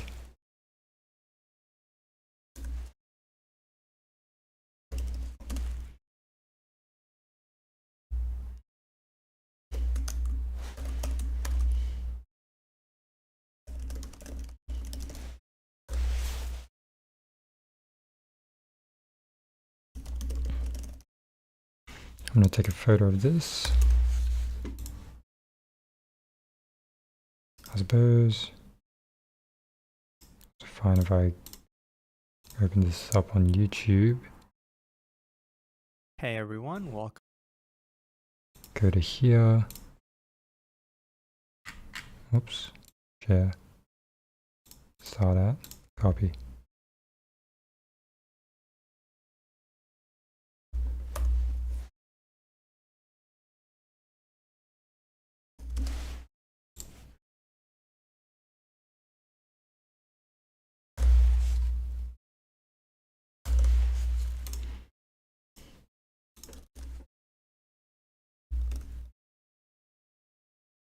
Okay.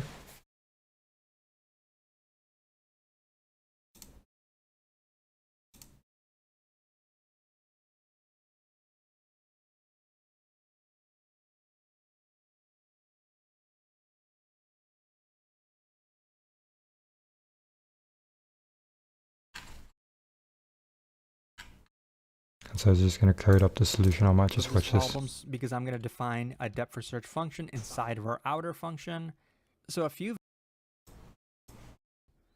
for the scope of this problems, because I'm going to define a depth for search function inside of our outer function.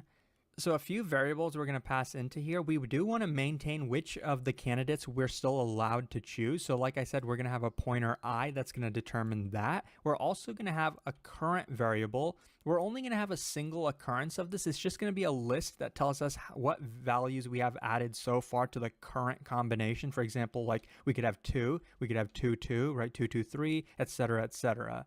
And for the values in our current combination, we do want to have a total. So we want to be maintaining what's the total sum of those, because if it ever reaches our target sum, then we know we have found a solution. If we ever go over our target sum, that means we've reached the base case and we can't continue anymore. So in our DFS function, let's go ahead and define those base cases.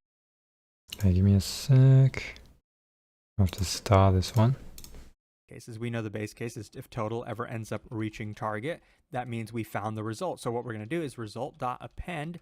We want to append the actual combination, so we're going to append current. And since we're only maintaining a single variable list for current, we don't want to actually append current itself. We want to create a copy of it because we're going to continue to use this current variable when we're doing the other combinations recursively. So we don't, because then we're going to be modifying it. So we just want to create a single copy That's over. before we actually add it to the result. And after we're done with that, we don't want to continue the rest of this function. So we're just going to go ahead and break out of it by returning. So that's the base case where we succeed. What's the base cases if we end up being impossible to find a combination? Well, one is going to be if I is out of bounds, meaning we can't choose any more candidates. So if I is greater than or equal to candidates, or our total ended up going over the target that we're trying to reach, that's a base case where we have to return immediately because we cannot find a combination then. Now for the actual recursive step, remember we have two decisions to make. We can choose to include the value at candidates of I, right? We can choose to include this value. That's so insane, actually. That is so smart. For this I. Find a combination. Well, one is going to be if I is out of bounds, meaning we can't choose any more candidates. So if I is greater than or equal to candidates, or our total ended up going over. It's a high level of abstraction. It's nice. A base case where we have to return immediately because we cannot find a combination then. Now for the actual recursive step, remember we have two decisions to make. We can choose to include the value at candidates of I, right? We can choose to include this value. So what are we going to do if we're including this value? Well, first of all, we're going to take our current values that are in our combination. We're going to take that candidate and go ahead and append it to our current combination, right?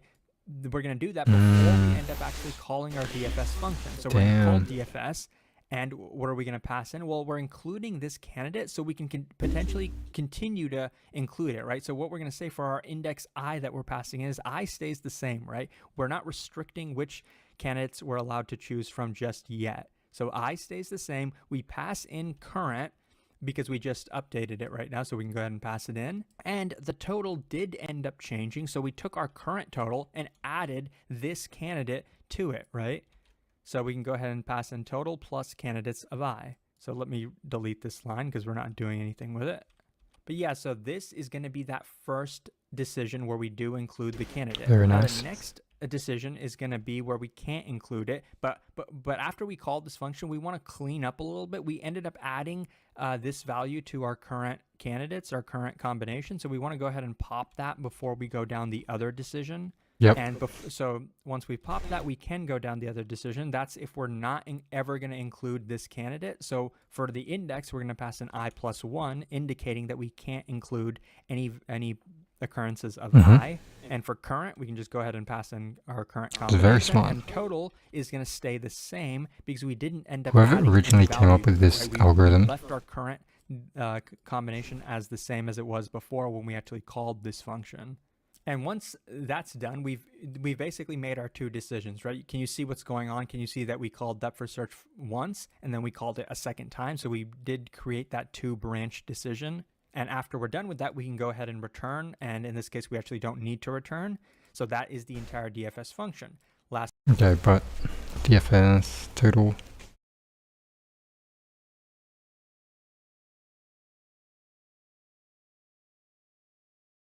Plus the value, and then total.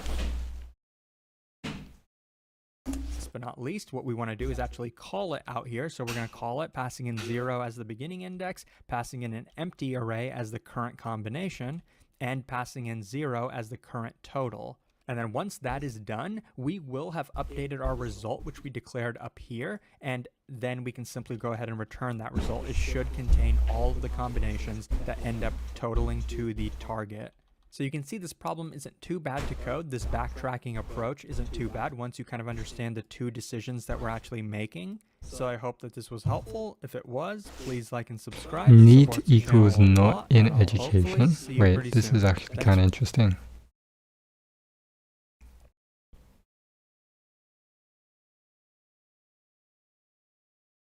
Not in education, employment, or training. Not in education, employment, or training.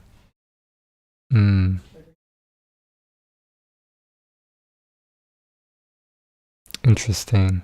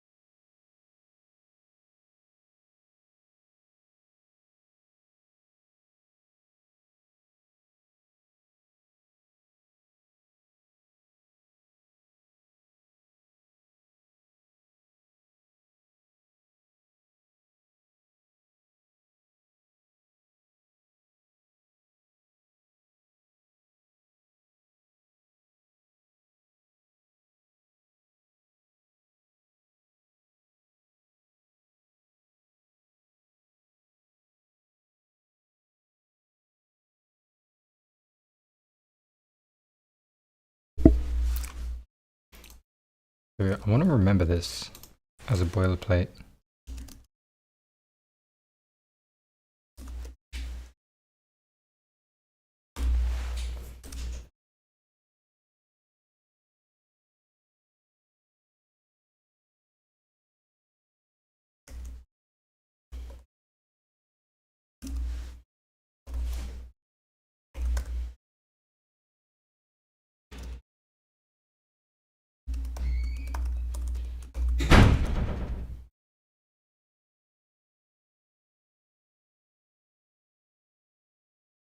Okay.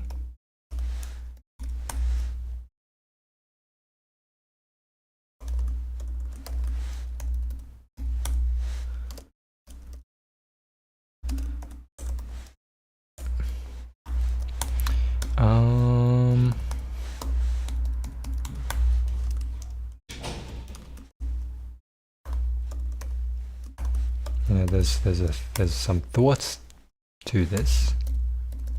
I can definitely see how it becomes backtracking. I guess it's like backtracked through the stack. Yep. Okay. Yeah, I want to finish, I want to try this one.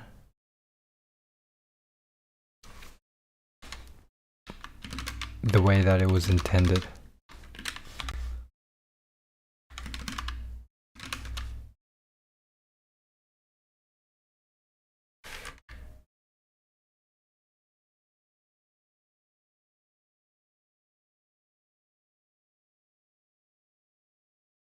Comps. Total.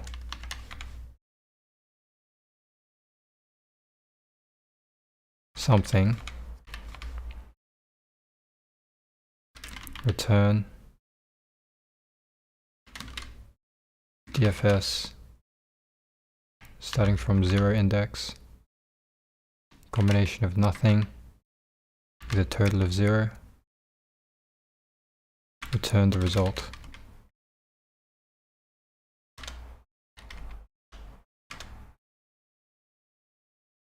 How do we want to do it?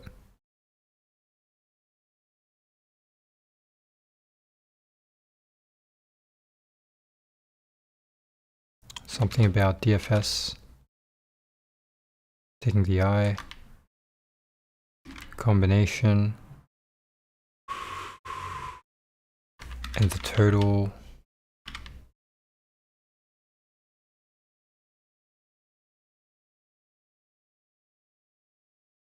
Ooh.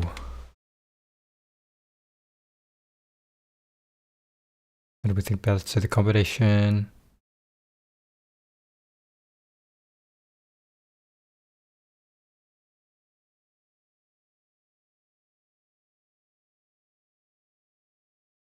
Stays the same? No.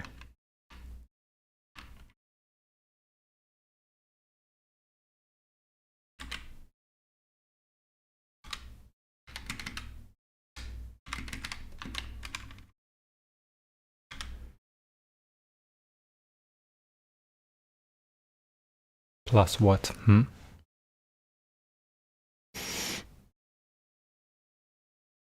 The ith value? No. Yes.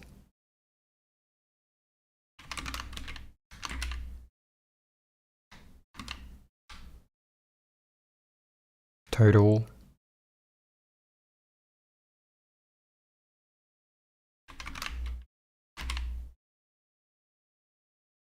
Am I mistaken? Nums I.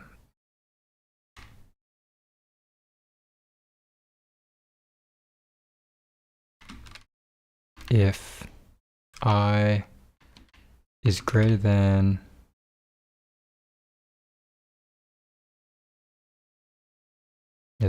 or equal to len of nums,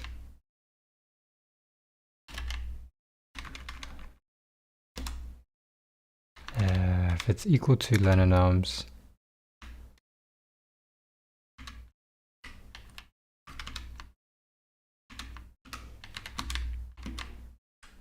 or total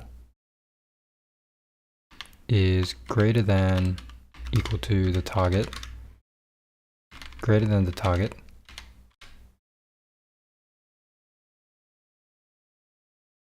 return to mean that you do nothing,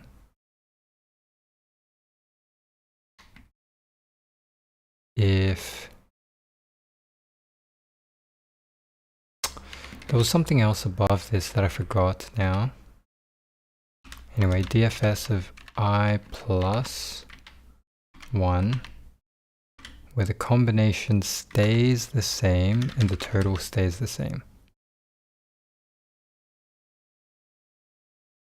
Ooh. Does this feel right? There's something wrong. Right, yeah. I haven't even added total. The result dot append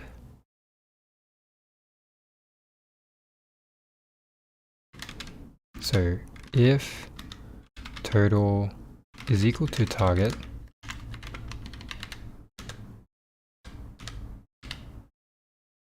target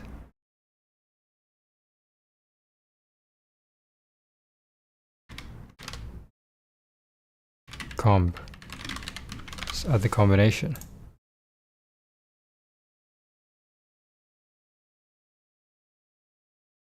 Okay, so you add it multiple times, which is not what you want. Now why is it happening multiple times again? That's not right. It's been added multiple times. Each time it's added 3 times. 4, 2.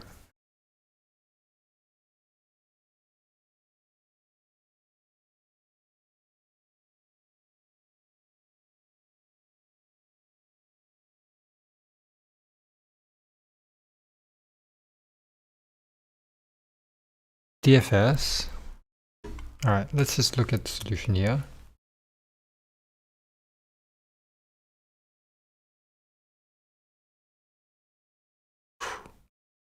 Okay, am I forgetting simply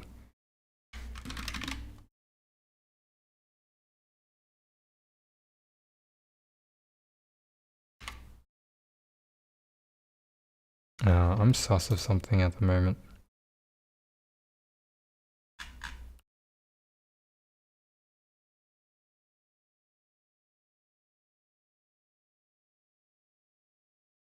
And that was pretty good actually.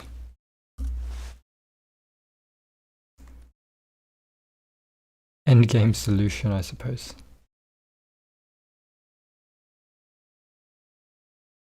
Yay, now I'm among the peeps for an endgame solution.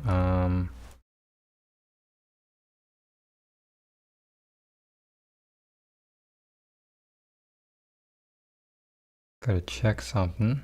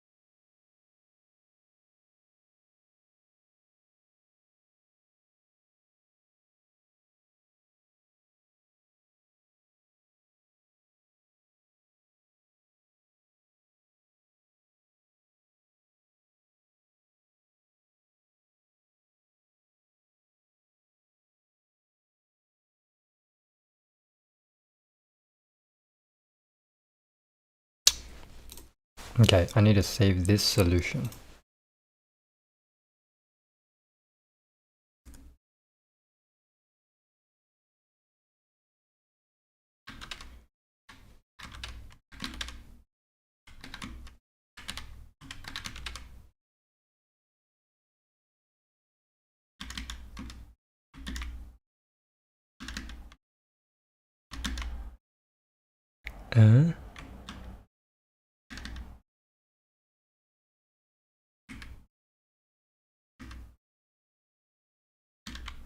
Okay. Yeah. GGDG. Paste. Nope. No, it's already almost end of day.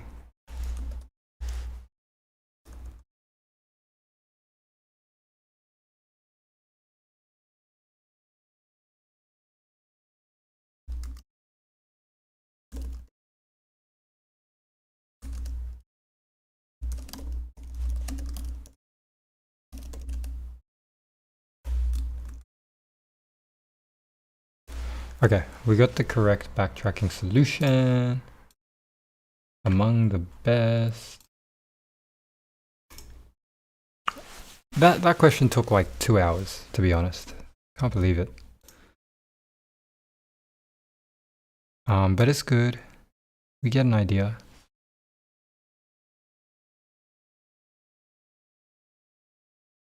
It was a pretty darn good solution as well, to be honest. I will just write it down. Ew, that's ugly. Why is that ugly?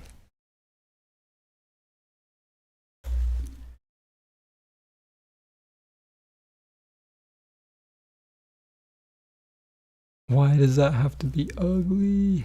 Alright, Leetcode. Solution. Control Shift T. Shift T.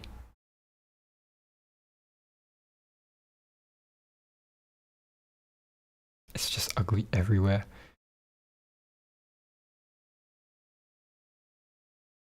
I just can't be bothered. Alright, let me try VS Code, right?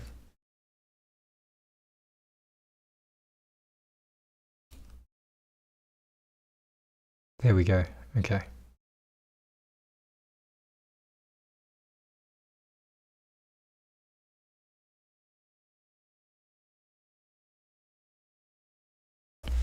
So I might say, you know, where this comes from. It comes from here.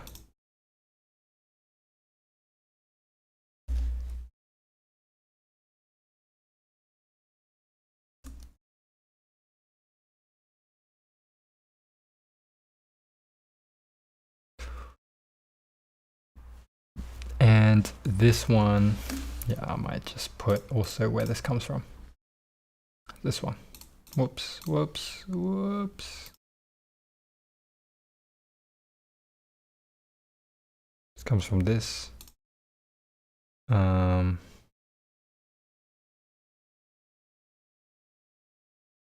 We good? Think so.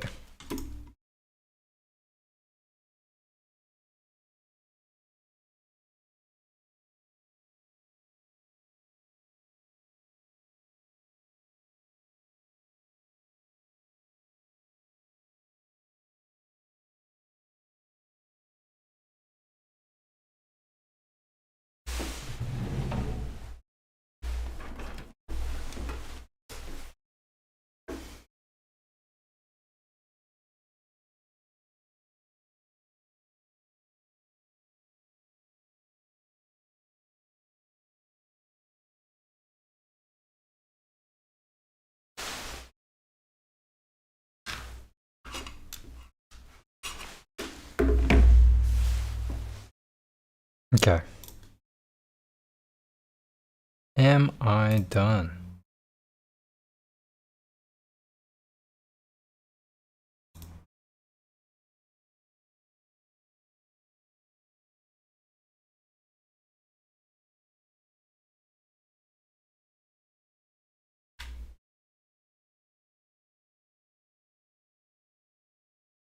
Pretty happy.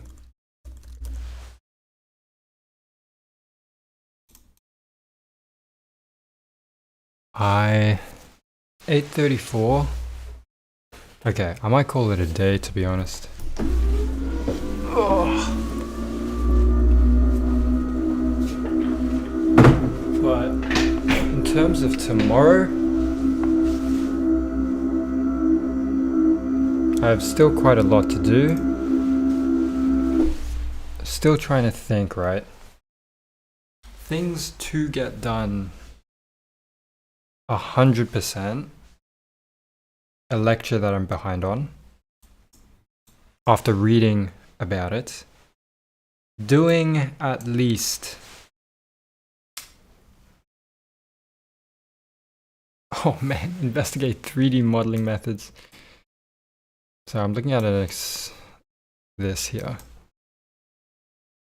Understand MST solutions. These get moved to tomorrow, basically. Meaning, what exactly? I get these done. These two, I might not do Leetcode tomorrow. Although maybe, you know, it might be my procrastination tool. These have to be moved by a lot. These might have to be moved by a lot. Ideally, you know, my thinking is I can get... Nah, have a working MCTS. This is something I still haven't done.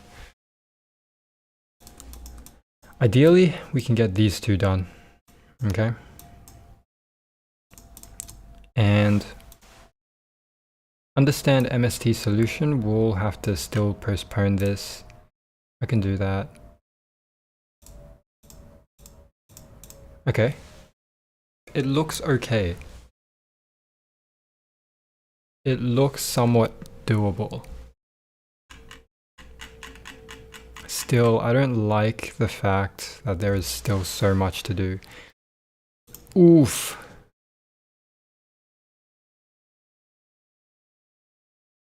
Nah, I just have to deal, man.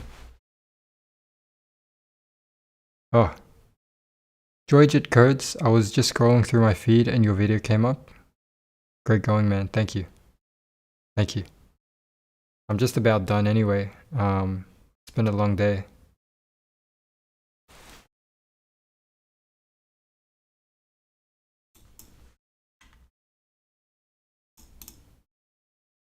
Ideally, yeah, catch up on that lecture, and then we get onto some assignments. Have a working MCTS is a big if by Tuesday, especially when I have a presentation to do.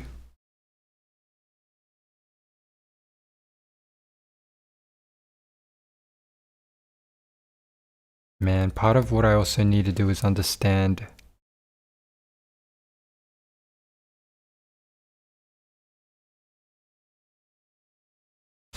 okay, here's the thing. If there's a presentation that next day, I need to be able to articulate. I need to be able to articulate the extended triple Diffie-Hellman protocol, which is going to be an interesting thing because the extended triple Diffie-Hellman, I can explain most of it pretty well, except that I can't explain well the cryptographic deniability of triple Diffie-Hellman.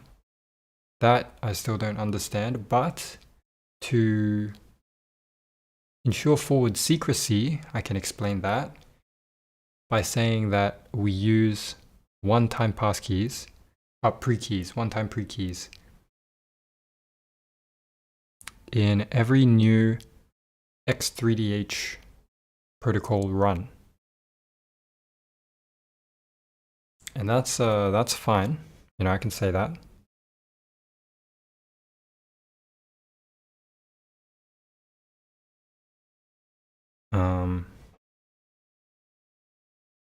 But how would I say cryptographic deniability? That's something that I gotta maybe ask my friend. I better ask my friends now just to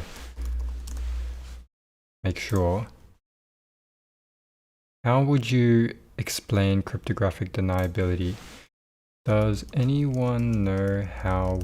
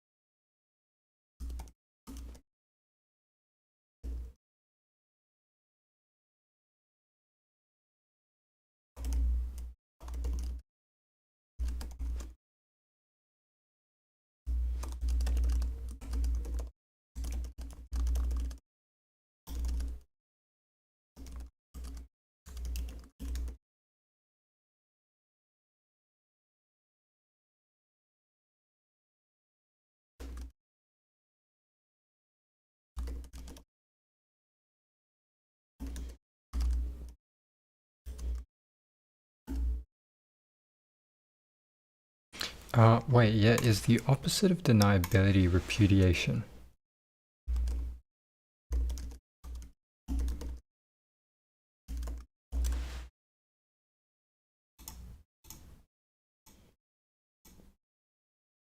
Non-repudiation is deniability.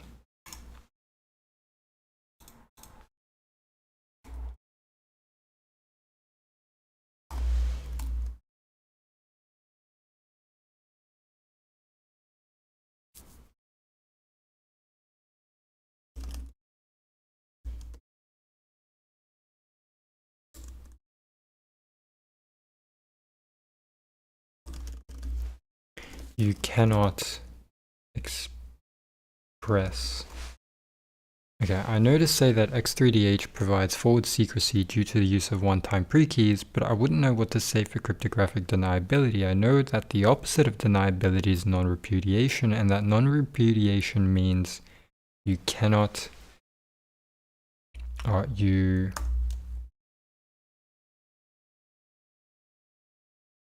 are proven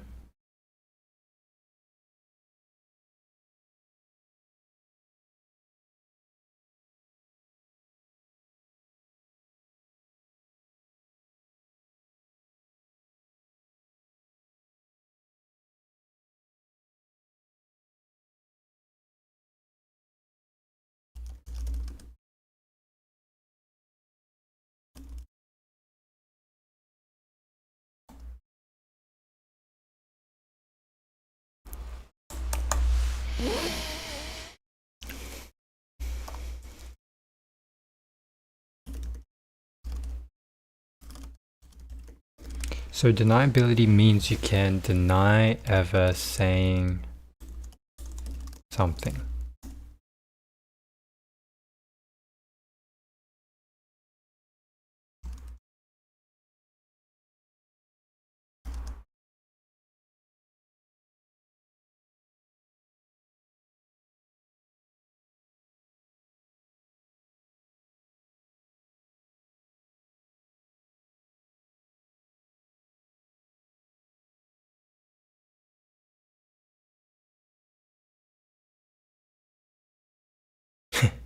Okay, you can deny saying what you said.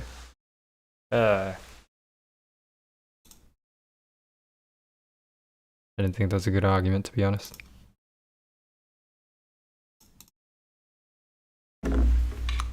My phone is finally back online.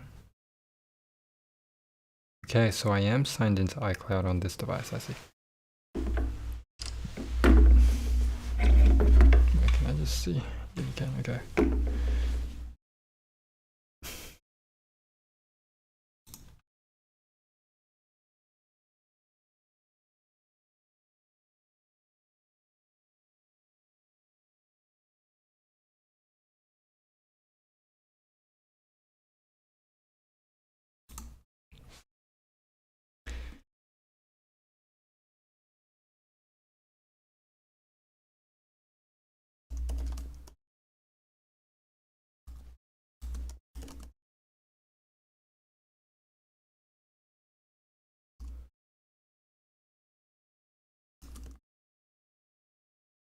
Let me just ask ChatGPT this singular question. Okay, that is, how does X3DH provide cryptographic deniability?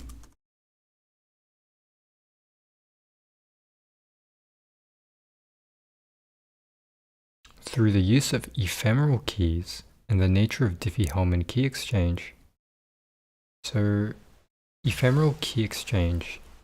In X3DH, when two parties want to establish a shared secret, they use ephemeral short-lived key pairs along with long-term identity keys. The sender generates an ephemeral key pair specifically for each session, which is discarded after use. Makes sense. And so the Diffie-Hellman key agreement, the protocol uses multiple Diffie-Hellman exchanges between the long-term and ephemeral key pairs The key derived from the Diffie-Hellman exchange is a shared secret that cannot be linked to any specific message without access to both parties' private keys. Once the session is over and the ephemeral keys are discarded, no external party, or even one of the participants later on, can prove what the shared secret was or tie it to a specific message. Okay, hold on. This is important because this is kind of the point of the ephemeral key then. Yeah, so the protocol uses multiple Diffie-Hellman exchanges between long-term and ephemeral key pairs. The key derived from the Diffie-Hellman exchange is a shared secret that cannot be linked to any specific message without access to both the parties' private keys. Once the session is over and the ephemeral keys are discarded, no external party, or even one of the participants later on, can prove that the shared secret was or tie it to a specific message.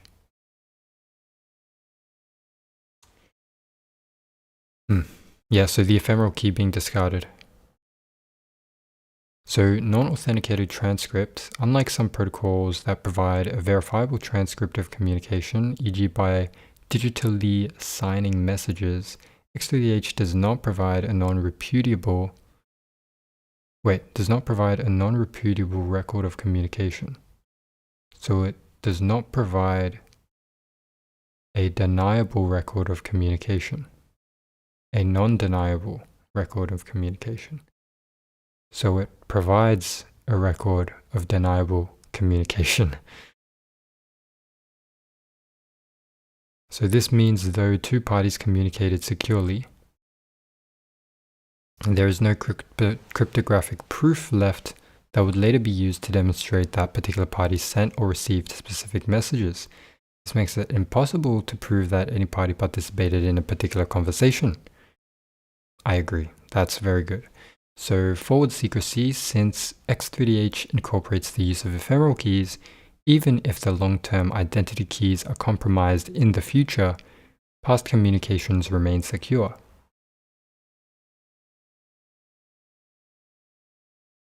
As the session keys are derived using ephemeral keys that are already discarded. Because of these properties, X3H supports cryptographic deniability, meaning that even though the parties communicated securely, neither can later prove to a third party that a conversation occurred, or what was said during it. Thank you, ChatGPT. Okay, so the other thing is, beyond this, I guess this is good information to share.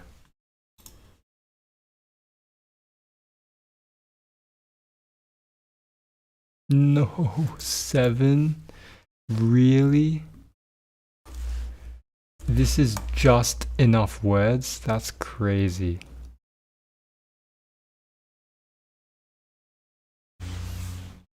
I'm gonna just provide a text. Wait, can we share this, right?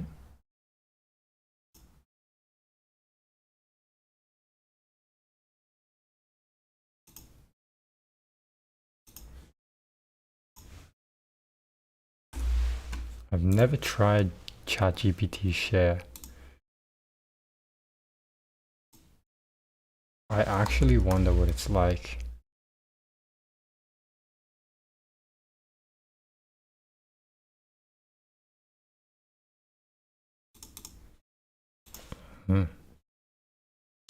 All right.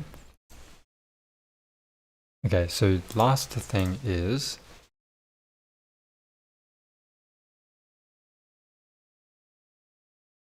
forward secrecy.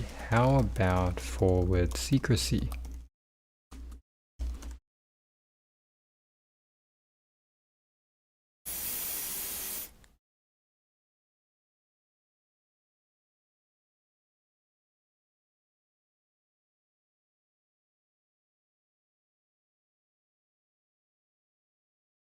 This is a lot of words, man. You are really bringing it out, ChatGPT. Forward secrecy in X3DH Forward secrecy, also known as perfect forward secrecy, is a crucial property in secure communication protocols. It ensures that the compromise of long-term private keys does not compromise past session keys. In other words, even if an attacker gains access to a party's long-term keys in the future, it cannot decrypt previously intercepted communications. The XCDH protocol, widely used in secure messaging applications like Signal, incorporates several mechanisms to provide forward secrecy. Here's a detailed breakdown on how X3DH achieves this. Ephemeral keys.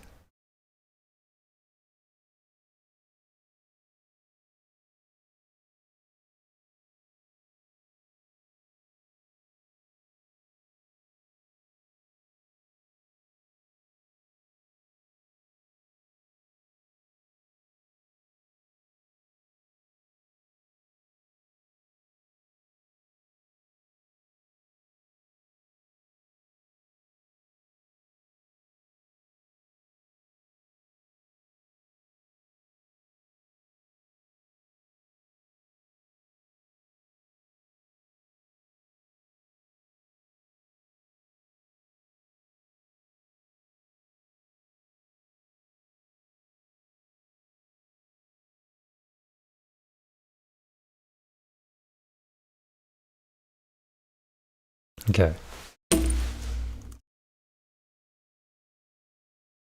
So it does one-time pre-keys and ephemeral keys both use both support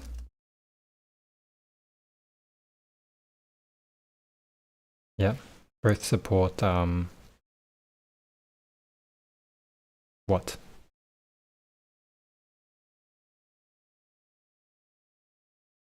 My brain. So does one-time pre-keys and ephemeral keys both support forward secrecy?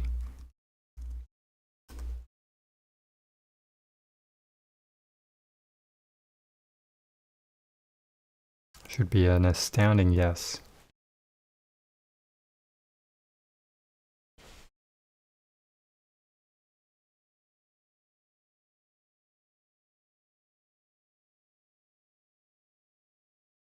Okay, well.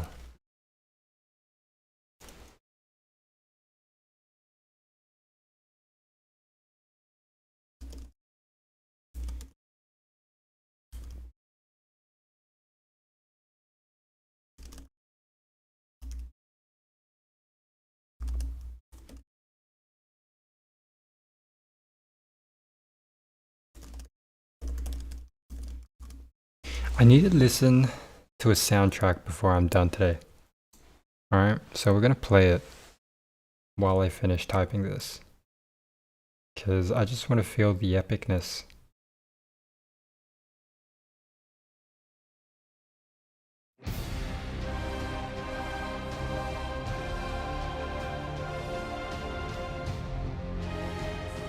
I don't care if I get copyright.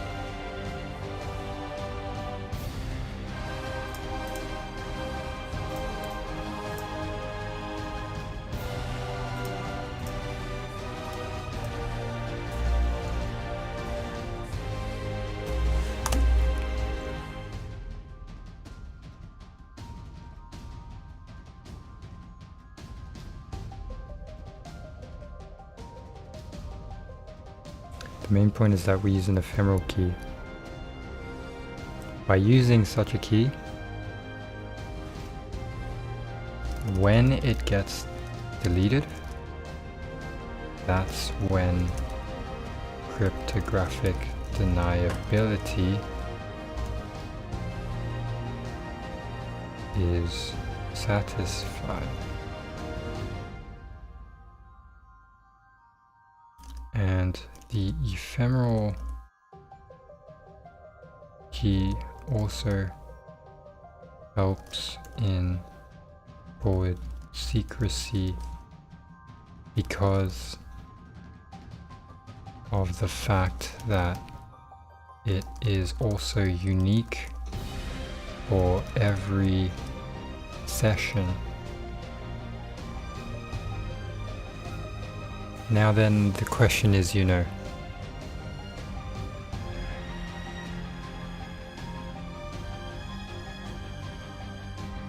if you have, how does using one-time pre-keys help at all if ephemeral keys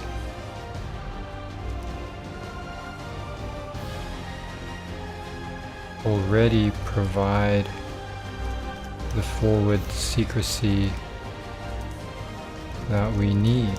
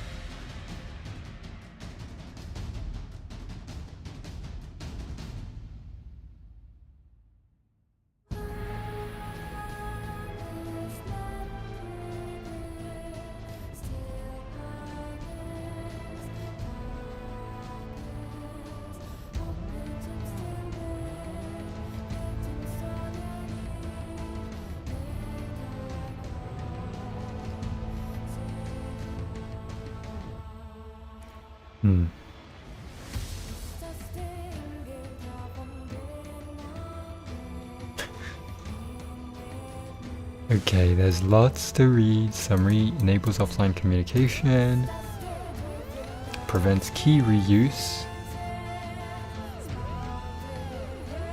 Signed pre-key is reused. Okay, mitigates replay attacks, sure. Unlinkability.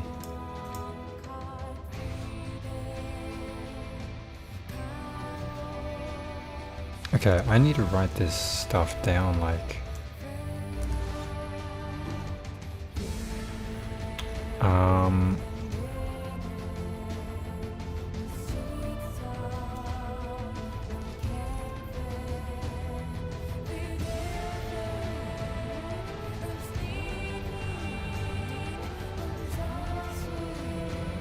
Okay.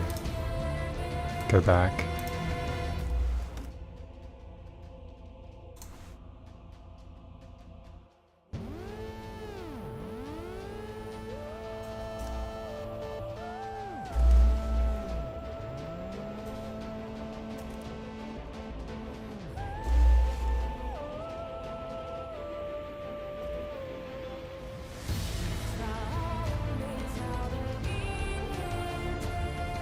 This is what I was waiting for.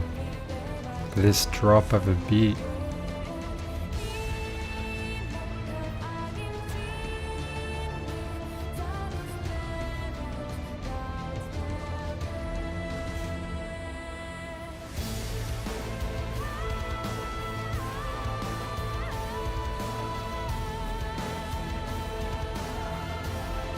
Anything else?